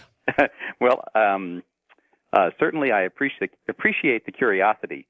And I have to say, I am a tremendous pack rat and something of a historian. So I've constantly looked at anything I could lay my hands on in terms of files and documents and reports and studies and so on. And I got to say, I've never seen anything that even looked like it was a legitimate report. Not a thing. Huh? Not a thing. And I'm a terrible pack rat. Okay. Well, you're here pretty much to talk about solar energy, actually, aren't you? Yes. All right. Can you take just one moment while I read a story that seems to me to be relevant before we begin? Sure. Okay, here it comes, John. This is by Carl Grossman. For years, NASA insisted it could not be done beyond the orbit of Mars, said NASA. Solar energy could just not be used to generate electricity for onboard power on space devices. So the agency used the extremely dangerous nuclear substance plutonium as fuel in electric generating systems, and people on Earth were put at great risk in the event of an accident. I'm sure you'll object to that. For instance, the 97 NASA launched in 97 its Cassini plutonium-fueled space probe, and in 99 had Cassini hurtled back to Earth in a slingshot maneuver to increase its velocity. Well, they say an awful lot of people could have died, millions and millions of people. And now, for some reason, it seems that NASA has changed their mind. And NASA now says that even as far out as a spacecraft would be looking, for example, at Jupiter, we can now use solar panels all of a sudden. So I'm real curious, John, what happened? Yeah, probably the biggest change in the technology has been in large, usually what's called thin film structures. If you take a typical solar array, like the ones that were unfurled on the space station here this week, they're flat plate solar arrays just like you'd put up on your roof, and they take the sunlight directly. a lot of the new concepts, when you got to Jupiter, you're out on the outer planets, it's about 10% of the sunlight that you get at Earth. So the intensity of the sunlight is much, much less. However, if you use a large reflector, basically like a large mirror, you can concentrate the sunlight and still get useful energy out of it. Well, I'll be darned. And so it's a difference in how you collect the sunlight before you try to convert it into useful energy. I see. So then one would have to imagine if you only have, say, 10% of the light that you had when you were closer to the sun, that the solar panels that we would use for such a trip would have to be 90% more efficient than they were. Or you use a large reflector, and you simply use regular old solar panels, but you concentrate the sunlight up to normal strength before you illuminate those solar panels. Why is this such a outlandishly wild idea? In other words, it seems, I don't know, it seems so reasonable to do that and not exactly so hard to think up. Yeah, there have been advanced studies on lots of things for years and years, and this one has been studied in the past. But you have to remember, it takes a long time for an idea to go from the drawing board to deep space. I can remember back in the mid-'80s, so 20 years ago, when the technologies were being set for the Cassini mission, which is out at Saturn, not at Jupiter, but it was 20 years ago those were being set. The real innovations in these large, lightweight concentrators was only in the mid-'90s. Mm-hmm. And so these missions, the outer planet missions that use the plutonium reactors, they're not reactors, they're radiothermo isotope generators, RTGs. The concepts for those all came about years and years before these large concentrators were matured or were valid for space use. Well, do you agree that we have an energy problem? Big one. I think that. Well, I've bought gas this week, so yes. Although certainly it's cheaper today than it was last week or 2 weeks ago. Well, it's interesting. You should note that, and perhaps you would like to tackle this question. I had a caller in the first hour of the program who said that he was just absolutely amazed that as the closer that the election seems to come, the more the price of oil seems to drop. I must confess, I was listening in on during the first hour, and I found that observation to be quite reasonable. Yes, I've seen that in the past. Yeah. Although it is also the end of the summer driving season, and that's typically a time when the prices come down because the demand goes down. Well, a little bit, but perhaps not this much. Not 50 cents in 10 days. No, that's a little striking. I certainly have enjoyed it. Well, absolutely, and they have a way of, they run it up to $3, and then it comes down to $2.50 or $2.40, and you go, oh, thank the Lord. But $2.40, a few years ago, you'd have gone, the country's going to crash. Yeah, exactly. Anyway, I'm a big fan of solar power and wind power, as a matter of fact. At my homes in Nevada, I have completely independent. I'm powered by solar and wind, so I've been a fan for a long time, but I spent much more money on it than I should have. And perhaps you can sketch out for us whether it's becoming economically feasible now. I mean, at the time I did it, it wasn't. I just happened to have the money, and I wanted to do it. I wanted to see if I could do it, and indeed I could, but, it was about $70,000. Yeah, there has been just enormous progress for all sorts of renewable energy available today than where it was even 10 years ago. Mm-hmm. It's true for solar. It's true for wind. The big challenge or the dilemma in those earth-based renewable energy technologies is that they're intermittent. They don't produce power constantly. Mm-hmm. And so we've had about 5 days worth of cloudy weather here in Northern Virginia where I am. And during those 5 days, if I had rooftop solar, which I don't happen to, I would have gotten no power. I'd have been shut down. So, well, that of course, in my case, for example, I had large banks of telephone company type sealed gel cell batteries for that kind of thing. And those haven't gotten a lot cheaper yet. That's right. But here's a good question for you. This technology that you were just talking about that would work way out past where we normally put spacecraft, close in with only perhaps 10% of the energy, can that particular technology be applied here on Earth effectively with existing systems? Not the same kind of reflectors, but the same concept.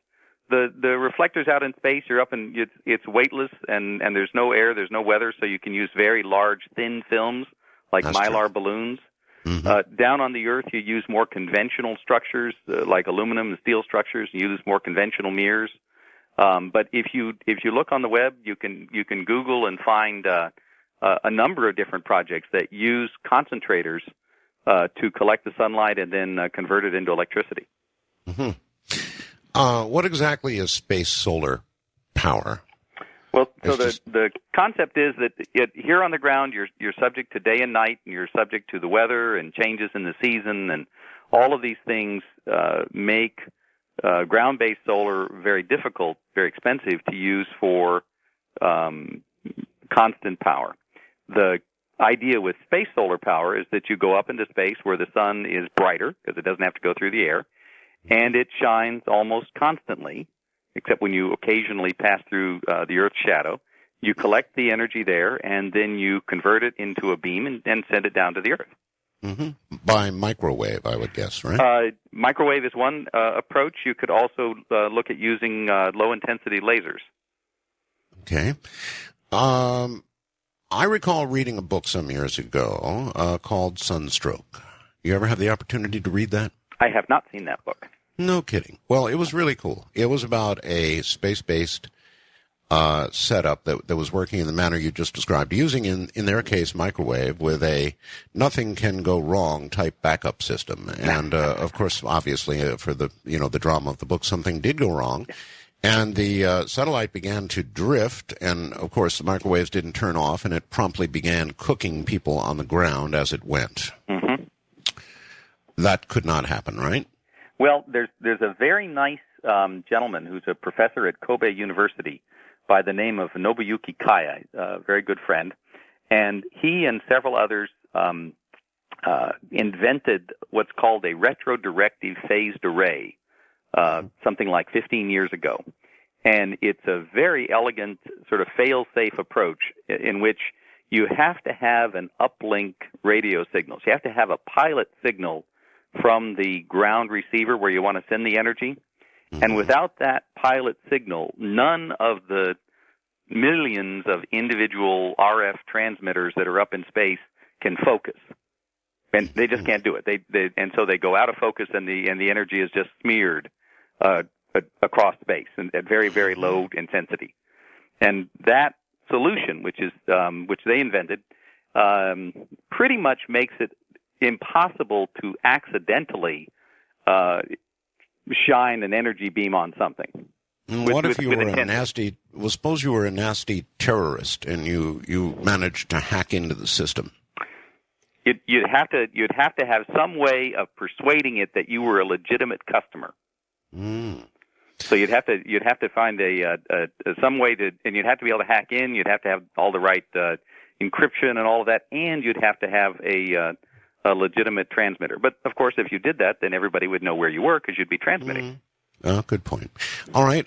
What are the economics of it? In other words, for example, how much would it cost to put up? How much power do you speculate, or do you know that it could deliver to Earth on a regular basis? What's the deal? So the answer is kind of a moving target. If you tried to do it 30 years ago when these ideas were first looked at, the answer would have been hundreds of billions of dollars to get to the first watt, which would be just outrageously expensive. These days, it's not nearly so much. It's going to depend on production and things like that, but it's probably I would say within 10 or 20 years, it could be cost competitive with energy that's say on the high end of the current market. High end is like 10 to 20 cents a kilowatt hour. Right. And I think it could be in that range in terms of the power delivered. So we're still a decade or two away from anything being, or even getting close to being practical, because I understand wind power now is around 3 cents per kilowatt hour, something like that. It's a little higher. It's wind's a little higher, but again, that's wind for when the wind is blowing. Well, that's true. Yeah, but space solar power is still some years away from getting to very low cost. All right, how much power might we imagine that a full lash-up would be delivering, and would it do so for a long time? I mean, once you make the investment, are you going to have to remake the investment as the satellite ages, or what's the deal? Yeah, the nice thing about space is it's actually fairly benign. So once you have a system which is up in space, like a communication satellite, it tends to run for a very long time, with only a few things that occasionally need to be fixed. The amount of power that's available in space near the Earth is almost, this is literally true, almost limitless. You could provide enough energy one way or the other, probably to provide some significant fraction of all of the Earth's needs, many hundreds of gigawatts, many hundreds of millions of megawatts of electrical power. And once we've looked at it. Once you deploy these studies or these satellites, as in all things with economics, the question is how long does it last before you have to start repairing it and replacing it and so on. But certainly for decades.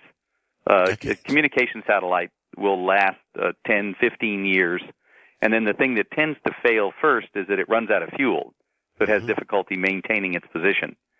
The satellite pieces themselves last for a very, very long time. Okay, how about this? With communication satellites, you can do spot beams. In other words, you can service a fairly specific area of the country from geosynchronous orbit. Now, one of the problems I guess you'd have with solar power would be you get it to a place, but then you've got to get it to the grid, right? Could you service with the equivalent of spot beams several earthly locations with, for example, one or two different satellites doing this work? In fact, that's a very elegant solution, and it's one that has been looked at in recent years. The solid-state electronics makes that possible.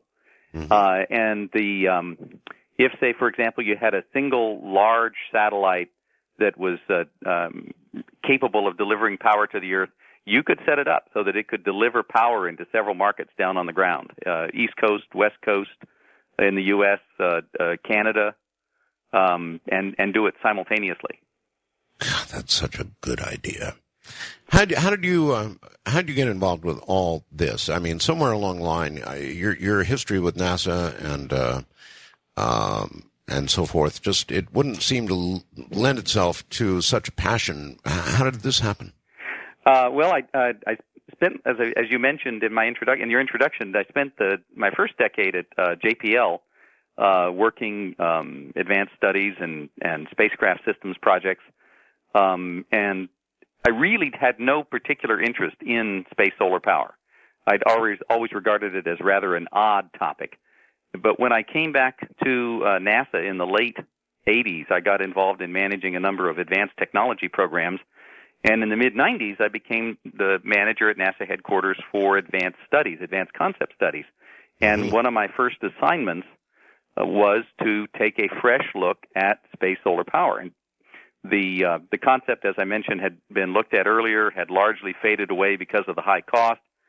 My own interest sort of came at it from the standpoint of doing a fair and independent look to see whether or not new technologies might make solar power satellites more feasible than they had been in the 70s. And after 2-3 years of looking at it, I decided that was in fact the case. I wonder how that was received. I mean, there was obviously at that point, there were contracts let out. There was a lot of money involved in the nuclear solution for all of this. And so you would have been, seems to me, knocking heads with those people and their money. Yeah. It's a long-standing area of tension. Solar energy has always been relatively low budget and has had its own advocates.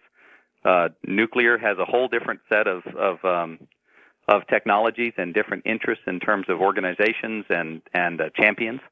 No, your point is well taken. It's always been hard to argue for advanced energy in which solar and nuclear sort of looked at on an equal basis, as opposed to having champions for one or the other.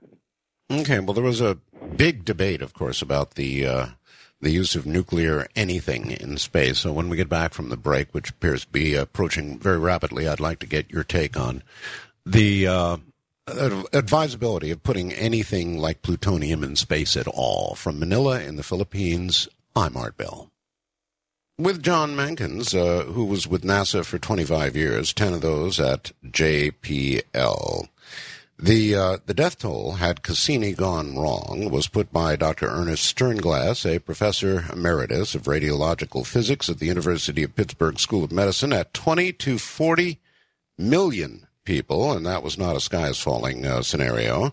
Of 28 U.S. space missions using plutonium, there have been, to date, 3 accidents. The worst was in 1964. I wonder if you remember that, in which a plutonium-powered satellite fell back to Earth. I think it was up in Canada, breaking up, spreading the toxic radioactive substance rather widely. It was kept fairly secret. I mean, they really downplayed the whole thing when that happened, but I remember there were guys in radiological protection suits all across the northern lands gathering this stuff up. I'm Art Bell, and we'll be right back.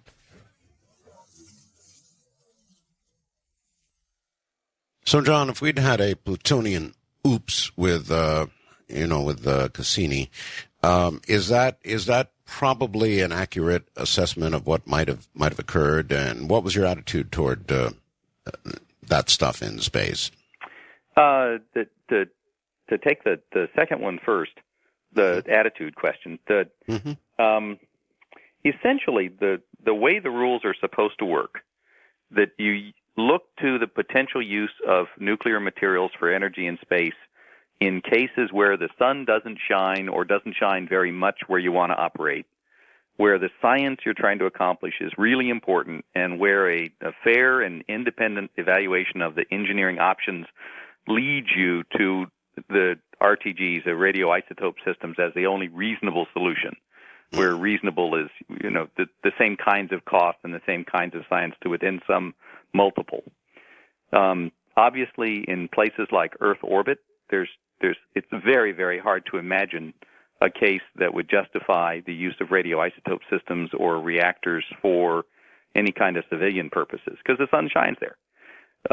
If you look at the moon or Mars, there are the day-nights on Mars, just like there are on Earth. But you look at how the rovers, Spirit and Opportunity, have done, how Sojourner did a decade ago. They did fine with solar power. On the moon, there are places where the sun never shines, at the North and South Pole, but right nearby, you've got permanently illuminated peaks where you could set up power stations and get power down into the dark craters. Out in the outer planets, places like Pluto, although it's not a planet anymore, evidently, places like Pluto, the sun is so dim because it's billions of miles away, it's hard to imagine how you'd ever do in the foreseeable future any kind of significant science out there without some kind of nuclear power source. All right, well, now go back to the first part of the question. I mean, is the risk 20 to 40 million people potentially dead? I have to think that that's probably a not a plausible scenario. Like it's probably I can't imagine how you would get to that kind of dispersion of the material.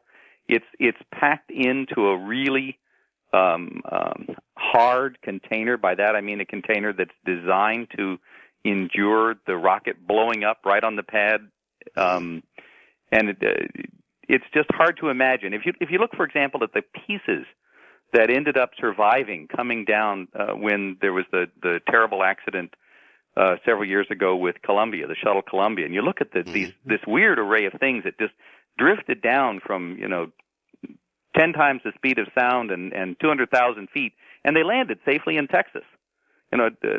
It's hard to imagine how this canister that's got the radioactive material in it would not successfully survive any kind of an accident.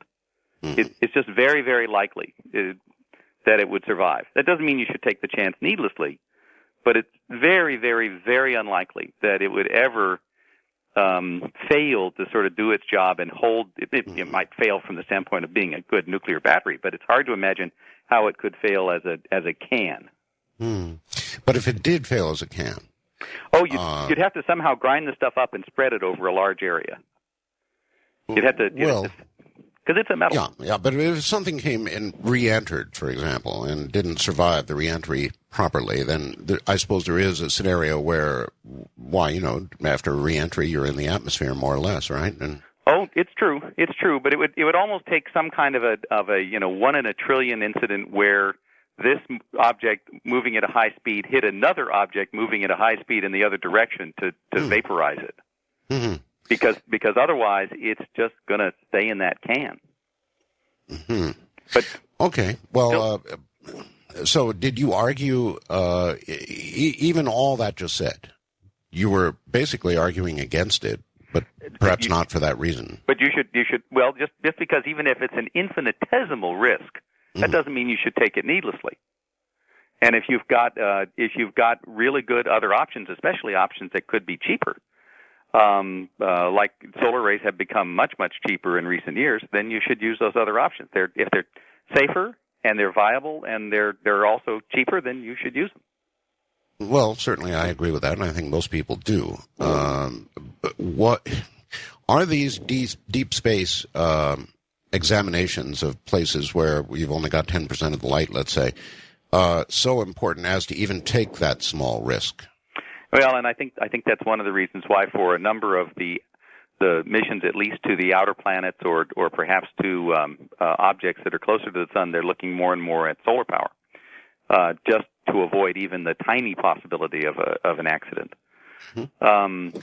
Now, whether or not the science is really worth it, that's always a cultural issue. I mean, that's something that you've just got to sort of decide on. If you really thought that there was life down in those oceans under the ice at Europa, one of the moons of Jupiter, when you're down, you're not in space, you're down on the surface of Europa, you're down sort of inside Jupiter's radiation field where it's really intense. A person would be killed in a matter of minutes if they were in that kind of radiation. Solar arrays are going to get cooked. They'll just get destroyed by the radiation. So if you really wanted to find out whether or not there was fish down or living things down under that ice, you probably need to use some kind of radioisotope source for the energy. I thought everything else was ours, but we weren't supposed to go to Europa. Oh no, wait, that's a movie. Yeah, exactly. What do you think the odds are that there might be life on Europa? There is a marvelous book called Rare Earth that was published some years ago that looked at all of the different factors that make the Earth special and that make it such a marvelously unique place, or perhaps almost unique for us. And it also talks to how easy it might be to end up with very simple life forms, how hard it is to get really complicated organisms like us, and how easy it likely is that you can get simple organisms like microbes or bacteria. Mm-hmm. I think there's a fairly decent chance. Any place there's liquid water and there are sources of energy, and you've got the potential for complicated chemistry and the potential for life. Well, we've certainly, I think, proven that with the what do you call them? The smokers down there at the bottom of the ocean. Yeah, absolutely. And right. These places where you got these volcanic vents along the ridgelines where the crust is thin, and you get these extremophiles that live in these really harsh and bizarre chemistry. Well, it's very interesting, John. But suppose we did manage to get to Europa and brought back a sample of whatever the life forms are there. Would that be safe, or would that be as dangerous as bringing back plutonium? Yeah, that's a whole field in itself. There's an entire discipline that's quite mature in which JPL is one of the leaders, called planetary protection, and the topic has a strong technical interest on both sides. One, to avoid taking bugs from Earth out to other planets, so you don't contaminate these scientific areas. And by the the other, way, haven't we already done that, John? Well, there's some things that are probably were probably taken originally to the moon by the Apollo program. But for all of the robotic probes, they go through this really strenuous process of decontamination to try to make sure that nothing living could get from Earth to Mars or get from Earth to the outer planets. There's this whole process. This was done even with the early Mars probes? Oh, absolutely. They do this heat soak to basically cook anything so hot that nothing living could survive, or they do chemical baths, or both. They're very serious about it to try to make sure we don't inadvertently introduce organisms that we later go back and look at and say, oh, look, we found life. Right, sure. Okay. So there is that possibility that whatever we might bring back, if we find life forms, whether it be Mars or Europa, could be dangerous to Earth. It's more a question of just not taking the chance. It's fairly unlikely, as I understand it. My field is physics, but it's fairly unlikely, as I understand the biochemistry, that an organism could actually be sort of like an Andromeda strain situation. Referring to the Michael Crichton novel. Sure. The chemistry of living things on the Earth is so likely to be different than the chemistry of things that are elsewhere that it would be hard for them to in fact infect us. Okay. All right, but non-zero. It's not zero. So you just want to make sure you take every possible precaution. Going back for a moment to the concept of solar power coming to Earth. Okay, let's assume for a second that the beam is safe. In other words, if the satellite begins to move or something untoward occurs, it virtually goes off or is spread out in a very not dangerous way. Does that include, for example, an aircraft crossing the path of the beam or a bird flying through the path of the beam? Right. And I think it's probably a three-tiered answer. On the one hand, you'd probably design the system so that the normal beam at full strength was too weak to directly harm an aircraft. So you'd design it to be weak enough so that it wouldn't harm an aircraft. Secondly, you design the system so that if there was a problem, it would shut off, which we talked about before. And lastly, you'd probably have an exclusion zone above it, so you just wouldn't normally allow aircraft to ever fly through the beam. And so you go belt and suspenders and several buttons as well, just to try to assure that there wouldn't be any hazard. And the poor little winged things? The studies are pretty good. Again, the intensity is fairly low. In fact, a really fine gentleman who's no longer with us by the name of Bill Brown, who was one of the inventors of a lot of the key technologies back in the 60s, one time at a conference, he set up a little experiment in my backyard, and I stood in front of a microwave beaming transmitter. And what I felt a little warm. And that's what you feel. It's like an extremely faint microwave oven, and as long as you're running it fairly cool, then the bird flying through it is going to feel warm, but otherwise is not going to be appreciably harmed. There have been some studies. All of them so far show that plants and animals, they get a little warm, a little bit warmer than the normal temperature, but they don't have any kind of no direct ill effects. Not like going out in sunlight and getting melanoma or skin cancer from the UV in the sunlight. But you are cooking. I mean, I used to be in cable television, and I recall working on a tower one time, and I didn't notice that I was standing directly in front of a microwave dish, and indeed, my leg began to warm up a little bit. Absolutely. That's what microwaves do. They get absorbed by water. Yes, well, that's actually the beginning of cooking you, more or less. True. Yeah.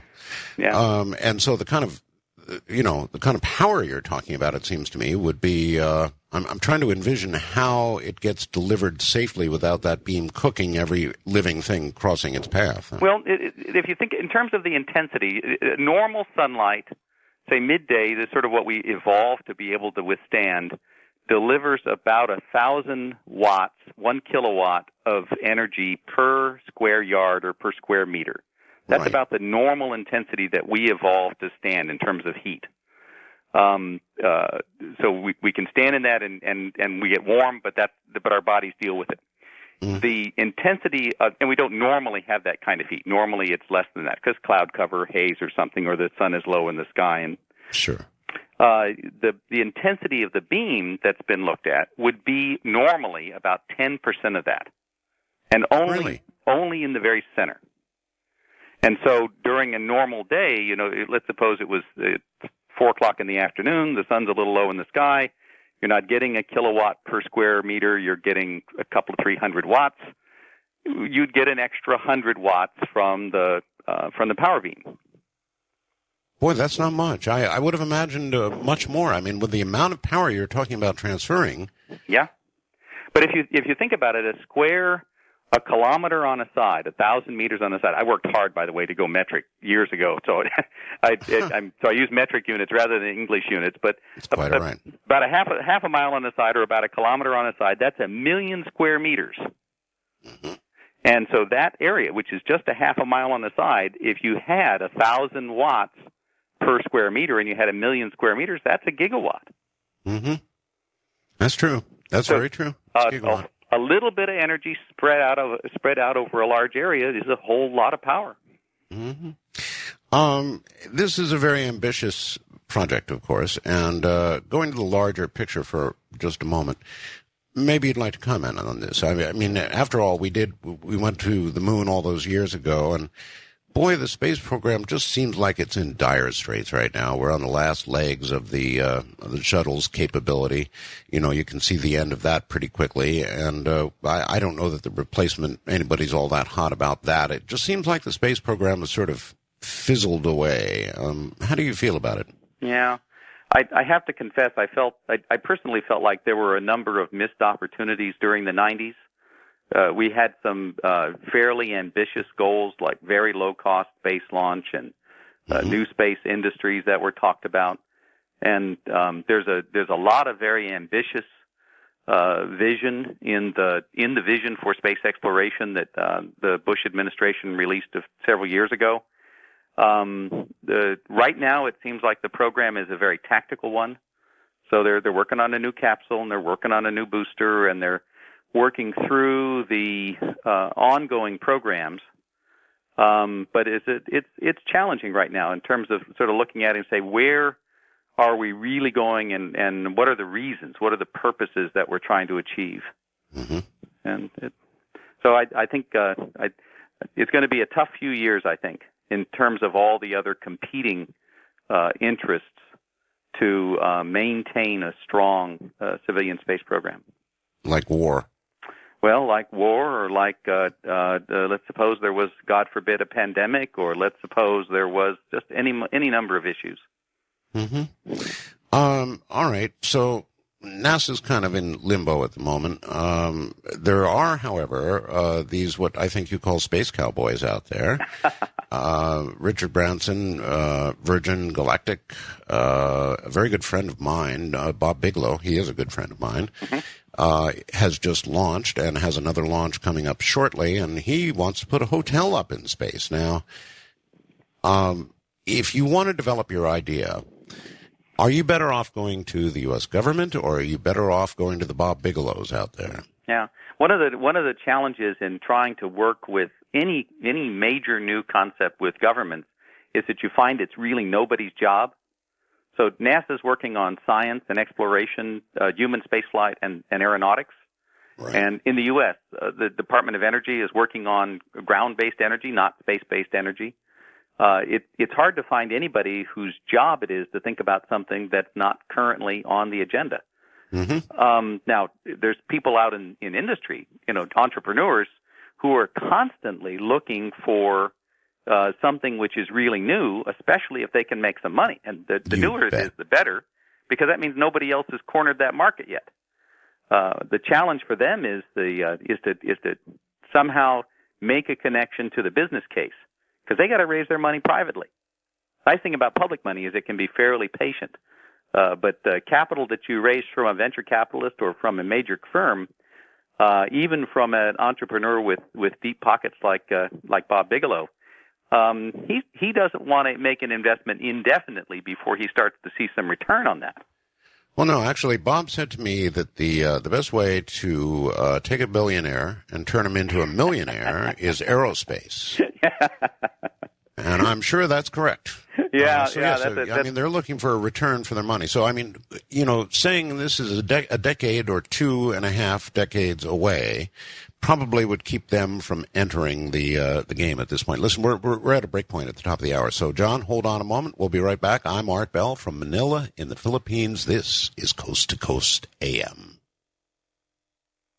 People like Branson and Bigelow, they didn't get to be billionaires by, donating money to things. They're interested in making money. So I wonder if you took a scaled-down, faster, cheaper type version of what we've been talking about tonight, solar power from space, and gave it a shot.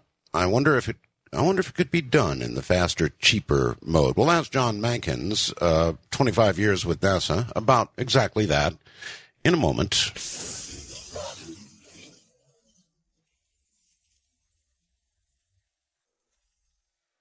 Well, all right, once again, John Mankins. John, suppose somebody like Bob Bigelow came to you and said, look, you've been studying this for a long time. What if we took sort of a faster, cheaper approach to this? Give me your best. Could we put something together that would be marginally profitable and would demonstrate at the same time to the world that this could be done? Could it be done? Mm-hmm. The simple answer is yes. The longer answer is takes a moment. One of the biggest things that has changed in the last 30 years since space solar power satellites were looked at seriously back in the 70s is the information revolution. Same technologies that make possible the internet and cell phones and personal digital assistants and these ubiquitous networks of computing machines that are all so much more powerful than anything that existed decades ago. Those same technologies make it possible to think about putting very, very big systems up in space out of lots and lots and lots of little pieces. Mm-hmm. And so these modular concepts, you can easily envision how you might put together a demo where the pieces are full scale, but you don't put together as many of them as you would for a large solar power satellite. Mm-hmm. And this kind of scenario you could probably do for certainly the ground R&D for a lot less money, for tens of millions, not tens of billions. And the nice thing about it is that the problem is sufficiently hard. It's a little bit like an Apollo type situation where the goal is sufficiently hard that you're going to get a lot of very high value new technologies out of solving this problem. And I think that's part of a viable business case. You can start smaller, you can put together a demo, and by solving the problem, you end up with a lot of technologies which have value both in space for new kinds of communication satellites and new kinds of power systems for NASA or for others. And you can use those technologies here on the ground, or new types of rooftop solar and so on. It's very difficult to put that in a business proposal, though. It really to is. Essentially say, look, we're going to find all kinds of new things by solving this problem or these problems to do this, and that's nobody ever seems to buy that, even though it's absolutely true. I mean, the space program has given us a lot, hasn't it? Absolutely. But it's your point is very well taken. It's very hard to raise money on the basis of trust me, as opposed to let me show you the patent number. Yes. All right, let's go back to the bigger project, assuming that we would do something gigantic. It's not just the United States that needs energy. I just came back from China 2 days ago, and let me tell you, China, that's one of the reasons that our gas prices are going up the way they are, because China is competing for the oil that we use. And when you see China these days, you understand exactly why. My God, they're going nuts over there. And so shouldn't this be more of an international project than just national? Yeah. Just to follow on what you said for a moment, another area where you don't see it so obviously even in an area like wind power. I was part of a review of the U.S. wind program some months ago, and one of the issues that came up in that meeting was that even for wind power, the cost of a kilowatt of wind had gone up 15 or 20% in the last year and a half because the commodities, the raw materials, the steel out of which you make the wind generators is under terrible pressure from the Chinese market. They're just buying up a lot of these raw materials. That's right. And so it's in very very pervasive ways that the growth in the global economy is putting pressure on U.S. energy. But I think the answer has to be absolutely yes.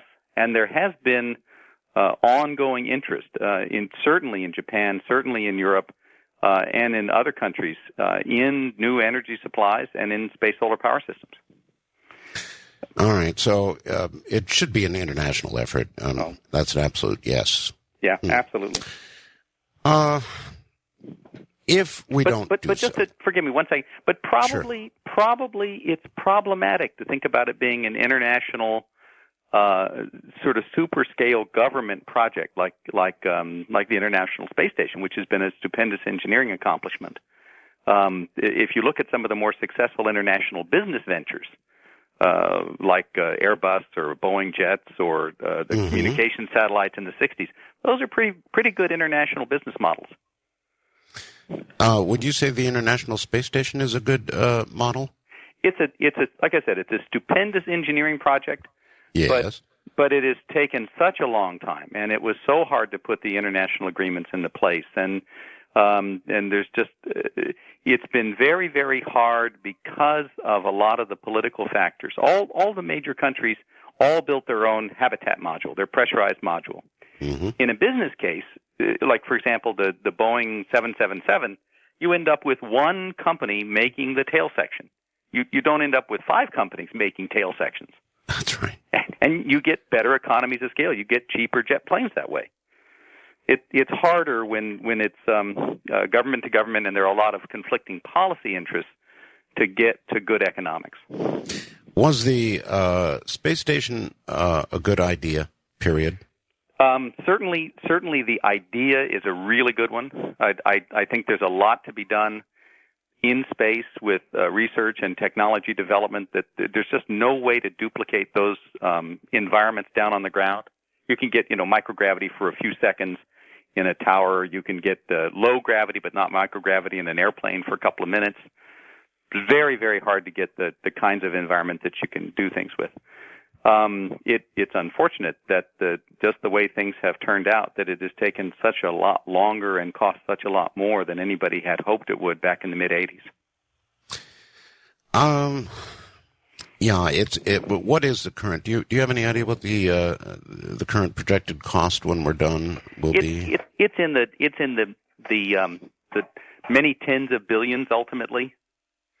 I don't remember precisely whether or not it's $35 or $45 billion, but it's some very, very large number. The reason it's such a very, very, very large number is because it costs so very much to put a pound into space, right? Well, actually, the number I just cited, I think, is doesn't include the launch costs. Oh, that's just the hardware. Oh, if you add in the launch cost, then that number goes up. But your point is well taken. It costs a lot right now using existing launchers to launch things into space. Right. Isn't that kind of the key to almost everything we want to do, not just the space station, but whether we want to put solar power in space or whatever else we want to do? We've got to be able to find a way to get per pound down to something reasonable, don't we? Yeah, absolutely. Although I will say I'm a little bit of an iconoclast on this in that I think that the cost of the hardware is as important as the cost of launch. A lot of people believe the cost of launch is the only thing that matters. But if the hardware is costing you $20,000 or $30,000 a kilogram, and the launch is costing you $10,000 or $20,000 a kilogram, they're both really important. But sure. All of the ambitious visionary things are hard to imagine as long as the cost is so high and it doesn't get down to a few hundreds of dollars per pound or per kilogram. Okay, so we don't have anything that currently defies gravity that I'm really aware of, and I'm sure you're not aware of it. Short of that, we have to use all this power to get into space. But the only thing I've heard of that might be actually possible is this space elevator concept. Do you know about that?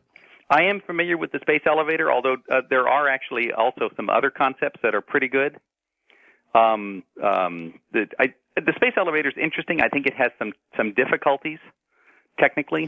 Probably the hardest one is that it's an extraordinarily large fiber that's under great tension, and you're stringing it out in space where it's in the radiation environment in space. Mm-hmm. And it's going to damage the molecular structure of these nanotubes. And I think over time it leads to deterioration in the nanotubes, and that's hard. Oh, that's the first time I've heard that, John. I raised this a number of years ago, and it's like embrittlement in the metal containers around nuclear reactors. Uh-huh. Over time, the radiation just causes dislocations in the crystalline structure. And with these carbon nanotubes, you've got an object that's 50, 60, 70,000 kilometers long, and it's all in the radiation environment in space. And it's all under enormous strain because of the tension. There are some other approaches, which are all on the ground, that involve actually catapults, maglev catapults, that are, tell me about that. Much more interesting. Mag-lift catapults. Mm-hmm. Speak. Well, for example, if you look at how a rocket goes into space, the first, and you think about things like the Saturn V, where it sort of just rose slowly with the engines going at full throttle off the launch pad. Yes. It turns out that you burn about 10 times more fuel to get the first 1,000 feet per second than you do to get the last 1,000 feet per second. You just have this terrible amount of energy to get going at all. And all of that is fuel, and the fuel has to lift the fuel that lifts the fuel. This is the rocket equation. Right. Well, if you can do something about the front end of that, just give it a little push. This is like a catapult on an aircraft carrier. It makes a very disproportionate difference in the overall economics of the launch system. It's a virtual first stage, an electric first stage. So you would, I'm trying to imagine what something like this would look like. Oh, it would look a lot like a very large version of some of these new linear motor roller coaster rides, where you'd have a long stretch and you'd have a track, a carriage that would run on a very large stretch of electromagnetic track, maglev track, like a maglev train, right. And on it you would have the rocket. And it would accelerate. That's absolutely fascinating. So how far would this thing move such a vehicle before the vehicle had to start its own propulsion? Well, maybe 5 miles, maybe 10 miles. It kind of depends on how many G's you can stand while you're accelerating and how much power you want to put into it. But that would get you just a start. That's sort of a starter kit. There are other concepts where you'd have much larger systems once you had the market to support that kind of investment. That's incredible. I'm just now sort of considering this. I've never heard anybody mention it before. A catapult that would virtually be your first stage, which would mean, if you could do it, it would mean how much difference in fuel costs and per pound to orbit. The trick here is that gets you that start, and that buys you pounds. And you don't actually put the pounds into cutting the fuel. What you do is you put those extra pounds into increasing the engineering margin, the robustness in all your vehicle systems. Mm-hmm. So, for example, the Space Shuttle main engines, they operate at 100 or 105% of rated thrust every time the Space Shuttle takes off. Right. They have no operational margin. Jet aircraft engines operate with an operational margin of a factor of 2 or 3. So they never. It's like if you drive your automobile in first gear at 100 miles an hour, mm-hmm. you redline it and you burn up the engine. That's right. You can drive at 2,000 RPM virtually forever. Well, similarly with rockets, as long as you're burning up the engine, then you're going to have lots of wear and tear and high operations costs. So what you do with this catapult concept is you'd fold the benefit, the mass that you're saving, back into making everything more robust, more reliable, more redundancy. All right. Well, is there a way of converting that economically to understand how much difference it would make if you had a large model of what you're talking about? Yeah, there were some nice studies done a number of years ago with existing rocket engines. Just to give you a feeling, if you can improve the operational margin by, say, 10%, so let's suppose you had a margin of 5%, so you're operating it at 95% of your red line. If you can improve that from 95 down to 85, so you increase your margin from 5% to 15%. Right. That can improve your mean time between failures by a factor of 10. Wow. It's very disproportionate. Why hasn't anybody actually moved on something like this? Is it practical in every way? It doesn't require any magic, doesn't require Buckminster fullerene, doesn't require, fundamental new chemistry or physics. It was looked at in the mid-'90s. The mag lifter is the specific concept. That was actually an invention of mine in the early '90s. There are some other concepts which are very promising, which are more ambitious. One called Star Tram that would take you all the way to escape velocity. These things were kicked around in the late '90s with a concept called Spaceliner 100. Was programmatically part of the reusable launch vehicle program at the early part of this decade. Can I back you up for a second? Sure. Star Tram, that sounds fascinating. What was that? Star Tram is really cool. That was invented or co-invented by a good friend. His name is Jim Powell. He was for many years at the Brookhaven National Laboratory. He was one of the co-inventors of superconducting maglev trains with a gentleman by the name of Gordon Danby back in the 1960s. And with Star Tram, you would actually go all the way to space electromagnetically. So you wouldn't have the second stage be a rocket. How? Well, you have a dilemma, of course, in that if you're down at sea level, you've got the thick atmosphere, and if you try to get to orbital velocity, which is many miles per second, you hit the air like running into a brick wall, and you get terrible heating and shocks and all of those things. Jim, and there have been concepts for how to solve this problem. Jim and his co-inventor, whose name I cannot remember at the moment, they came up with this clever idea to accelerate all the way to orbital velocity on the ground, and then to run up through a hollow tube in which you would have a vacuum to very high altitudes. And when you come out of the tube, you'd be in space. And you keep the tube up in space by suspending it on a very large magnetic field. So you make a magnetic field, just like magnets repel one another. Yes. And so you have a magnetic coil on the ground, and it holds this tube up in the air. And the vehicle, which is accelerated on the ground, just like in a roller coaster, coasts up through this tube, and when it comes out, it's in space. Holy smokes! I've never heard of this concept.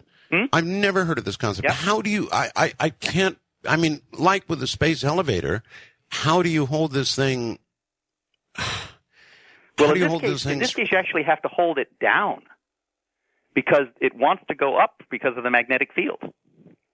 So you hold it down like holding down one of these balloons on New Year's Day in New York. Oh, I'm trying to get a picture of this in my mind, and I'm not having success. You create a magnetic field, an electromagnetic field, yes? Yes. And this magnetic field is located where? On the ground or in space? The coils are on the ground, and it creates a large magnetic field which is in the air, not in space. And there's another coil, another magnetic coil up that's accompanying, going with this tube. Okay. And so the tube is basically suspended by the two magnetic coils wanting to move away from each other. And so it floats up there. That's going to take a tremendous amount of energy. Yes? But only to get it started. Only to get it started. Once it's up there, the concept would be to use superconducting coils. Okay. With superconducting coils, once you have the current started, then keeping it flowing is fairly easy. Doesn't take a lot of additional power. Absolutely fascinating. Star Tram. We're going to talk more about this. Hold tight, John. We're near a break point here at the bottom of the hour. What a fascinating concept. A star tram, something that would be held, a tube, essentially, by electromagnetic fields in place, and then the craft that you wanted to put in space would travel through this tube, and at the other end would simply be in space. If that's possible, then I wonder why we're not working on it, don't you? I'm Art Bell. This is Coast to Coast AM. It certainly is. Good morning, afternoon, or evening, wherever you may be in the world. My guest, John Mankins, has 25 years with NASA and JPL. He's a guy. We're talking ostensibly about solar power in space, but we're kind of moving all over the place. The latest entry was Star Tram, and that one is, that's fascinating stuff. Absolutely fascinating. More about the Star Tram in a moment.